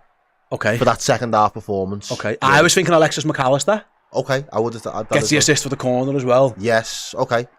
Alisson is most people in the chat saying Alisson Becker. Shall we go Alisson Becker? I'm happy to go Alisson Becker. Alisson Becker was our match bingo man of the match. Yes, Liverpool 2, West Ham United 1. It doesn't matter if you play well, if you just keep winning football matches. And after a disappointing couple of weeks for Liverpool, they right the ship. Arne Slot points to the crowd, fist bumps the crowd, gives it to Mo Salah, claps the cop, celebrating his new contract as well. I'm so close to starting to get emotional. And Liverpool are nearly there, just 2 more wins, and it's probably less. Like I say, I think they've probably got enough points already, but we won't know that for a few more weeks. But our match bingo man of the match was Liverpool's goalkeeper, which in itself probably tells a story. Thank you so much for Match Bingo for sponsoring today's watch-along. Also, thank you to Dr. Cynic for sponsoring the entirety of our season here at Redmen TV. Do go and check out both. Show them your support. Show them the love that they showed us. But yes, can you bring the league? Have I got me NDI, Joe? There we go, look at that. Read that, and I'll leave a zoom in for you. Sitting pretty. Liverpool Football Club first by 13 points with only 6 games to go. Yes, 6 more points will guarantee you. We'll keep an eye out in due course because Arsenal have to play again before we play. There's loads and loads to come. But for now, thank you everyone so much for watching us. Thanks everyone for the likes, for the comments, for the super chats, for the vibe we got there in the end. Don't go anywhere. Don't go anywhere because there's more to come here from the Redmen in just a couple of moments' time. Dan Club in this very chair with the fan reaction show, and then over at that board with the player rankings show. And me and Errol are going over to Redmen Plus as well for the player rating show. If you want to come and join us, it's going to be a vibe. First of all, why not? Second of all, we've got a special offer on our Redmen Plus subscriptions. If you go to redmenplus.com, join as a yearly captain subscriber. If you use the code, let's use the code WATCH for Watchalong, WATCH. Use the code WATCH, WATCH. You'll get 50% off your subscription. So you'll pay I think it'll be like $34.99 for the entire year. So that is hopefully all of the title celebrations, all of the shows to come, all of the summer transfers, all of the winter, and pretty much all of next season as well. There's never been a better time. Come and join me and Errol over there after we've, calm down, because that was an absolute vibe. Thanks very, very much for watching. Don't go anywhere. Dan will be back in the hot seat after this quick break. See you in a couple of minutes. Dublin, Belfast, Cork, the Redmen TV are coming to your town. The mighty Reds, Arne Slot Liverpool are flying high in the Premier League, and we are coming up on our 15th anniversary. What better way to celebrate 2 amazing things than to head on a tour of Ireland? Yes, me, Chris and Steve will be bringing our usual brand of hijinks, cartwheels, foul language, slagging off other football clubs that we don't like very much, and generally loving Liverpool Football Club. This time we've got Mark Kenny with us, bringing the brilliant Liverpool tunes as well.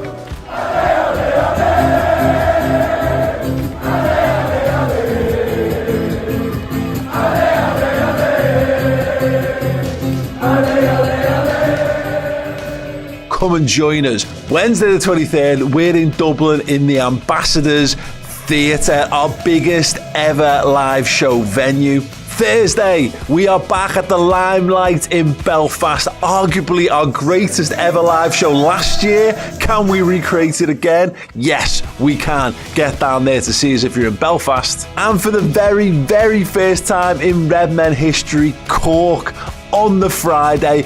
It's going to be a banger. The high bar will have been set by Dublin and Belfast. Can Cork surpass it? The only way to find out and to help it be a thing is to come down and see us.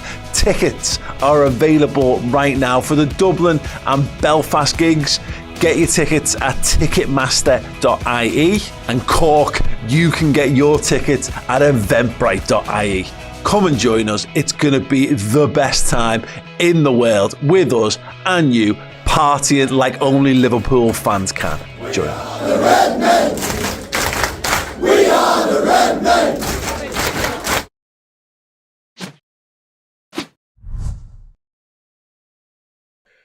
Hey everybody, welcome back to the Redmen TV and the Fan Interactive Show after Liverpool beat West Ham 2-1 to move 13 points clear at the top of the Premier League. It's done, it's dusted, it's all over bar the shouting. 2 more wins required. We headed into today needing 3, job done, 1 ticked off.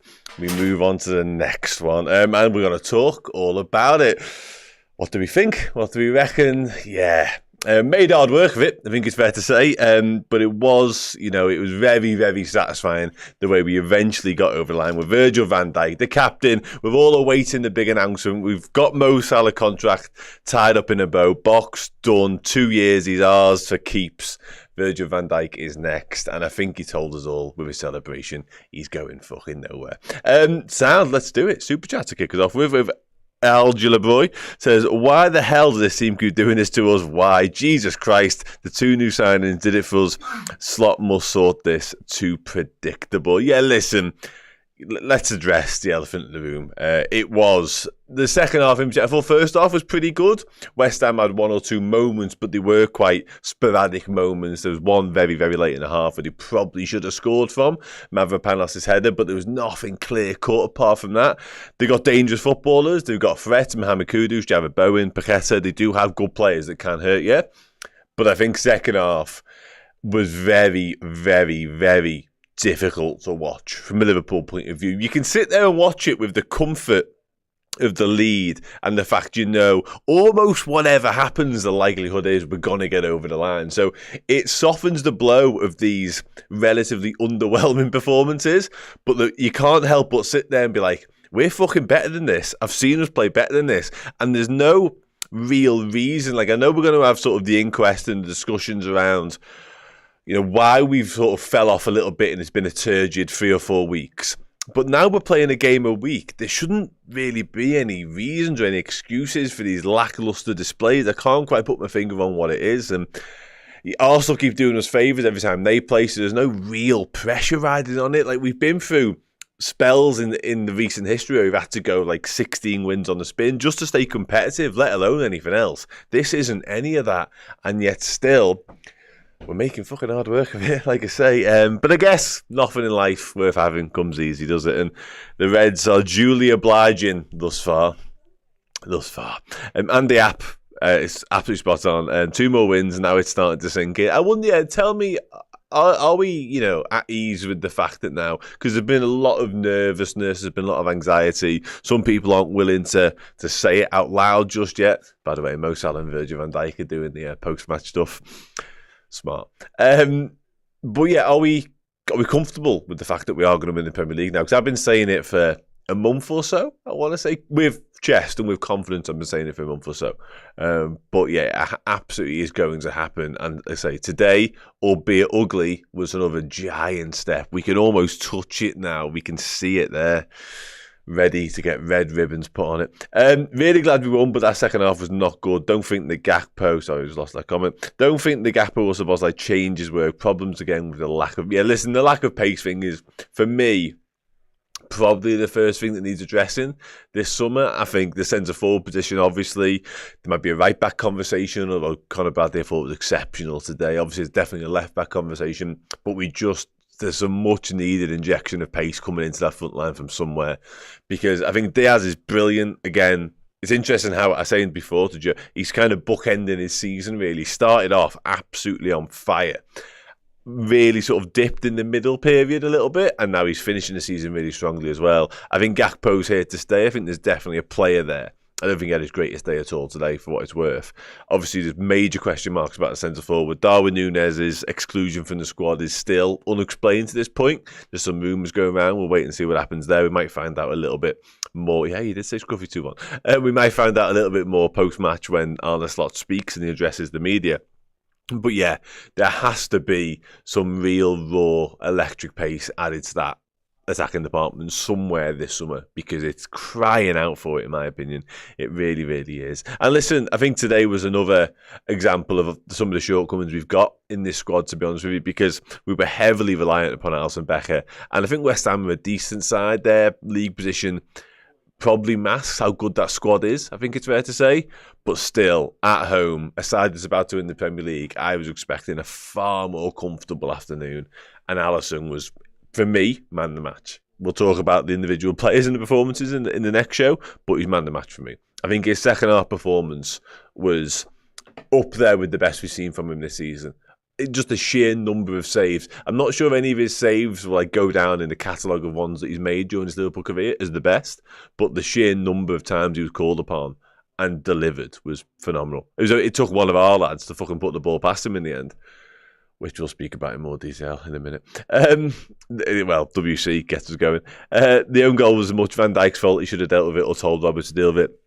I can only assume, and I am assuming, obviously, because Andy Robertson's reaction suggests that he was screaming at Van Dijk to leave that. I think Robbo thought he had it covered. I think he thought he was about to clear it. I'm watching it again now, and Van Dijk just gets there first. I don't know if he doesn't hear him or he just ignores him. But those two got in each other's way twice in the space of like 3 minutes. Van Dijk kicked Robbo in the jaw for the first one, and then the goal, which is just calamitous, obviously goes in off Robbo, so he's the one who gets the blame. But neither of them cover themselves in glory for either moment for me. Both going for the same ball on two separate occasions within about 2 minutes of each other. Doesn't scream great defending, does it? But yeah, Virgil van Dijk goes up the other end and fixes it. C says Virgil's a beautiful specimen. Beta says it's 100% Van Dijk's fault. Yeah, again, we're not privy to exactly how that played out in terms of who was shouting who and whatever. I think Van Dijk just thinks, he's got to take responsibility and try and deal with it wrongly, clearly, because what happened. Somebody a moment ago said, sort of picking up on the West Ham being decent point. I think they're all right. They've got like there's 2 or 3 players in their squad that a lot of clubs higher up the league would take a serious look at. I think Jared Bowen 2 years ago probably fits into that category as well. But Paqueta's clearly one if it wasn't for some controversy around him. Mohamed Kudus, I imagine, will be looked at by loads of clubs this summer. There's some good players there. There is. There just is. He is a good player. Quadboss says, anybody slags Verge, I'm in Holland, I never take the... Yeah, oh, you're in Holland? I did see an Netherlands chat a minute ago. Enjoy that. Soap McLavish says 3 points is 3 points, 2 more wins. Yeah, we are in that territory now. I might have to stop asking for polished, pristine Liverpool performances and just embrace the fact that we're just going to get over the line in whatever way, shape or form that comes. Because I've been front and centre of the I want to win it in style, I want to win it at Anfield brigade, because again, I've waited my entire life to see us do it. So I want to see us do it in the best possible way. I'm just starting to come to terms with the fact I might just have to let it be however it wants to be at this point, because I'm not getting my wish that we're doing it in style, and I might not get my wish if Arsenal keep dropping points that we'll get to do it at home against somebody. So, yeah, life's a shitter. Marcus says, what's up with us not controlling matches anymore? You tell me. I agree. For what it's worth, I do think some of the lads are running on fumes a little bit. I think the heavy reliance on a group of 12, 13 tops, and it's only really been extended to 13 in recent months when he started to put more trust in Wataru Endo to see out matches. I think it's taking its toll on a few of the lads. We were very easy to play through a number of times today for me, and I think it's evident how much busier Alisson has been, Keller before him, obviously. I think even defensively, we've been asked to do more work than we were at the start of the season. It felt like we were dominant in a lot of games. And once we took the lead, it was a nigh on impossibility that we're going to give it away. Doesn't quite feel as secure, does it, these days? And the West Ham goal, for example, today was coming and then some. Like, you couldn't really begrudging it, the fact when it came, because Alisson had made 3 or 4 saves at the bar once or twice. Like, yeah, they probably deserved at least a goal from the contest. I think it's fair to say. That Anglo-Saxon bloke, with Super Chat, thank you very much, says, Klopp tactics are much more pleasing to the eye. Blow teams away with pace and power. Slot tactics, much more score a goal and contain. The problem is, listen, I don't disagree with the general sense of what you're getting at there. I don't agree with the below comment attached to it, though. On this, I don't agree with that at all. What I will say, on the point about us not really being able to control games. I think that's evident by the fact we're conceding goals and we're not controlling football matches. But what is not alarming but intriguing to me today is the fact that when we do concede, we respond brilliantly. Like, we nearly score instantly after it with Diaz hits the bar. And we do score from the resulting corner. Everything goes up a notch, a gear or two, immediately, like the click of a fingers. All of a sudden, we've sparked into life. The crowd's up, the players are at it, the tempo's been raised 3 or 4 levels. Like, we've clearly got that in us. We've got that capability. So to the point the original Super Chat makes, I'm half with you in so much as, why don't we just blow teams away a little bit? Because we're miles better than West Ham. Of course we are. Like, we're so clear of them. So just do it. Like, just be better than them and just destroy them. Beat them out of sight before the hour mark and then make your changes. Get to 3, get to 4-0, and then we'll be comfortable. We can cruise the rest of the way down. We can take players off. You can rest players. It feels odd to me, and maybe it is a fatigue thing, maybe it is a game management thing. I'm not quite sure, but we've clearly got it within our realms of possibility and our capabilities to just dismantle West Ham United. Like, that's obvious. But anyway, that's just me. When will Elliot get a chance? Honestly, the problem today, I would have liked Javier to start the game today. I said that before the match kicked off. I think it was tailor-made for a bit of Harvey Elliott, to be honest. I think he'd have added a lot to the performance, personally, and he's clearly got more energy than most because he's barely played to the point. I think as the game wore on, once he'd made the 4 subs, I think he could have been involved in those 4 subs to begin with. It was Szoboszlai for Jones. That could have easily been Harvey Elliott for Jones for me, but again, whatever. But the 5th one had to be Endo because we'd lost complete control. West Ham were piling on the pressure. It would have been quite a bold move to go Harvey Elliott at that point because he's a very attacking change and he adds potential threats and he adds the potential to score again for us, which might have been welcomed, but also he doesn't make us more solid. He doesn't help us shut down defensive situations at all. So it was never likely to be Harvey Elliott by that juncture. But still, I don't understand why we're not seeing more of him. And I bet you any money he understands even less why we're not seeing more of him. Let's put it like that. I shouldn't have taken Kostas off. I think he's always likely to. I think Kostas and Bradley were both pre-planned substitutions, for what it's worth. I think Bradley probably only had an hour in him. I saw the comment a minute ago about Bradley. I thought he was brilliant as well. It was just so refreshing to see a proper, and this is no disrespect to Curtis Jones or Joe Quanta as footballers, but a proper out-and-out right-back, a lad who's done it all his life. That's his trade. That's what he does.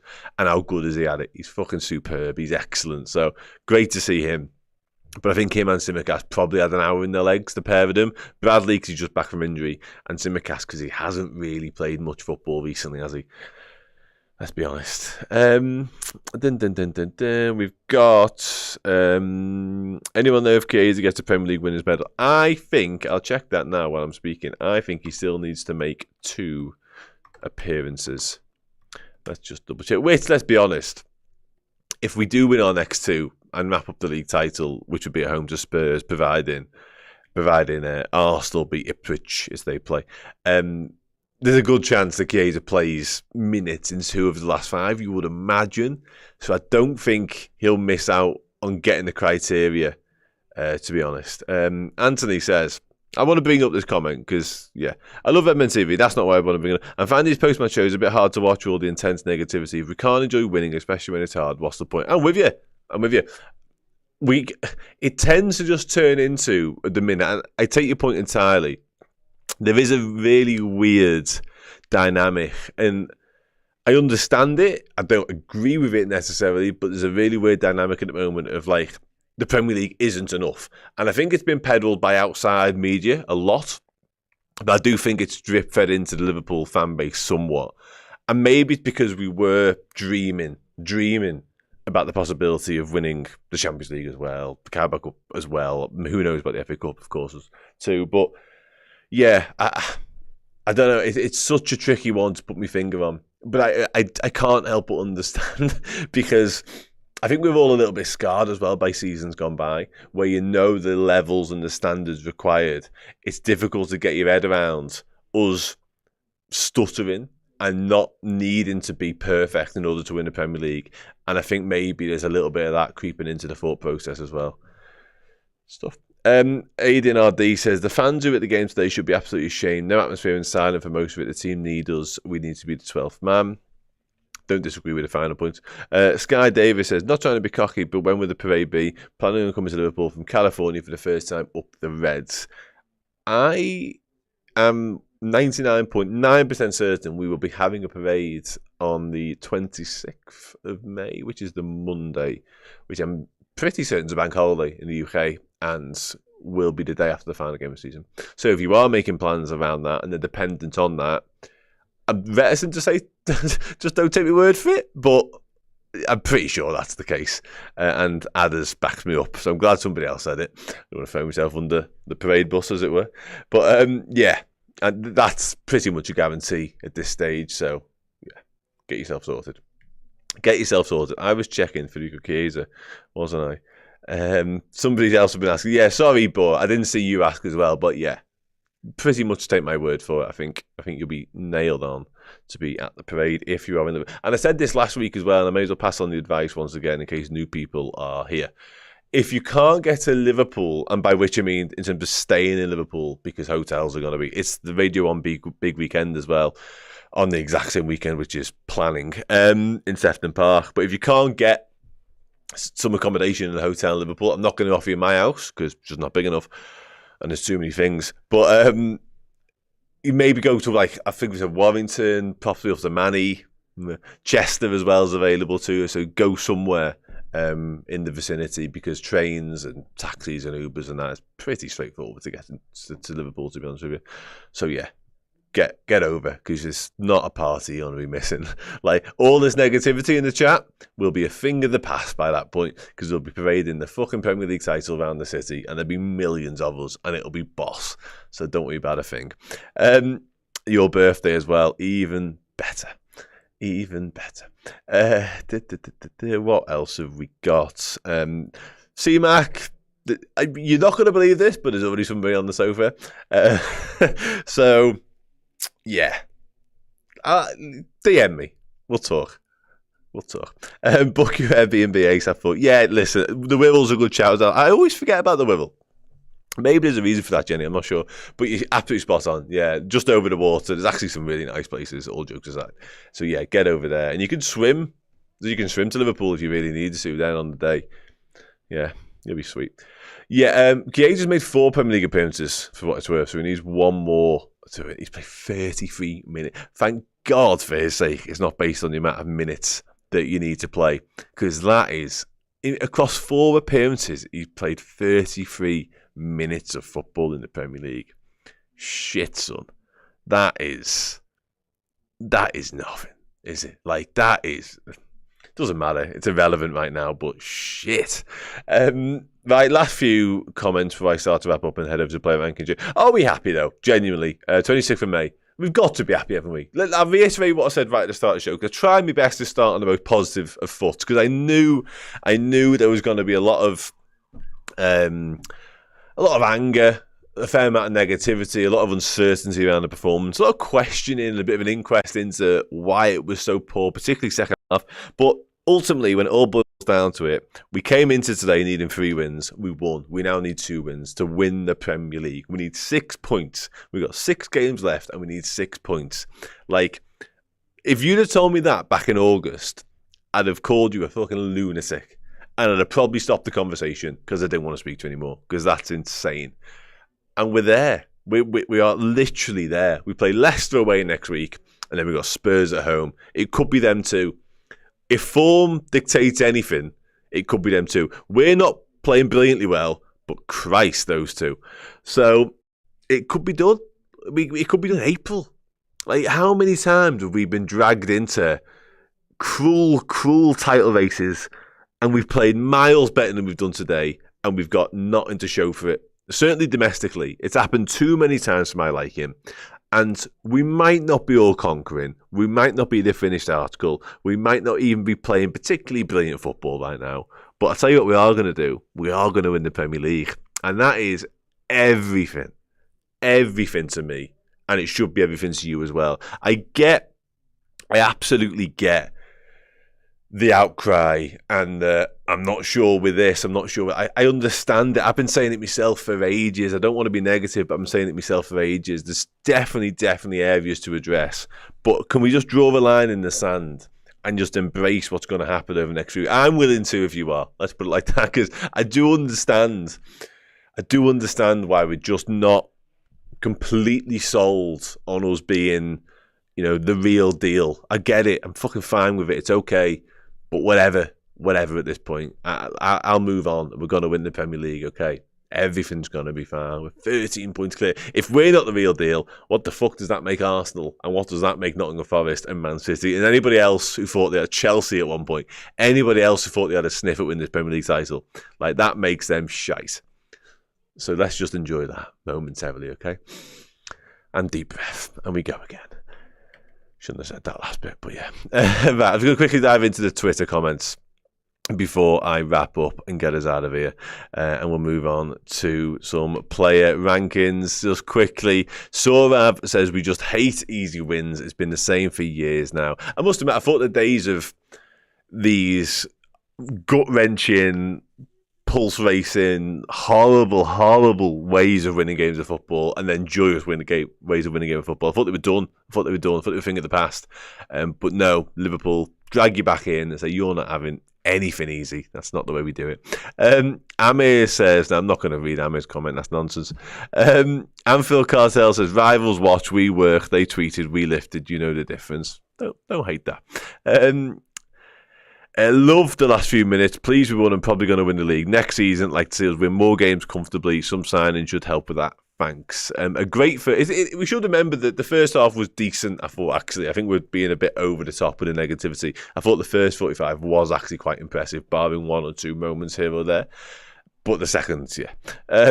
Followed by what has become quite typical of late. Subs made nothing better. Ali was superb. West Ham deserves something out of that. Huge moment for Virg. Captain's gone. There is something in the script writers for Virgil, isn't there? Like, Mo Salah has his semi-moment. By the way, he looked distraught getting taken off. He was desperate to score today. I wonder what he had in store for us celebration-wise. But for Van Dijk, the captain, culpable at the other end for the equaliser, and then to go up and score. He should score more headers for me, but that's a different conversation. But with us all waiting, and almost, we kind of know it's coming, that contract announcement, but it hasn't arrived yet. So for him to score and then kiss the badge, love it. Love to see it. Last couple of Twitter chats now. I'll dive back into the YouTube, then I'll wrap up and get out of here. Sam Craddock. And people wonder why we go down a negative route. Wait for this. To be honest, it was pathetic second half, glossed over by Virgil's winner, and then a little bit of positivity finish. Massive win, though, with 2 games left till it's ours. There you go. You saved yourself at the end. You've had me in the first half, Sam. You've had me in the first half.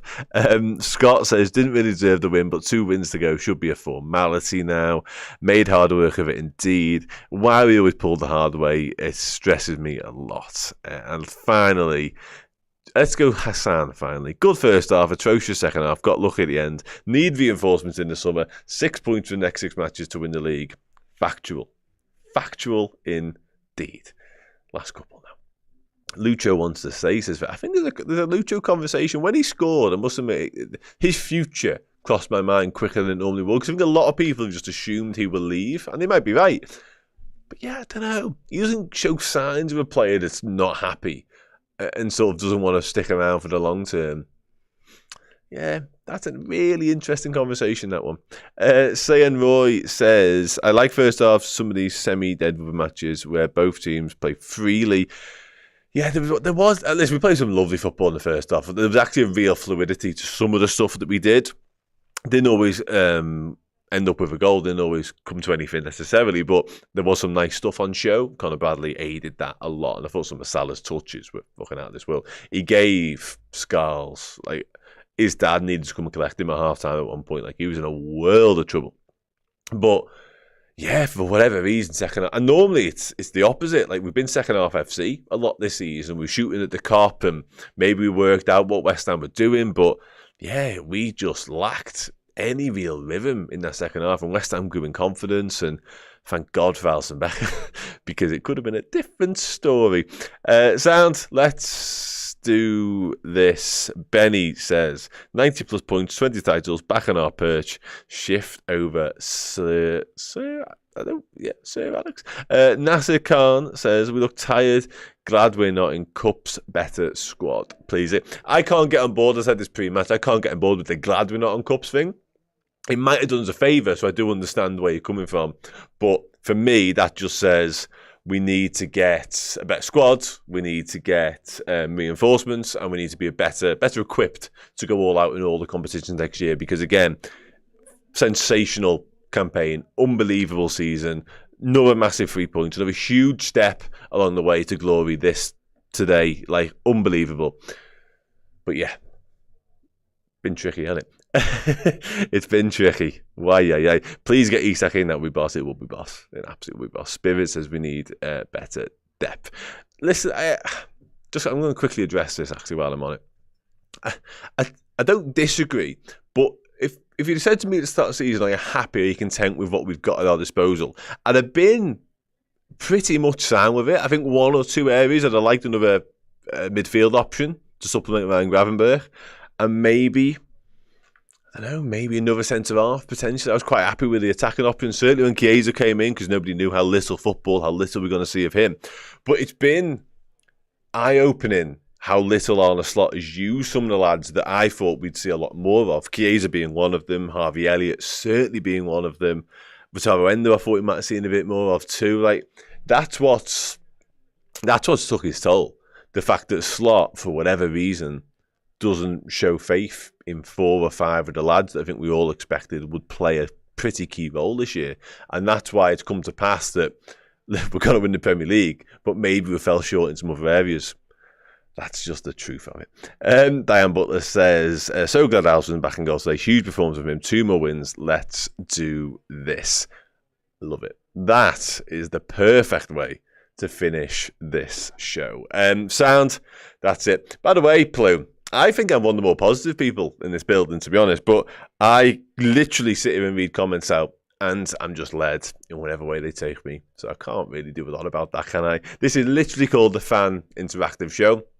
Therefore, it's up to you guys to tell me kind of what to talk about. So yeah, sorry about that. Sound, that's us done for this. Come and join me on the player rankings part of the show, where I pick up a player's face and put him from boss sound to probably not you messing.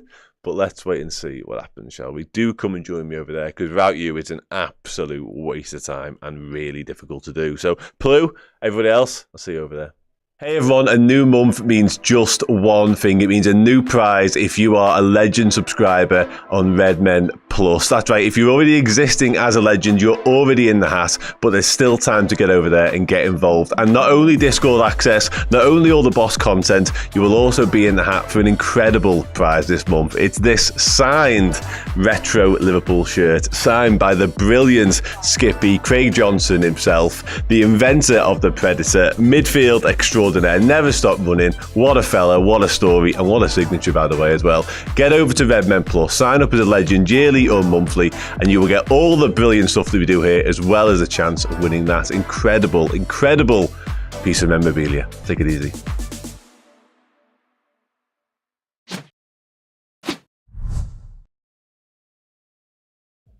Hello everybody, welcome back to the Player Rankings Show. After Liverpool beat West Ham 2-1, made hard work of it, yes, but is it another win on the road to glory, on the road to a Premier League title, on the road to league title number 20? Yes, and yes again it is. 13 points clear, 2 more wins required. Job done. We don't need to speak another word about the performance, apart from when we do the next 20 minutes in a second. But yeah, it was sound. Virgil van Dijk, the hero. Luis Diaz with a lovely goal in the first half as well. It was sound. Don't worry about a thing. The details are just exactly that. They're the details. Don't concern yourself with them. I've got to quickly address the super chat before we move on, because it came right as I was wrapping up the last show. It's from Christopher Mancini, lovely name, who says, why do people complain? Great match. Not every team is going to bend over. West Ham deserve credit for not folding. Great game. Absolutely. And I think I often am probably guilty of this, because I expect such high standards from Liverpool week in, week out. Every single time they take to a pitch, I think, well, we're miles better than insert opposition's name here. Therefore, especially at Anfield, therefore it should be comfortable. And I know football isn't played like that. I've watched enough of it down the years to understand that completely. But you've got to factor in that no matter what that team's got at stake and what they're playing for, Liverpool's a massive scalp. Anfield's always a huge occasion for any visiting team. Therefore, the likelihood is they're going to put in a proper shift and try and get something out of the game. And to their credit, West Ham did that, and they very nearly succeeded as well. But thankfully, Virgil van Dijk made amends up one end, let's put it that way, after making a bit of a difficult situation. Sorry, I'm just... Errol always has conversations with a magnet, Dan. How do I top that? Cisse, listen, I'm a lot of things. I like to think I'm a bit of a realist, but I'm not sure I can have a conversation with a magnet. We'll see how we go. We'll see what happens over the next 20, eh? But I'll be honest, I don't see it. Right, let's do this instead, shall we? Alisson Becker. We're starting strong in Alisson Becker, aren't we? We are starting strong in Alisson Becker. It was... Without meaning to sound too critical of Kieran Keller, who I think is an excellent goalkeeper, really, really is, top-level goalkeeper, this lad's the best in the world. And he continues to show us why he is the best in the world. And today, whilst none of his saves, again, I said it a moment ago, might go down in his top 10 greatest of all time, it was a string of important saves at pivotal times, and the only way he was actually beaten today was when Andy Robbo, stroke Virgil van Dijk, decided to stick it past him. No West Ham player was beating this fella today. He was incredible, absolutely incredible. Some fingertip saves onto the top of crossbars, one-on-one against Jared Bowen, who was unbelievable, and to do that, having been out for a few weeks, you might think, okay, is he a little bit cold, is he a little bit rusty? None of it. Absolutely none of it. Major contender for man of the match for me. Just sensational. So let's do it. Right up there, isn't he? Let's have it right. Right up there. Jenny says totally boss. Ali, best goalkeeper in the world. I'm going to fight Madrid's Courtois. Alisson boss Becker. We've got top boss there. We've got Alisson boss as well. Yeah, just boss. And man of the match out for Michael too. Yeah. Okay. Sounds Conor Bradley. Just, again, so refreshing to have Conor Bradley back, isn't it? Just getting a right back who has done it forever and knows what it takes to do that job well. And I think he attacks when it's required, he gets back and defends and does his job there when it's required. Yeah, very, very, very high level right back, and we're very, very fortunate to have him, because we say it a lot about the goalkeeper department, not many people have got understudies and backups to the level of Kelleher. Well, we've got in a similar vein with Trent and Conor Bradley. The future might look different. It might be Conor Bradley and then somebody else, or who knows. But for the here and now, Conor Bradley is some footballer. He really is. Conor boss, Bradley high sound. Boss Bradley, love to see him back. High sound, got a boss. I am really intrigued by some of Bradley's positioning and when he wanders into midfield, because he feels like he wants to do that a lot. And I imagine something that's been led by Arne Slot, of course. But he seems so comfortable as well. And he picks and chooses moments when to do it. Yeah, there's a real player there. There's a real player there. And I'm excited to see what happens next. And I must admit, there's been a lot made of the injury stuff around Conor, understandably, because he has had regular injury problems. But I checked the other day, when he was at Bolton on loan a few seasons ago, when he was even younger than he is now, of course, he played 53 games. And I know the intensity is different at League One than it's the Premier League, obviously, but he was, again, 2 years younger and nowhere near as developed. His body had got nowhere near as much minute in the tank. So to do that would suggest that perhaps injury problems are something else. Maybe it's maybe it's a stop-start nature of his seasons, I'm not sure. But yeah, there's definitely a player. Kostas Tsimikas. A lot of people a moment ago were suggesting, do we have the first? We have kind of got the first straddler, Mark. Yeah, you're right. Conor Bossley. Don't hate that. Middle to high sound, says Martin. I thought Kostas was decent, actually. Again, considering he's come in from the colder touch, because we haven't seen much of him at all recently. And it was a much-needed change. I think Robertson needed to be taking out the 5 in line. But yeah, I thought it was a good performance from Kostas. A lot of people, again, were suggesting that maybe when we took him off, things started unravelling a bit for us. I would only assume that was pre-planned and it was fitness-related as opposed to performance-related. I don't know whether he had much more than an hour in the tank. And who knows what the final 20 minutes would look like with him on the pitch. Sounds, lots of sounds. Exactly that, really. High sound, says Dicky. Fan of Drac, says sound. Costas, boss. Okay, we're going quite high on Costas. Did Costas make any crosses? No, but our fullbacks don't really do that anymore, do they? That was very a thing of the past, the touch, it feels like. A lot of their work comes up sort of linking up play with midfielders and attackers now. Okay, I think slightly lower than Connor, personally. Well, I've got no centre-halves. There we go. In a different position, that's all. Let's do Ibu. As good as Connor was, says Christopher Mancini. I think he's just below Connor's level. Feel free, if somebody else corrects me, I'll address it. Yeah, Ibu. Let's do Ibu. Jacob kicks us off with Ibu. We've gone from boss to low sound to Holly Bobs. Ibu boss. Okay, we are loving Ibu, aren't we? I don't know what's going on mid-chat for that to be said, but did that something I said? I think it's a Craig Johnston. I definitely spell it right. Anyway, by the by, not important right now. Ibu low sound, Canate sound. Ibu, how you messing? How you messing? So I just realised what I just said there. Shit in hell, no. Sound enough generally. We can't go from boss to you messing like. It's okay. That's wild. I'm gonna put him in mid sound, Ibu, and I think that kind of gets the balance of what we're talking about. We've had a couple of bosses, which I think is a little bit keen. I don't think he's anywhere near you messing personally. I think it was okay. So I do think he's okay. Some more people saying sounds, which is good. He got us into trouble once, certainly midway through the second half. He was at fault for what became another West Ham chance in a string of West Ham chances. Okay, Virgil van Dijk. Momentarily, we were in your messing territory, I think, for Virg. But he pulled himself and Liverpool out of shit. Didn't take long, did it? Virgil sound only because of the goal. Right, okay. Christopher says high sound for Virgil. How much credit do we give him for the goal, I guess? Because I tend to agree, his overall performance wasn't great. He nearly fucking beheaded Andy Robertson moments earlier. And then he has the mix-up with Andy Robertson, which, of course, leads to the own goal. And I don't think his all-round game, he didn't deal with a long ball over the top, which let Jared Bowen pick somebody out in the box as well. He wasn't having his greatest centre-half performance. But then he goes up the other end and scores the winner with a commanding, powerful header. So, yeah, I guess it all depends how much we enjoyed that moment, doesn't it, really? The goal saves him. Virgil van Dijk sounds. Who got man the match? Virgil.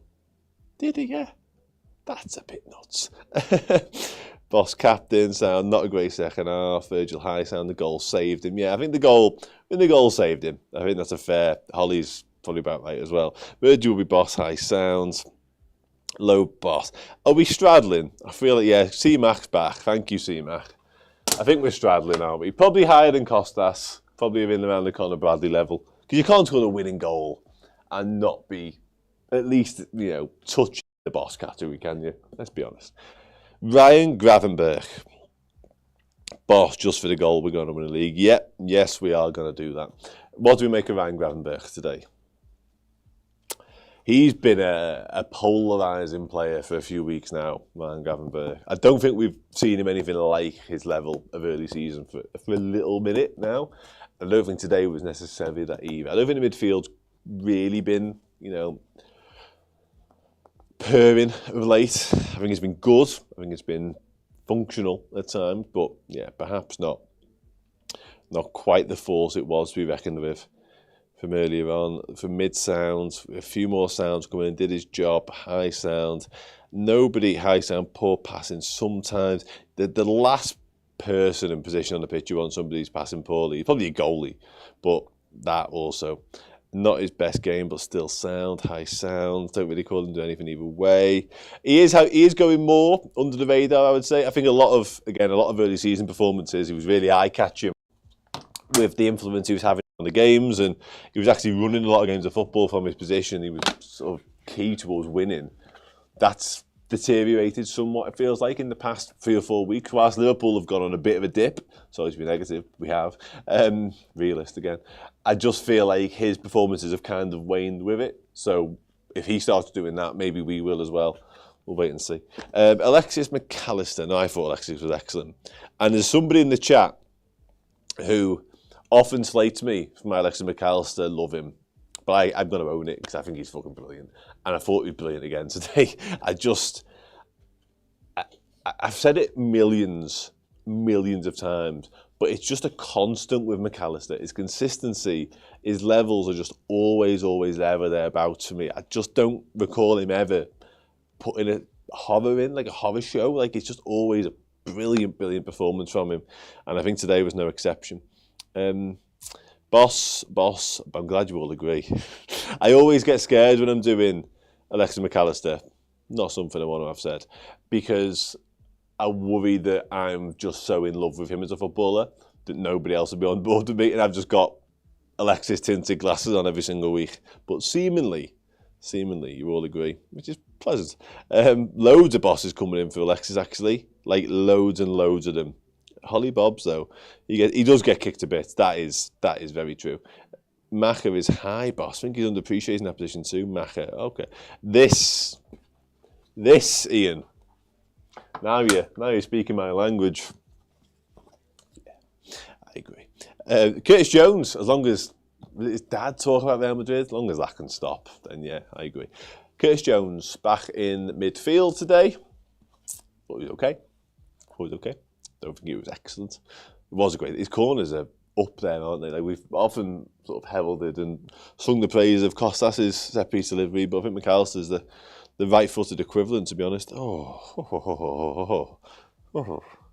I actually think he's got this. Listen, I think Xabi Alonso, I know Xabi Alonso had a better range of passing than Alexis McAllister. But I think in terms of like biting the tackle and that willingness to do the dirty work and the hard yards, I think McAllister might actually usurp Xabi Alonso, to be fair. But again, Xabi Alonso, just a cultured genius with the ball at his feet, wasn't he? So it's different.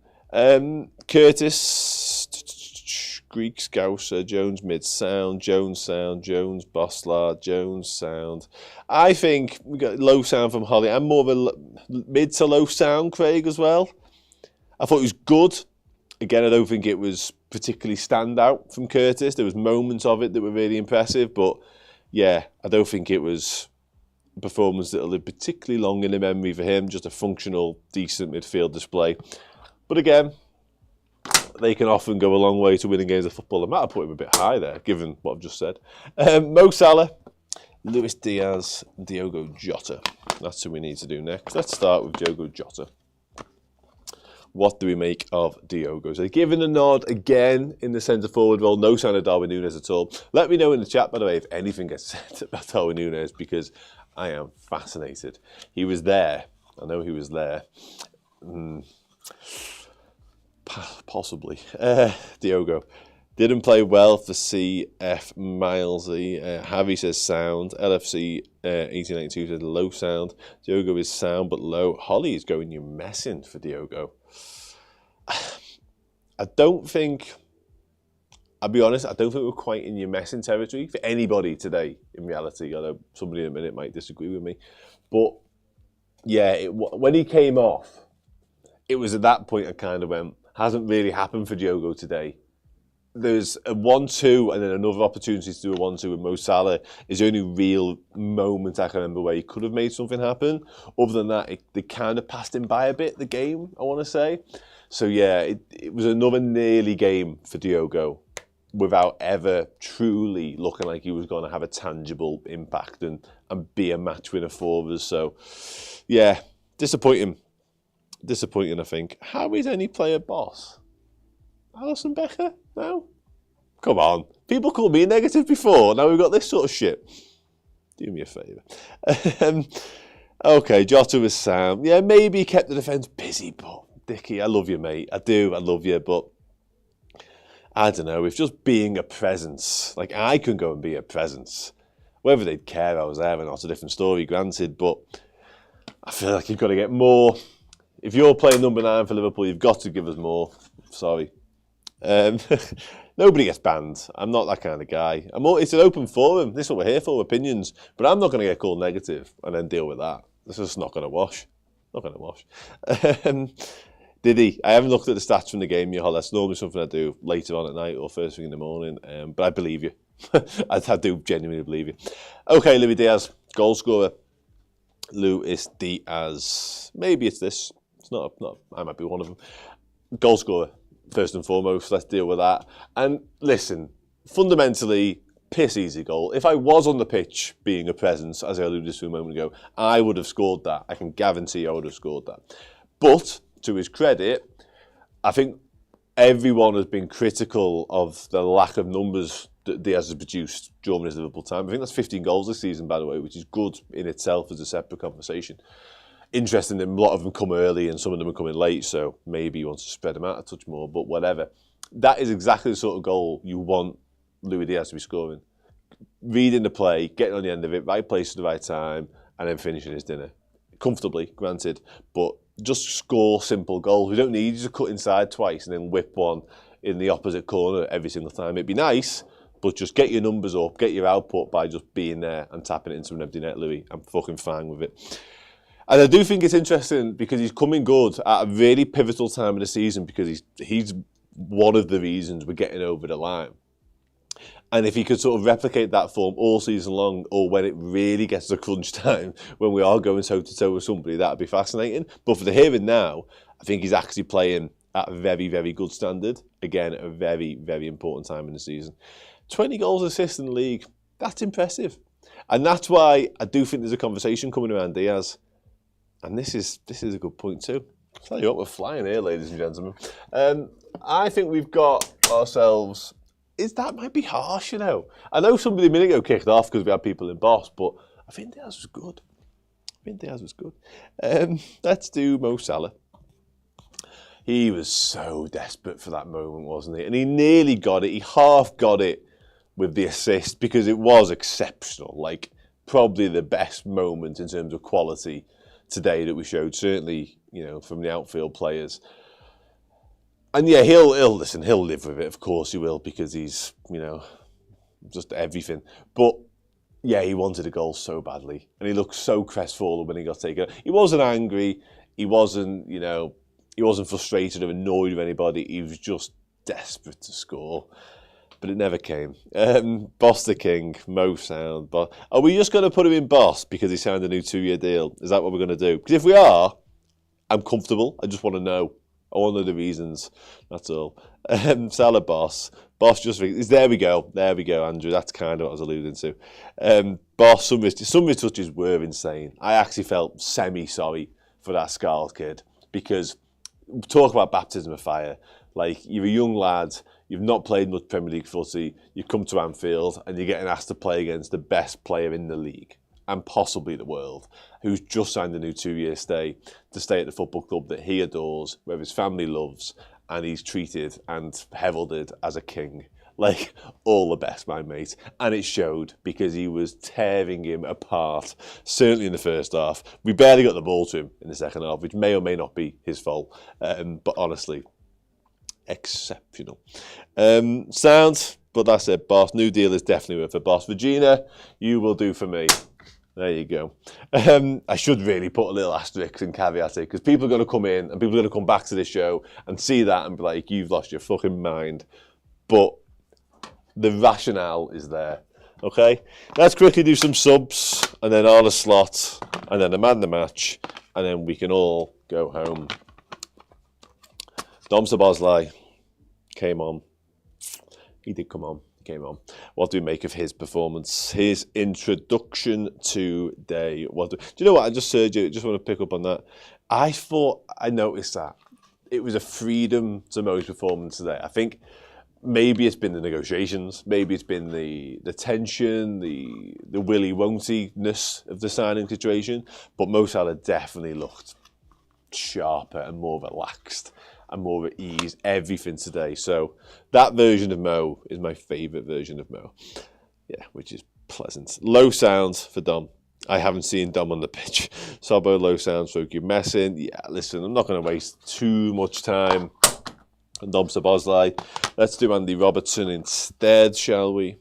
Ryan, that's a good... Is that what he said on post-match on Sky Sports, was it? Is that their analysis? Yeah. probably nail on the head, to be fair.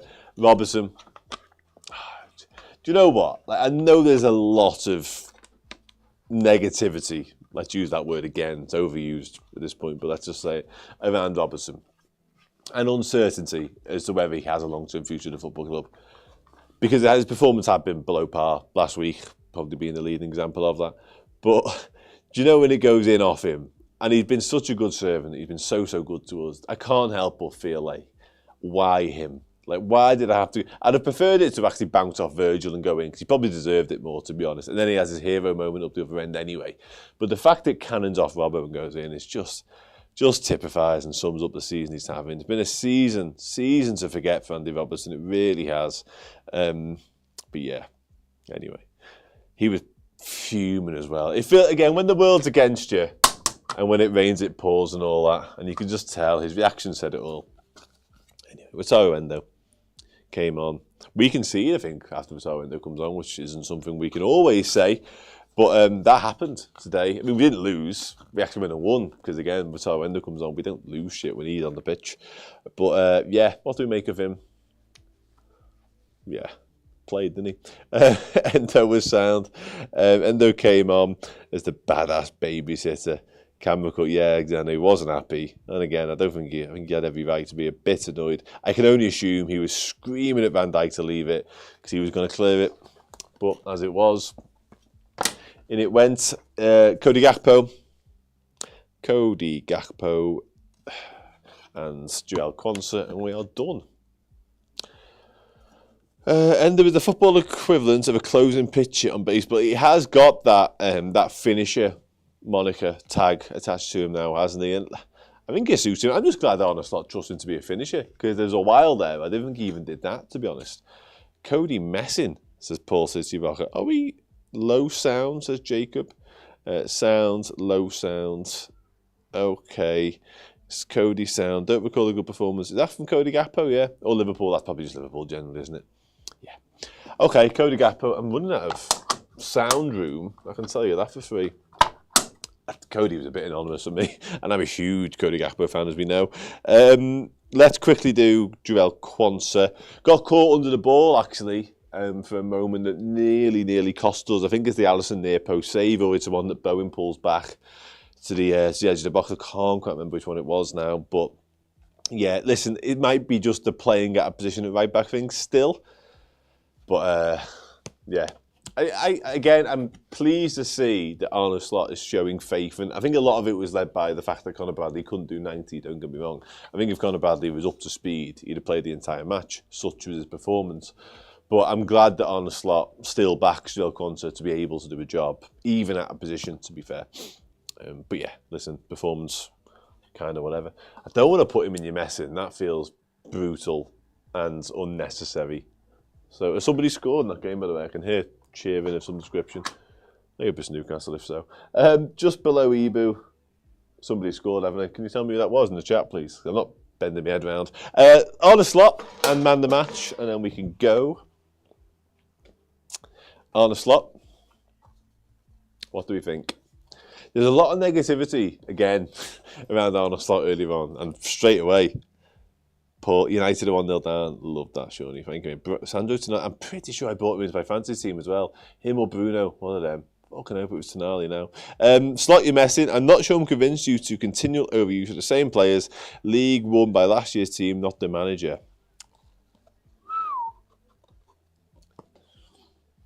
Make of that what you will. Slot was sound. Sound for the boss. Toonami, love that. Slot, you're messing. Poor choices today, says Holly. Yeah, there's a... Again, I reiterate the point I made earlier on. Like, I'm only led. These literal two shows are led by what you guys think. I'll have my say, in my opinion. Of course I will, because otherwise, what's the point? But yeah, there's genuine unrest when it comes to the Reds at the minute, and I do and don't get it in equal measure. I've done my whole spiel before about the fact we're top of the league, we're going to win the league, and everything's fucking sound. But there's a real bit of a disconnect almost. Cyan Roy says, please Dan, put Rob a bit higher. The own goal wasn't his fault. Sorry, let me just finish that comment. And he showed an exceptional chin. He did show an exceptional chin. I wondered what you meant for a second there. And then I realised the fact that Virgil van Dijk nearly kicked it clean off. Sound. Quickly, let's just do... Yeah, maybe that's it, Chris. I don't know. We have, like, good chats and stuff. Slot sounds. Slots. I like speaking to you guys. Sound. The subs weren't great, but that is down to the players you brought on. Yeah, the subs didn't help. They definitely didn't help. No. I don't know. Slot. Sound. I wish it wasn't sound.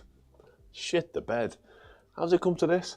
I'm gonna have to move somebody, and they're gonna be too high or too low for what they deserve. Do you know what? There's been enough of your messings. I'm gonna straddle him. I feel like he fell a little bit there behind me, but anyway. Man the match, quickly. Man the match. There's a pretty clear front runner, I think. Are we comfortable? Alisson Becker.